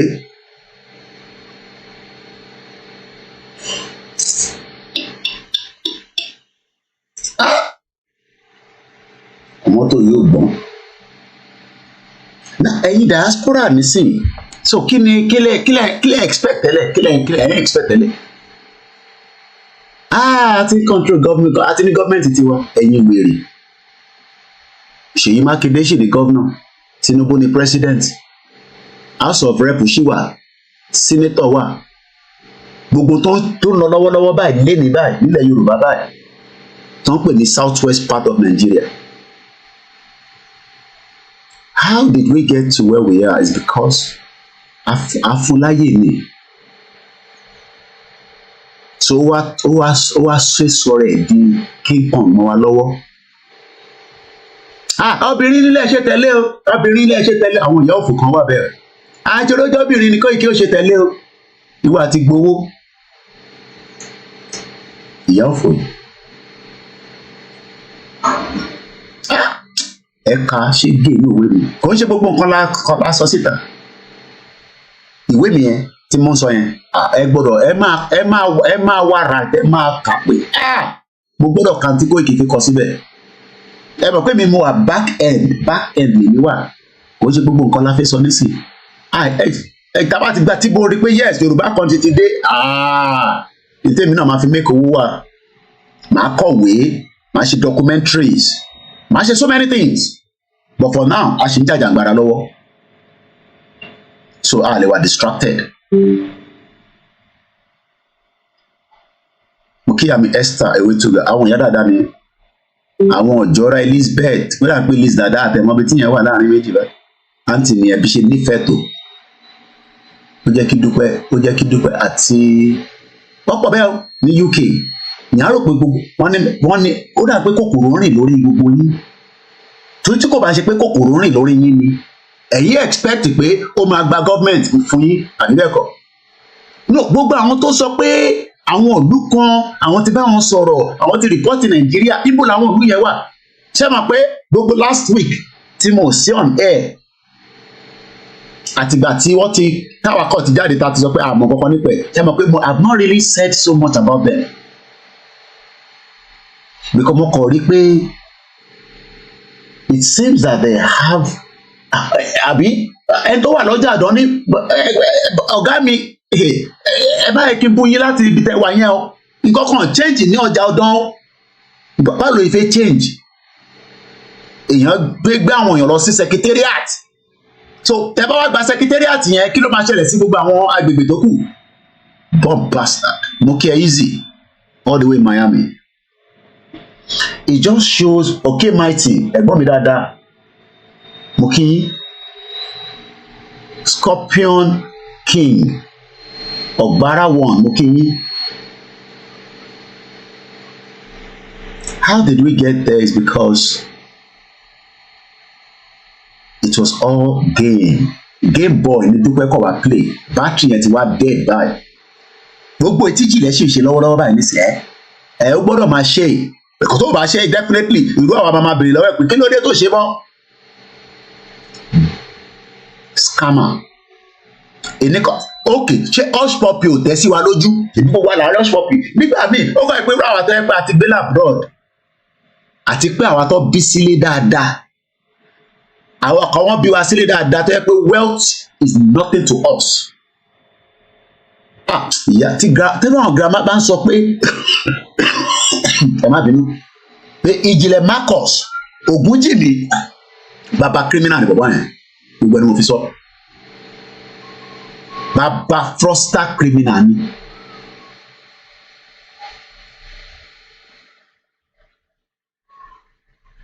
They knew what they were doing. They knew that nothing was coming more than just to come and disrupt Baba Akintoye and IGBOHO and kọ́ dẹ̀ lébẹ́lì wa. Wọ́n gbìyànjú ṣe rántí pé Dúpẹ́ náà máa jáde nígbà tó lóye ń bọ̀ nílé ká fi wá lọ sìnkú àwa ń bá kú lọ nǹkan míì làwọn fi dálẹ̀. A lot of things were happening behind the scene. Tó bá yẹ pé àwa too intelligent ìyá yìí àwọn èṣù kan tó fẹ́ dá sílẹ̀ àwọn evil tó fẹ́ dá sílẹ̀ nígbà bẹ́rẹ̀ àyẹn kò ṣe kékeré but a gbé ohùn síta àwa mídíà pé tẹ́ bá dá nọ́sẹ̀nsì sílẹ̀ àwọn kan ní ẹ̀kọ́ ìkí wọ́n ti raṣọ wọ́n máa penetrate yín wọ́n ní kábíyèsí Elédùmarè kápá píà o.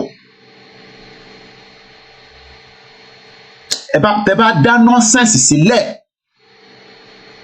There were so many things that they wanted to create. Havoc gidi ni mo sọ o. Wọ́n ṣe pé à ń dìbò ìyá burúkú tẹ̀ ń rí. Havoc tó fẹ́ dá sílẹ̀ nígbà òkú ìyá olóyè Ìgbòho òun ló lọ lọ́nkàn yẹn. The message and the intelligence were just sitting there. Àwa jẹ́ kó yé wọn pé tẹ́ bá dá nonsense sílẹ̀ láàrin òkú yẹn ẹ̀ ní jẹ́ tán. Gbogbo àwọn ọmọ òfò tó yẹ pé a sọ fún pé ẹ ṣe sùúrù wọn náà wọn gbọ́ ìjìnlẹ̀ rédíò àwọn ọ̀dẹ̀ ìjìnlẹ̀ rédíò ní Turkey ó deceive wọn àwọn tó wá dáwó wọ́n ní ṣùgbọ́n àwọn akọ́la lówó bẹ́ẹ̀ ti dáwó nísìn. Lára ilé tí wọ́n wó yẹn tí Dúpẹ́ jókòó sí tí bàbá Oríyọmí Hamzat Oríyọmí Hamzat tí ẹ̀ ń rí yẹn àdúpẹ́ lọ bàbá yẹn ẹ mọ̀ pé lé méjì ni èmi ò mọ̀ nípa the first house tí wọ́n kó gbogbo uniform tí wọ́n náà wọ́n rán tó bá wọn rà. I don't pity the dead but I'm not gonna talk about the dead. Ẹni bá dalẹ̀ máa bá lẹ̀ lónìí. Mẹ́sẹ̀jì ẹ ti yí àwọn tí mò ń bá sọ̀rọ̀. Torí pé ẹ̀yin ò mọ tán sàsíra wọn tó ń ṣàwà. Mo kí iṣó ẹ kó rí bẹ́ẹ̀ sísítà mi ẹ kúṣẹ́ takuntakun. Ọ̀dọ̀ ṣó ẹ kó rí bẹ́ẹ̀ mo ti kọ́kọ́ lọ farabalẹ̀ gbọ́ àwọn analysis kékeré kan. Èèyàn lè mọ̀ tán. Gbọ́ mi yé mo kí sister wa she must have done things that we were not comfortable with in the past ó dẹ̀ ti accept pé òun náà mọ̀ ni but I listen to her I may not comment but I do listen to her and I don't have to call her anymore or have a conversation with her but I do listen to her. Ọ̀dọ̀ ṣó yẹ kó rí bẹ́ẹ̀ mo ti kọ́kọ́ lọ gbọ́ pé pictures tó wà lọ́wọ́ àwọn people yìí níbi tó ti ń sàṣìwà òun ṣe kékeré wọn ní ọlọ́pàá tí kò gbogbo àwọn pictures yẹn lọ tọ́lọ́pàá bá lè bá wa lé gbogbo àwọn pictures yẹn síta irú àwọn picture tiwa times 20 ló máa wà nínú ẹ̀ tó ń ṣoògùn burúkú ìyẹn kò lọ títí àbí kí ló ń pè or whatever her name is olórí ṣé olórí kò lọ kí àkọ èmi ò tẹ́ ń dá wọn mọ̀ wọ́n ní UK ló wà bí àwọn gbàtàjọ́ ń ṣe rally bí a máa rí ìyá yẹn rí bí a physicality bá pàdé ẹ̀ ní peckham báyìí ní sinmi lè má mọ̀ fóun lọ́n pè bẹ́ẹ̀ wọ́n ní olórí kò lọ títí or something like that I don't know am bẹ́ẹ̀ tó bá ní méjì ẹ̀kọ́ bá sẹ́ǹdẹ̀ sí mi máa lọ wo àwọn fídíò tá a ti ṣe ní rally wọ́n máa ń wá rally òun ló gbé ilé tí wọ́n kó aṣọ sójà sí ilé yẹn bíi chalet 9 lọ́pẹ́ or something like that ibẹ̀ ni wọ́n ti gbéra láàárọ̀ pẹ̀lú motorbike táwọn ará àdúgbò rò pé Boko Haram ló wọlé cherry number 1 it shows that ilẹ̀ Yorùbá tá à ń sọ yẹn is a very very useless place in the sense that kò sí security à ń sọ fún yín pé kò sí security ní gbogbo southwest because first and foremost they were able to move from that place ẹ má bínú pa divert program yìí a ti ṣe 3 hours already lórí Afe Babalola tí bá kọ̀ lè ṣe bí another 20 minutes 4 hours tí bá dẹ̀ bó a ṣe máa play audio ìjìnlẹ̀ ìjáyàjáyà lórí Afe Babalola. They moved from that residence and moved straight to secretariat ìyẹn níjọ́ Saturday. Àwọn ará àdúgbò ló wá ń wọ́ndà pé ewu làwọn eléyìí tó dira kùkùkù báyìí ṣáwọn eléyìí ò kì í ṣe Boko Haram. Mo kẹ́ brọ́dà mi ẹ̀gbọ́n mi dáadáa Adébáyọ̀ Òkìkíọ́lá Emmanuel àwọn ẹ̀gbọ́n dáadáa kò ní bàjẹ́ fún ẹ mo kí ẹ ní Ìtàló níbi tó wà mo dẹ̀ bá ń kí ẹ gbogbo àwọn tó ń bẹ ní Ekiti Kiyami Ashabi_pops. Ibẹ̀ ni wọ́n ti fún wọn ní intelligence the second house ti Dúpẹ́ ti make gbogbo script tó ń ṣe. Mo sọ fún yín pé script ni. She played the script very well. Àwọn tó kọ script yẹn fún wọ́n bá write dáadáa ó dẹ̀ play script yẹn. But many gullibles fall for that script. Àwa kan ti rí script yẹn pé ọmọ kí lè rò pé ń ṣe ìyá yìí ní 21st century ọmọ gbé ẹsẹ̀ gbẹ́járe. We pull out straight away because we realized that there was nothing in there than just rhetorics and illusion. Oh yes, mo ti ní kẹ́ pè wọlé látẹ̀kan. I hold anybody láti pè wọlé. Ẹ̀yin lẹ fi pè wọlé. Mo dẹ̀ lè force anybody láti pè wọlé. Ẹni tó bá fi pè á pè wọlé. Nọ́mbà yẹn ó wà covered because of the olórí burúkú yẹtẹ ọ̀gbun wa látẹ̀kan ẹ̀jẹ̀ rename ẹ̀. Dúpẹ́ 419 ní máa pè 419 grandma mi à ní 419 times 2. So tí bá yọ Dúpẹ́ kúrò for now nọ́mbà yẹn ni +44 7404405917. Mo fẹ́ fi nọ́mbà mo fẹ́ fojú Dúpẹ́ padà sí tí òun la sì ń sọ̀rọ̀ lórí ẹ̀. Ṣé ẹ kọ́ rí bẹ́ẹ̀ ló jẹ́ ká mọ̀ pé ìyá ẹ̀ tó máa ń sọ pé ṣé mọ̀ pé wọ́n máa ní bàbá dúdú dùbọ́ǹkà bàbá dúdú àṣàwọn gan ń ṣe nǹkan dúdú rẹpẹtẹ. Inú ilé tí wọ́n ń lò yẹn tán ní olórí kò lọ títí or whatever her name is ẹ̀hàn pé mi ò dá wọn mọ̀ lọ títí. Inú ilé ìyá yẹn lọ ti ń sa oògùn oríṣiríṣi àtẹ́gùn oríṣiríṣi tó ń lò tó fi ń bára wọn jà tó ń ṣàwà eégún oríṣiríṣi. Ẹ̀dọ̀ mọ̀ pé iṣẹ́ tẹ́gùn máa ń ṣe ni pé wọ́n á ní kó lọ nàyàn lójú oorun. Ọlọ́run ló ní kí àdúrà pọ̀ fún gbogbo àwa tí a jẹ́ real campaigners. Eégún ọba máa nà wá lójú oorun ni. Ó lè jẹ́ pé gbàdégún yẹn dé lóò pé kò ń ṣe ra àwọn ilé lòun máa nà torí ọmọ ọkọ ilẹ̀ Yorùbá gidi làwọn ilé eégún yẹn padà síbi tó gbé wá. Elizabeth ìjọra yẹn mú mọ́ dáadáa.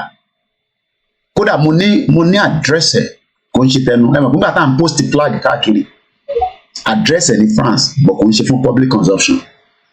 Àwọn ìyá òfò yẹn ìyẹn tẹ̀lé fún àwọn ìyá yẹn ní brain wọ́n ti wà àwọn náà ti ní the same as àwọn ọlọ́pọlọ tí Afe Babalola ní. Mo kí Ayọ̀túndé Olúwafájì ẹ bá fi nọ́mbà síta ẹ̀yin tí ẹ jẹ́ Koiki Media team ẹ bá di nọ́mbà síta. Ìyá mi Ọlájíre Joseph, a lot of the people don't really know about the death. They are just ranting anyhow. But God Almighty Father who created heaven and earth and also owns our life is the one giving judgment accordingly to our deeds, to humanity. Tó o bá fẹ́ ṣe má tẹ̀ bọ́dà láti torí ìbọ̀ òun lọ̀rọ̀ tá à ń ṣe. Ṣítù ọmọ òbí mo kí brother mi. People think that Yoruba Nation is just one thing that come out. Yoruba Nation, la la la la la la. No, put your bell on. If you don't want to get involved, just stay back. But kò wá sínú ẹ̀, kò wá ní o fẹ́ fi deceive àwọn èèyàn. Dúpẹ́, wọ́n máa arrest ẹ̀. Àkọ́tí mo bàtọ́ máa arrest ẹ̀. But there is a game being played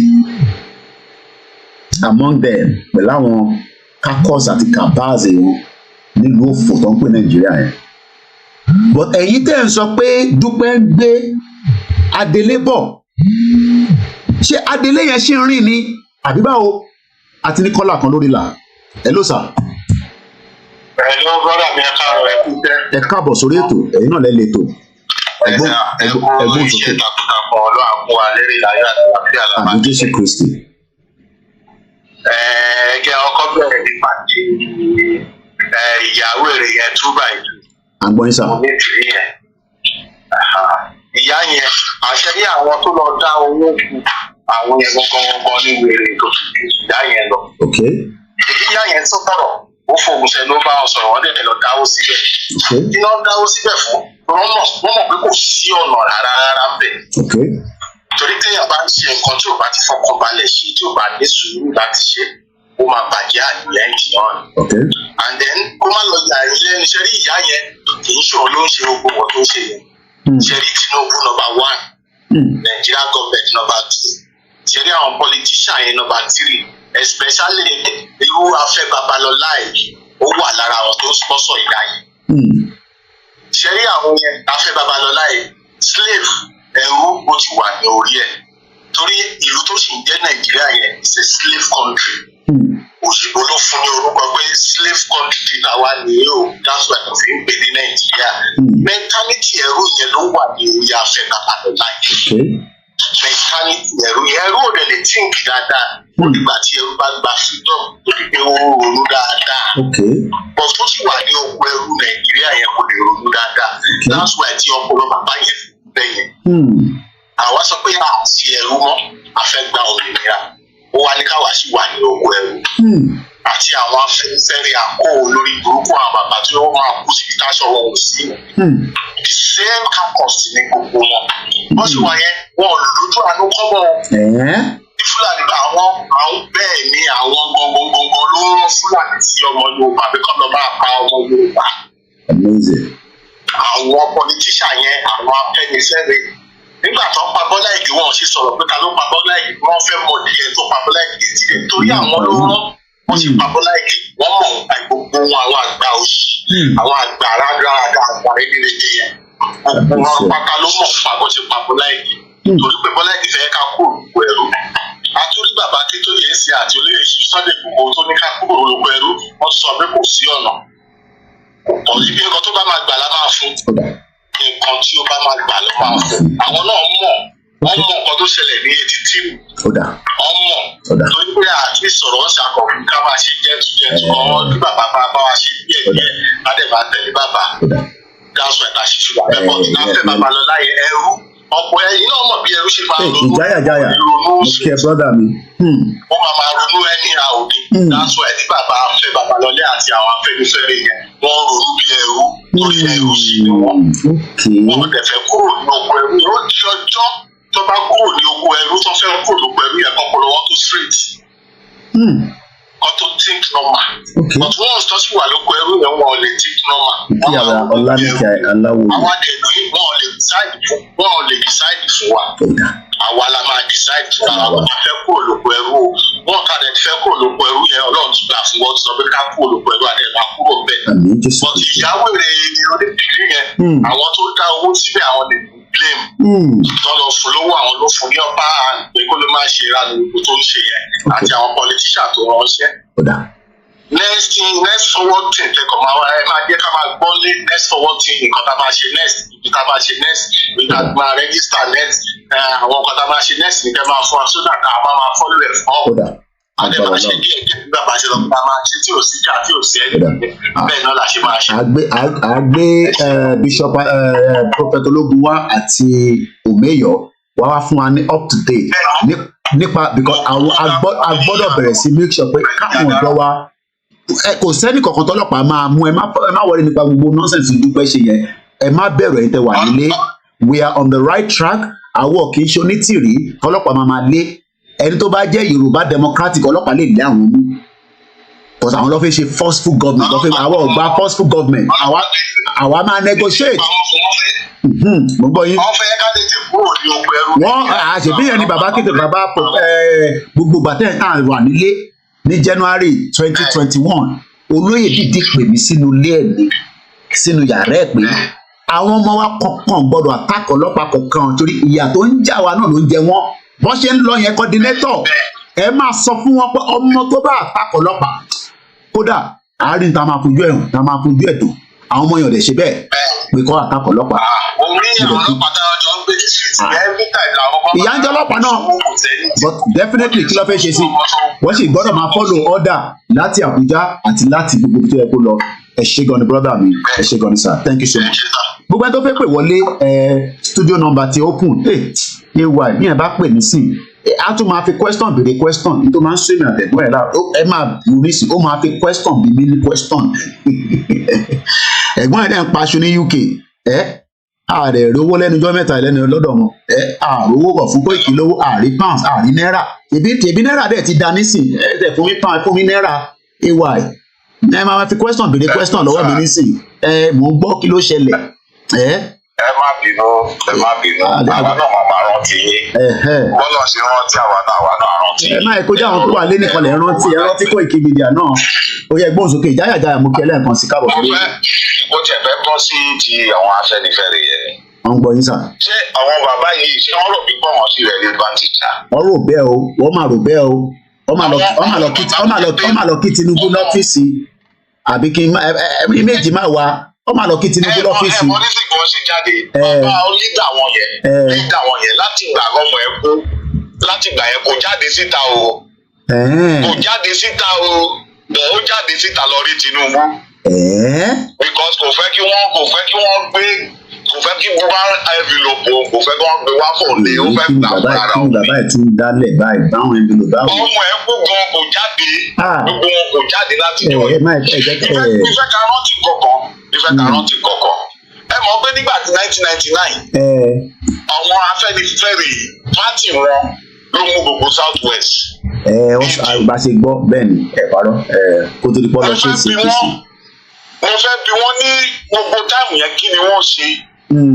ẹ mọ̀ pé wọ́n ní opportunity láti kọ́ fún regional kí wọ́n ṣe restructure òsì tí wọ́n láwọn fẹ́ ṣe restructure bẹ́ẹ̀ ni. because wọ́n ní agbára because àwọn ló ní gbogbo 6 states yẹn. gbogbo wọn plan láti lè máa fúnra wọn ní pension for life. ó ní wọ́n bá kiri títí kí Ọbásanjọ́ mọ̀ wọ́n ó mọ̀ kó lè fi wọ́n títí kó fi báyé wọn jẹ́. ọpẹ́lọpẹ́ Tinubu nìkan ló dá dúró nu gbogbo wọn. mo fẹ́ wá bí wọ́n question kan again. nígbà tí Gani Adams bọ́ síta ó lóun gbọ́ pé wọ́n ní ó dàbí Ìgbòho ni wọ́n ní ó pa Bọ́lá Ìgè. àgbọ̀ bẹ́ẹ̀. ṣebí Bọ́lá Ìgè lídà wọn ni. kí ló fà kí Bọ́lá Ìgè ṣe kú táìmù yẹn ẹ rántí ó resign kúrò ní under gọ́ọ̀mẹ̀ntì Ọbásanjọ́ ó ní appointment ní law court United Nations fún ní appointment ó bó wá sọ fún nǹkan tó fi resign fún Ọbásanjọ́ nìyẹn o bàbá yẹn ìgbà yẹn àwọn AD àwọn kọ̀ọ̀kan nu wọn bínú pé wáyé kó ti máa resign ó ní òun fẹ́ wọ́n fún ní appointment níbẹ̀ ní world court. Second ó lóun fẹ́ lọ tú AD ṣe pé election ń bọ̀ ó ní AD tí ń bàjẹ́ ní gbogbo South West nígbà yẹn ó lóun fẹ́ lọ tú party yẹn ṣe wíìkì yẹn ni wọ́n lọ pálé o. àwọn Afẹ́nifẹ́re láti jọ yìí wọn ò ṣe protest Gani jáde síta ó lóun gbọ́ pé ó dàbí Ìgbòho òun gbọ́ pé. wọ́n ní kéèsì ti wà ní court ẹ má ẹ̀ka tún mẹ́nu lọ síbẹ̀ lọ títí ẹ mọ̀ pé kéèsì ti wà ní court bọ̀ mú gbádùn yín.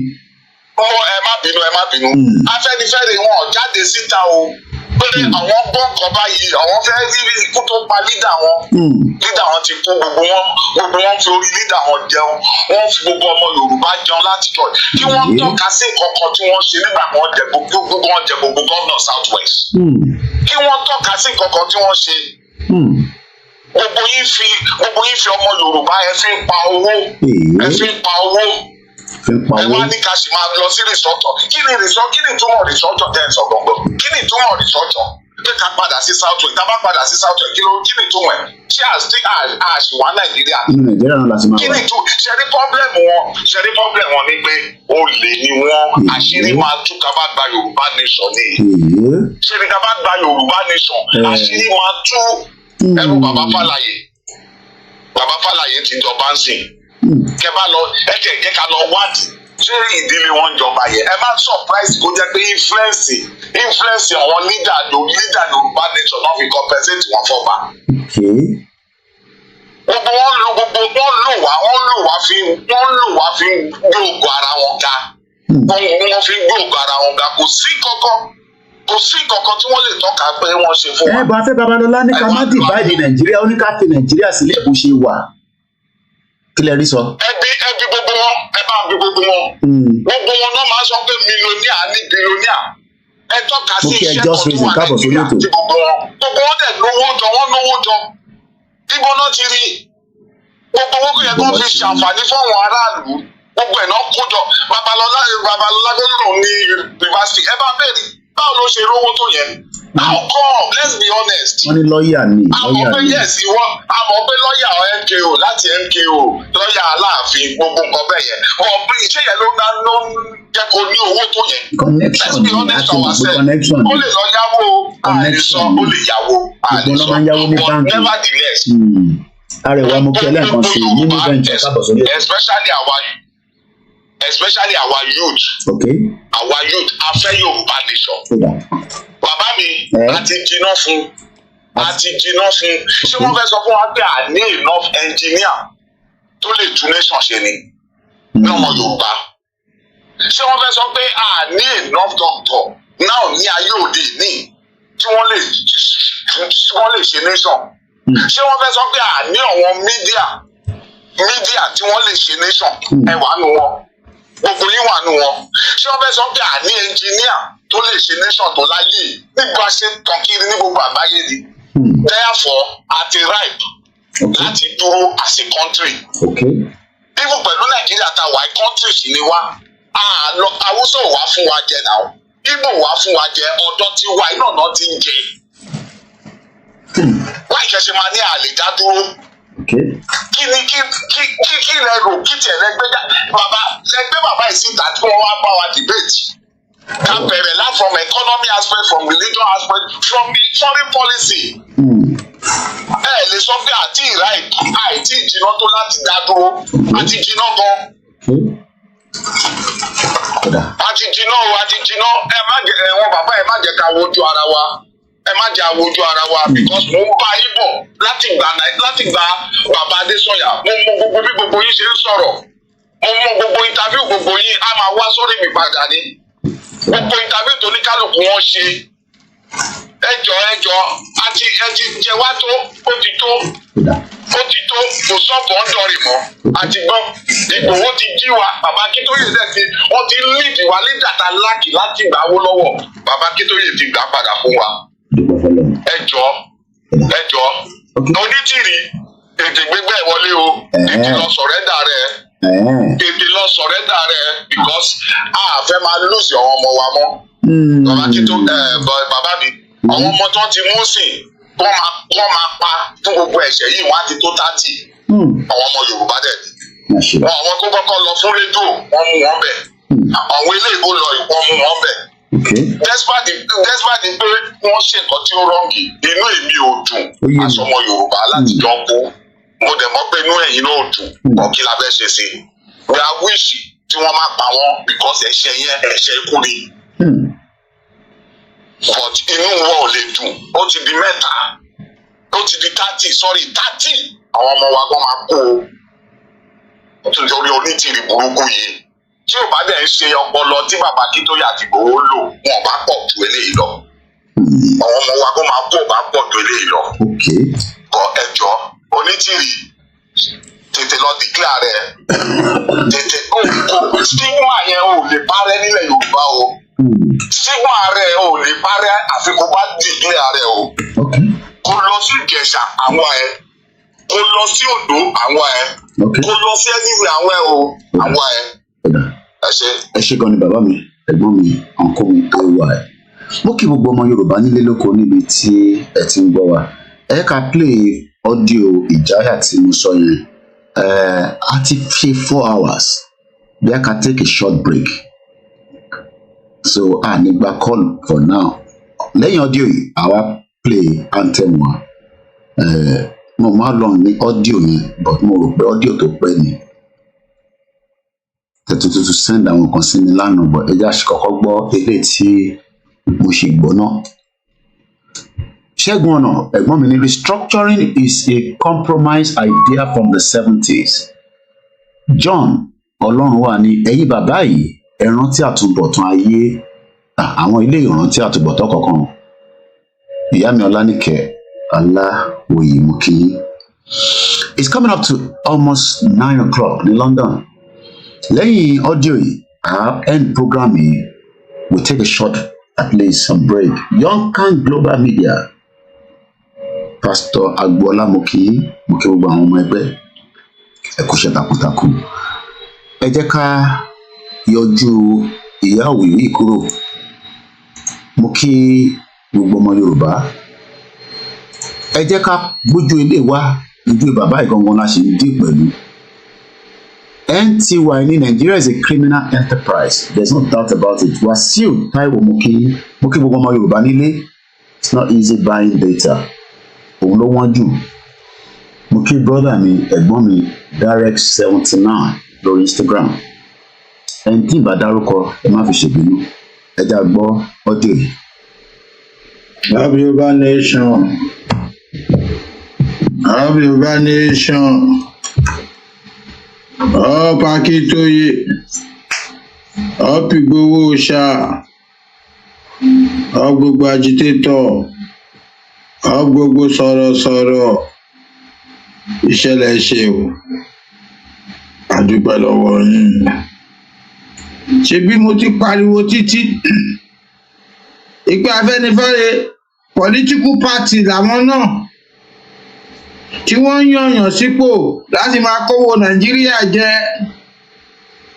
Gbogbo àwọn bàbá tó wà l'Afẹ́nifẹ́re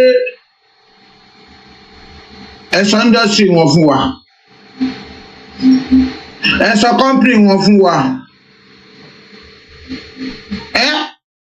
Ẹ sọ factory wọn fún wa. Àwọn Afẹ́nifẹ́re Afẹ́nifẹ́ bí ni wọ́n o. Wọn ò nífẹ̀ẹ́ ọmọ Yorùbá. Àwọn ò jà fọ́mọ Yorùbá. Ìjẹkújẹ àtẹ́nù làwọn bàbá yẹn jà fún. Owó tó bàbá wá láti federal government ló ń jà fún. Ẹ ń sùn ni. Ẹ jí. Ẹ wo bó ṣe ń lọ. Eégún àtìrò wọlé, èèyàn àtìrò jáde. Ṣẹ́rọ̀ ò tí ì sọ̀rọ̀ ẹ̀.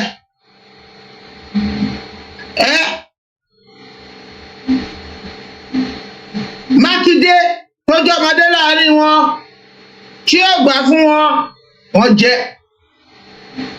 Ẹ wá ní kọ́mọdé wá jọ yìí. Ọmọdé tó wà ní ẹ̀jẹ̀ ni náà. Àbí kí là ń sọ? Ṣẹ́yìn ò rí pé restructure lè tó Nàìjíríà ní àbí tá a bá pín. Ṣẹ́yìn ò mọ̀ pọ́ndé restructure Fulani can live anywhere in Nigeria. Ẹ ń sùn ni. Under restructure it's still the same system.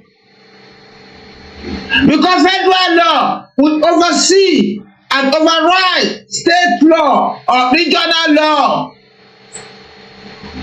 Afẹ́nifẹ́ bí.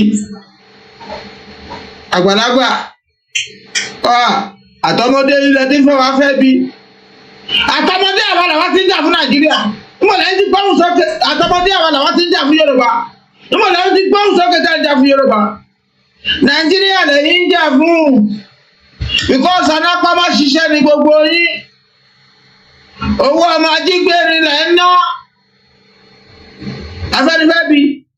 Àwọn òfẹ́ restructure. Tẹ́ ẹ̀ bá dẹ̀ change ohun, you are not representing us. Power belongs to the people. Afẹ́nifẹ́ bí. Gbogbo yín darúgbó tíjẹkújẹ a lè sọ nǹkan gidi nípa yín. Ẹ̀yin bàbá yìí. Ẹ̀yin bàbá yìí. Ìkà ni o. Ìkà ni o. Owó apárokó gájú kọ́lọ́ o. Ẹnì ọkọ̀ ní láti gorí ebè o. Tẹ́ bá ṣòótọ́ Afẹ́nifẹ́ bí. Ìkà lẹ́yìn bàbá yìí o. Àgbàlagbà ìkà máa níyìn. Ìkà máa níyìn. Ìkà máa níyìn. Ẹ jókòó sí di màdàrú darúgbó. Political party ní ẹ̀dà fún Nàìjíríà. Ẹ̀yin náà máa wá bá gọ́ọ̀mẹ̀ jẹ sínétọ̀.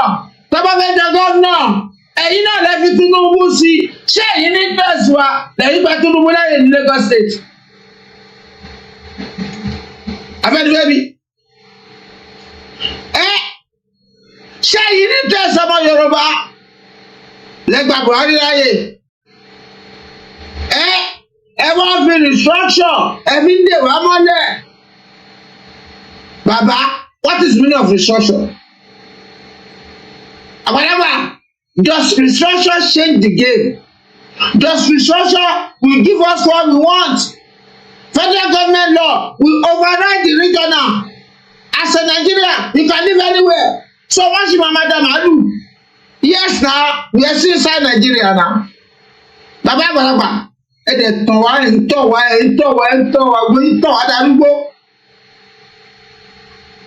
from today on, AFENIFERE is not representing Yoruba, or AFENIFERE, they are not representing us. Yes, we sack them to representing us. We sack AFENIFERE as a representative of Yoruba from today, 30 of April 2024. Every Yoruba people sack AFENIFERE as our representative. They are not speaking for us no more. They speak for themselves from today on. By public demand, Yoruba Nation voice, Yoruba people's voice, both Arugbo, Omoge, Atagbagbaga, we dissolve AFENIFERE, we sack them. They are not representing Yoruba from today, 30 of April 2024. Henceforth, full stop.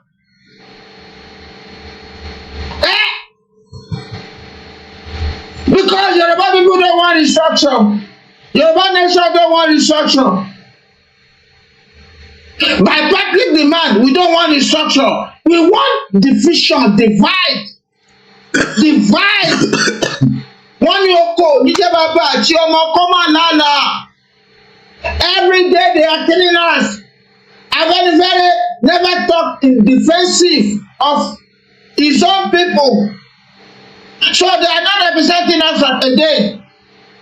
From today, 30 of April 2024, every activity or engagement or event of AFENIFERE, they are not representing Yoruba. We don't want them. We have to say, up Yoruba Nation, Atangolisi ni up Yoruba Nation. Atangolisi ni na, nǹkan tí wọ́n fẹ́ kọ́lẹ̀ yìí fẹ́, political party ni, struggle fighter lawa, to liberate our people. Because why are we inside Nigeria? It's a British formation. British must go. We don't want them no more. British must go. Why did they put us together to start with?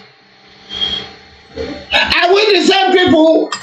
So they are the cause of the problem. Genesis. Nigeria is a scam. We have to defy by force, by fire. Enough is enough. And when we interpret amalgamation, ipe àwọn ò lè kúrò nínú nǹkan kan. It's a written that we put on the paper. If we disagree, we can tear it, we can shed it away. We can throw it to the water. Ọlọ́run ò so wá pọ̀. Why? Tí paper máa so wá pọ̀.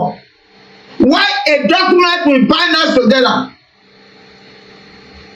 And they did not colonize us. They negotiate with our monarchy. That is why we still have our monarchy today. Ẹ̀yin idiot tell misinterpret. Tẹ́sán pé àwọn ò lè kúrò nínú Nàìjíríà. Are you okay? Are you okay? Are we Nigeria before 1914? And 2014, no more Nigeria. Yes. They put it there. We have to renegotiate. And we are ready to renegotiate our exit. Our exit. Of Yoruba Nation. Of Yoruba Nation. Of Yoruba Nation. Thank you, gbogbo agitator. Thank you, Mr. Ola or Dr. Ola. Thank you so much, sir. Thank you so much. Thank you, Koiki. Thank you, Dara. Thank you, Lady K. Baba Ekiti. Ọmọ Lucas. Mas B. Àdúpẹ́ lọ́wọ́ gbogbo yín o. Iṣẹ́ lẹ̀ ń ṣe o. Ẹ gbà bẹ́ẹ̀. Ọ̀pọ̀ olórí. Akintoye. Thank you, Igboho Oòṣà. Thank you, Igboho Oòṣà. Thank you, Igboho Oòṣà. Báwa fóun ránṣẹ́. Oòṣà àgbàlagbà. Báwa fóun ránṣẹ́. Níbi tó ti ń dààmú wọn lọ́wọ́ sí i. Kíkàkíkà ti sọ. Ohun ẹ lásán. Gbà ìdánni fún wa. Yes o. Thank you. Thank gbogbo group. Àdúpẹ́ lọ́wọ́ gbogbo yín o. Thank you Ìjáyà àwọn ẹ̀jẹ̀. Kò sí wẹ̀rẹ̀. A máa gba Yorùbá Nation. Ẹ má jà sí wòtòwòtò. Níbo ànádà. Ṣẹ́rẹ́ ẹnu yìí. A máa pariwo fáyé tá a máa fi lọ. Ẹ gbà bẹ́ẹ̀. Thank you all. Thank you supporters. Ẹ bá wa dáwó sí YSDM. Ẹ dá owó sí YSDM. Kọ́ lè rí owó máa ṣe gbogbo nǹkan tí ẹ kọ́ ṣe fún wa. Ojú lásán ṣe wèrè. Ẹnu náà ṣe o. Òmìnira àìkọ́ ńlá ni o. Yoruba Nation. Yoruba Nation. Gbogbo olórí. Thank you. Ìjáyà Sunday. Thank you.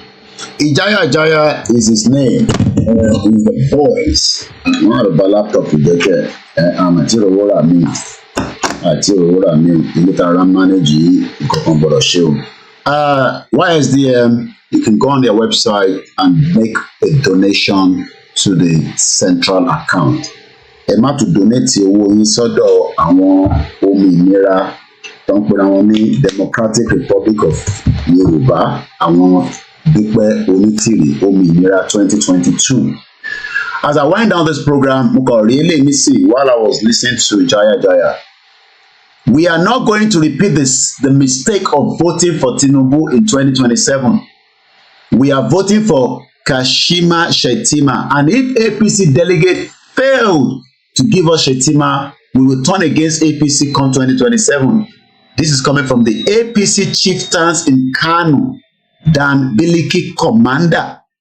Èdè Hausa ló fi sọ, èmi ò gbọ́n tó sọ, bọ́ ara àwọn Hausa ara wọn tó ń pè ní Abdulaziz Nabila ìyẹn láti ní mú kí Gani Olóyèdé, bẹ́ẹ̀ ni mú kí brother wa Gani Alágbàlá ọkùnṣẹ́ takuntakun. We are not going to repeat the mistake of voting Tinubu in 2027. But vote fún Tinubu ní timeline. After that timeline, ojú gbogbo ọmọ Yorùbá máa là dáadáa ju bí a ṣe ń pariwo lọ. He has the opportunity to change the course of things. We will continue to pray for him. Bó bá wọn àwọn Igbo kan bú Tinubu, àwọn ní bú Tinubu, èèyàn wa náà ṣe ní àníbù. Because he has what it takes. Àti ìdílé kan sọ pé Koiki látàárọ̀ ó yẹ kí mi náà lọ sí sleep mode.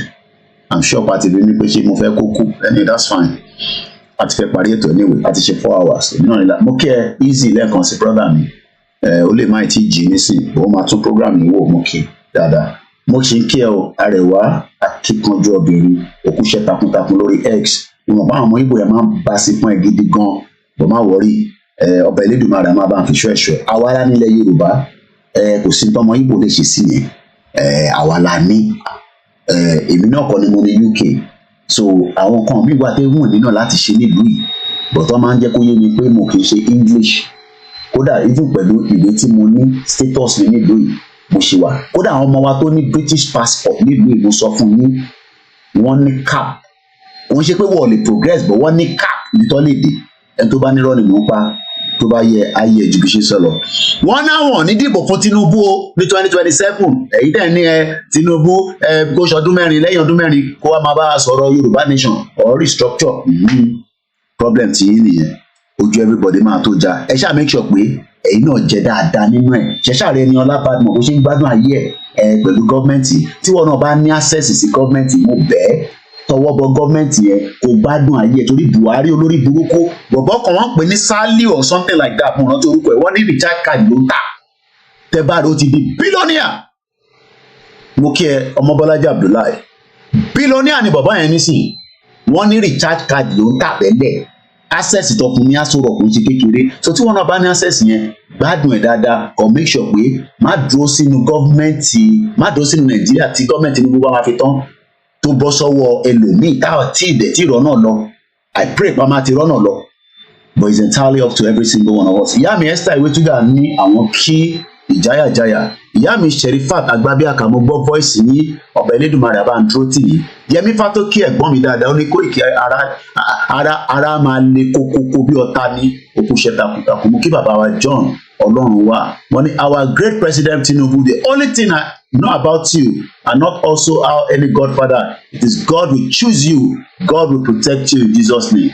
Ikú kan nípa Tinubu bẹ́ẹ̀ ni ẹni tó bá ń rokú pa Tinubu ikú kan lè pa bẹ́ẹ̀ la sọ you might not agree with him but ikú kan ọ̀dọ́ tó bá kú nísìn Shettima di president ni ẹ kàn ń sọ pé ẹ lọ mọ́ ọmọ Yorùbá mi wà kó wá di president òun lẹ ti ń gbọ́ táwọn máa ń là ń sọ nísìn pé àwọn ò ní jẹ́ kí Tinubu di president after 2027 ẹja gbọ́dé tó fi sọ àkókò gbọ́ra wa yé tẹ́lẹ̀ náà ìyẹn náà la ṣe ní ká pín èdè Haúsá ló fi sọ̀rọ̀ wàá ti ṣe English translation.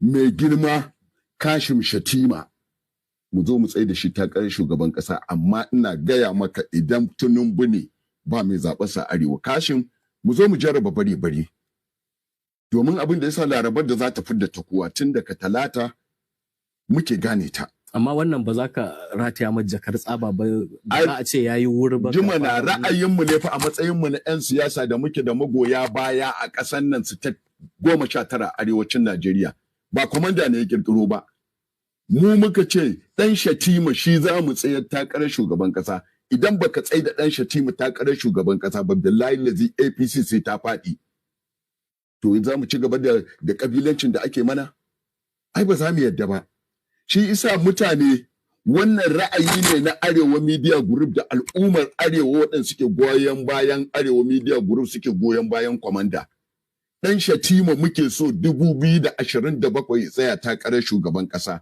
kuma muna faɗa wa delegate muna faɗa waɗannan gwamnonin da ba su da amfani domin ku ne da delegate wallahi mutukar ba ku tsaye mana da kashin ba to ba za mu APC ba domin babu saukakkiya a cikin siyasan nan kuma babu wacce aka haife ta tare da mu ra'ayi ne muka ga ya dace za mu yi saboda wasu al'umma amma komanda mu kalli tsawon lokacin da shi àkókò mọ́ tó sọ mo kí àmì Ọlájírè Joseph ẹ̀ṣinmọ́ ni ẹ jẹ́ ká wá ìnìtò yẹn wálẹ̀ báyìí àwa ti kí translation ẹ̀ èmi ò gbá Hausa but n tó sọ ni pé we are not going to repeat the mistake of voting Tinubu in 2027 we are voting for Kashim Shettima that means pé Kashim Shettima ló gbọ́dọ̀ jẹ́ president ó gbọ́dọ̀ mú sílẹ̀ ní primaries not Tinubu wọ́n ní tó bá jẹ́ pé ó tún máa wá gbé Shettima àti Tinubu wá wọ́n náà wọn àti Shettima àti Tinubu àwọn onídìbò fún wọn arákùnrin tó ń sọ̀rọ̀ yìí ẹ lè ní àwọn eléyìí ò dákan mọ́ àwọn eléyìí mọ́ local politics o òun ni APC chairman or chieftains ní Kano local politics làwọn eléyìí play ẹ̀mọ̀ báwọn tí wọ́n lọ́hùn wọ ọ̀gbọ́n kankan Gàmbàrí ní pọ̀ nù gbogbo àwọn ọmọ tó ń tẹ̀lé wọn ní north yẹn àwa láti lè máa yọbọ ìtàn ibi tó bá ní wọn lọ lọ o ṣìkèné 4 hours 17 minutes mo kí gbogbo wa lẹ́ẹ̀kan sí o ilẹ̀ Yorùbá wọ́n nígbà mọ́ wa lọ́wọ́ o ẹ túbọ̀ kún fàdúrà o ẹ má ká fi àdúrà sílẹ̀ and like I always say má criticize the Christian má criticize ìṣẹ̀ṣe má criticize Mùsùlùmí fi wọ́n sílẹ̀ jẹ́ kó lúkàlùkù ṣe tó mọ̀ ṣe tiẹ̀ ni pé gbàdúrà kọ́lọ́hún Jésù Kristi kó fún wa ṣe Jésù tó bá mú wá kò lè fix Nàìjíríà kò ní aláwọn yẹn lórí platform wa mo ti sọ fún yín mo dẹ̀ mọ àwọn tó máa ń ṣe and I've cautioned them mo máa ń rí yín náà ní gbogbo other platform náà leave Jesus alone for those that are worshiping Jesus leave them alone leave them alone leave those that want to worship Islam alone fi wọ́n sílẹ̀ problem tí ẹ kọ́ nìyẹn problem tiẹ̀ ni pé bó ṣe máa bá a máa polongo bí a ṣe máa bọ́ kúrò nínú wàhálà tá a wà nú ẹ̀. Mo kí gbogbo lílẹ̀ nǹkan sí o. Thanks so much for every single one of you that took your time this morning to stay with us throughout the program. Baba Adebayo ni I stand with CSI. Ẹ ká gbójú CSI náà wọlé. Máa ń kojú àwọn bàbá yìí nìkan lákọ̀ gbé wá láti àtàárọ̀. Kojú CSI náà tẹ̀ wọlé sínú program. Tó a ti kí dáadáa láàárọ̀ yìí. Mo farabalẹ̀ mo kí dáadáa. Tó nígbà mi a gbọ́dọ̀ yìn ká kí. Torí pé èèyàn tó dúró fún wa báyìí. Máa ń sọ lè understand ẹ̀. Mo ní sometimes máa ń béèrè pé ṣé olówó ni CSI. Bébí ṣe máa ń rí tó ṣe operate nínú ọgbà ẹ̀. Olówó kì í ṣe bóun ṣe ń ṣe yẹn. But bọ́lọ̀ ṣe dá nìyẹn. Ọ̀tún máa wọ́n dà nígbà mí pé tí màá yìí ilé àwa problem this. Kódà àwọn tó tún rọ ta íńtánẹ́ẹ̀tì fún wa. Ní Nàìjíríà yẹn chief okú rọjú. Mo ní ṣe fún íńtánẹ́ẹ̀tì yóò ṣiṣẹ́ íńtánẹ́ẹ̀tì tó gbé fún wa yóò ṣiṣẹ́. Àwọn ọmọ yẹn dẹ̀ mọ̀ pé kò ṣiṣẹ́. Kàn jáwó gbà lọ́wọ́ bàbá yìí jáwó gbà òun dẹ̀ kókó dákan mọ̀. Èèlò ni ti káwó fún wọn ti kó fún wọn. Wọ́n mọ bó ṣe ń gbowó lọ́wọ́ ẹ̀. Nínú ilé ẹ̀yìn lọ́ọ̀ láìkè mi. Ìyẹn náà lọ́sẹ̀ ń bá mi jà títí. Láìkè mi ojú ayé lọ́ ṣe. Èyí tó ṣojú ayé ọba Elédùmarè ti mú lọ. Èmi ò ní sọ jù bẹ́ẹ̀ lọ. Èyí tó ṣojú ayé ọba Elédùmarè ti kí ni ó ti mú lọ. Tó bá wọn ẹni kò tán mẹ̀sì problem ti ẹni ẹ̀kan ṣe problem ti èmi lè ní gbé inú ilé wọn. Èmi mo mọ tó fojú mi rí. So kò lè yé ẹ̀yin kò lè yé yín. Kò ní yé yín èmi nìkan ló máa yé ọ̀kùn ń sọ̀rọ̀ ẹ̀mí. Ìyẹn ó wà nínú ìwé tá a máa kọ síta fún yín. Kò lè yé yín kí n sọ lóko àbí mo ń bọ̀. Mo kí gbogbo alẹ́ kan sí pé Elédùmarè wà pẹ̀lú wa. Thanks so much for the breakfast. Ó ju breakfast lọ ìta ṣe láàárọ̀ ìgan. Ó ti fi máa lọ́wọ́ lunch gan. Níbi kan lọ fẹ̀gbẹ́ lélẹ̀. Ní ìtẹ̀sùn gan kí n lie down sórí bed. Àkókò níṣẹ́. Ẹ ti náà níṣẹ́. Níṣẹ́. Èyí tí mo ń ṣe náà kò ń ṣiṣẹ́. Tó bá yẹ pé mo lọ síbi iṣẹ́ nísìnyí. Àwọn tó bá ti lọ bí iṣẹ́ láàárọ̀ yìí nísìnyí. Wọ́n ti jẹ gbèsè 4 hours 20 minutes. That's almost £50 lọ́ máa san fún mi. At £11. At a máa tó £55. 4 hours, £40, £10 mẹ́rin. Bá ṣe máa ń calculate owó nílùú ènìyàn. Ọ̀wá mú £1 orí ẹ̀ mẹ́rin, ó di 45. Ó dẹ̀ ti fẹ́ wọ ẹlòmíà dẹ̀ tún dọ́gbọ́n. Á jẹ́ káwáàsì yẹn kó pé 5 hours. Kọ́ lè san £50 fún ní next week. Iṣẹ́ tó bá dẹ̀ ṣe nílùú ló máa gbowó ẹ̀. Ìtawà ṣe à ń ṣe fún ọba Elédùmarè. Àdẹ̀dúpẹ́ lọ́wọ́ àwọn tí wọ́n sọ pé Kóìkì ní tó pọ̀ £20, £2, 20,000. 3,000 ààrẹ ni fún 500 naira àdúpẹ́ tí wọn bá wọn wá ọ̀nà tó fẹ́ fi support tó o mọ̀ bí tó fẹ́ support sí yàtọ̀ sí ti YSZM tó jẹ́ central tó jẹ́ ti Koiki Media ẹ̀wọ̀n lè lé lẹ́ẹ̀kan sí ká tó máa lọ tí bá máa padà wá nísìnyí a máa play anthem yẹn lẹ́ẹ̀kan ni ká lè máa tẹ̀síwájú tá a bá ní strength a padà wá tá a bá ti padà wá á jẹ́ pé a ti cover àtàárọ̀ ọ̀nà tọ̀sán nìyẹn gbogbo ẹni tẹ́ máa bá wa tún wò ẹ comment ẹ share ẹ jẹ́ kí ó débi tó yẹ kó dé Koiki fídíò yìí ti gùn jù ẹ̀wọ́n àwọn tó máa bá yín slice wọ́n máa ń slice fídíò ni tẹ́ bá fún wa ní gbogbo resources ó yẹ káwọn ọmọ wa náà a ní káwọn ọlọ́mọ mi kan iṣẹ́ ta sọ fún kó máa ṣe nìyẹn kó máa yọ mẹ́rin short fídíò nínú ìta bá ṣe but ẹ mọ̀ gbogbo kinní náà iṣẹ́ orí wú ló ń ṣe kinní kan ẹ support wa káwọn náà lè ṣe kinní ká lè support dáadáa fún àwọn ọmọ tó ń bá wa ṣiṣẹ́ so mo wá ń tẹ̀mù yẹn ni o tí wọ́n máa padà wá nísìnyí èmi àtà ń tẹ̀mù yẹn lájọ máa padà wá but sometimes mo máa ń wábi tó wà ẹrù ti pọ̀ jù lórí software yìí mo kí olóyè lẹ́ẹ̀kan sí ọba Elédùmarè ò ní fẹ́ sílẹ̀ abáńdó ti yàwó àtàwọn ọmọ ẹ̀ mo kí bàbá Professor Adébánjí Akíntóyè lágbára Elédùmarè ọba tó lè ní tó lànà kò ní fi wá sílẹ̀ gbogbo ẹni tó bá ní ìta ń sọ kò tẹ́wọn lọ́rùn tó bá jẹ́ pé UK ló wà ó kọ̀ yẹ pé wọ́n máa rescue ẹni jábọ́ sí London Bridge tó bá dẹ̀ wà ní Nàìjíríà lọ sí 3rd Milan Bridge kò jábọ́ síbẹ̀ tó bá dẹ̀ pa Amẹ́ríkà náà ní New York Bridge kò jábọ́ síbẹ̀ torí pé kí ni èyí tá a sọ àwọn onílẹ̀ ti gbà mọ́ wa lọ́wọ́ Ọmọbọ́lájí Abdullahi Mukẹ́ ó dàbọ̀.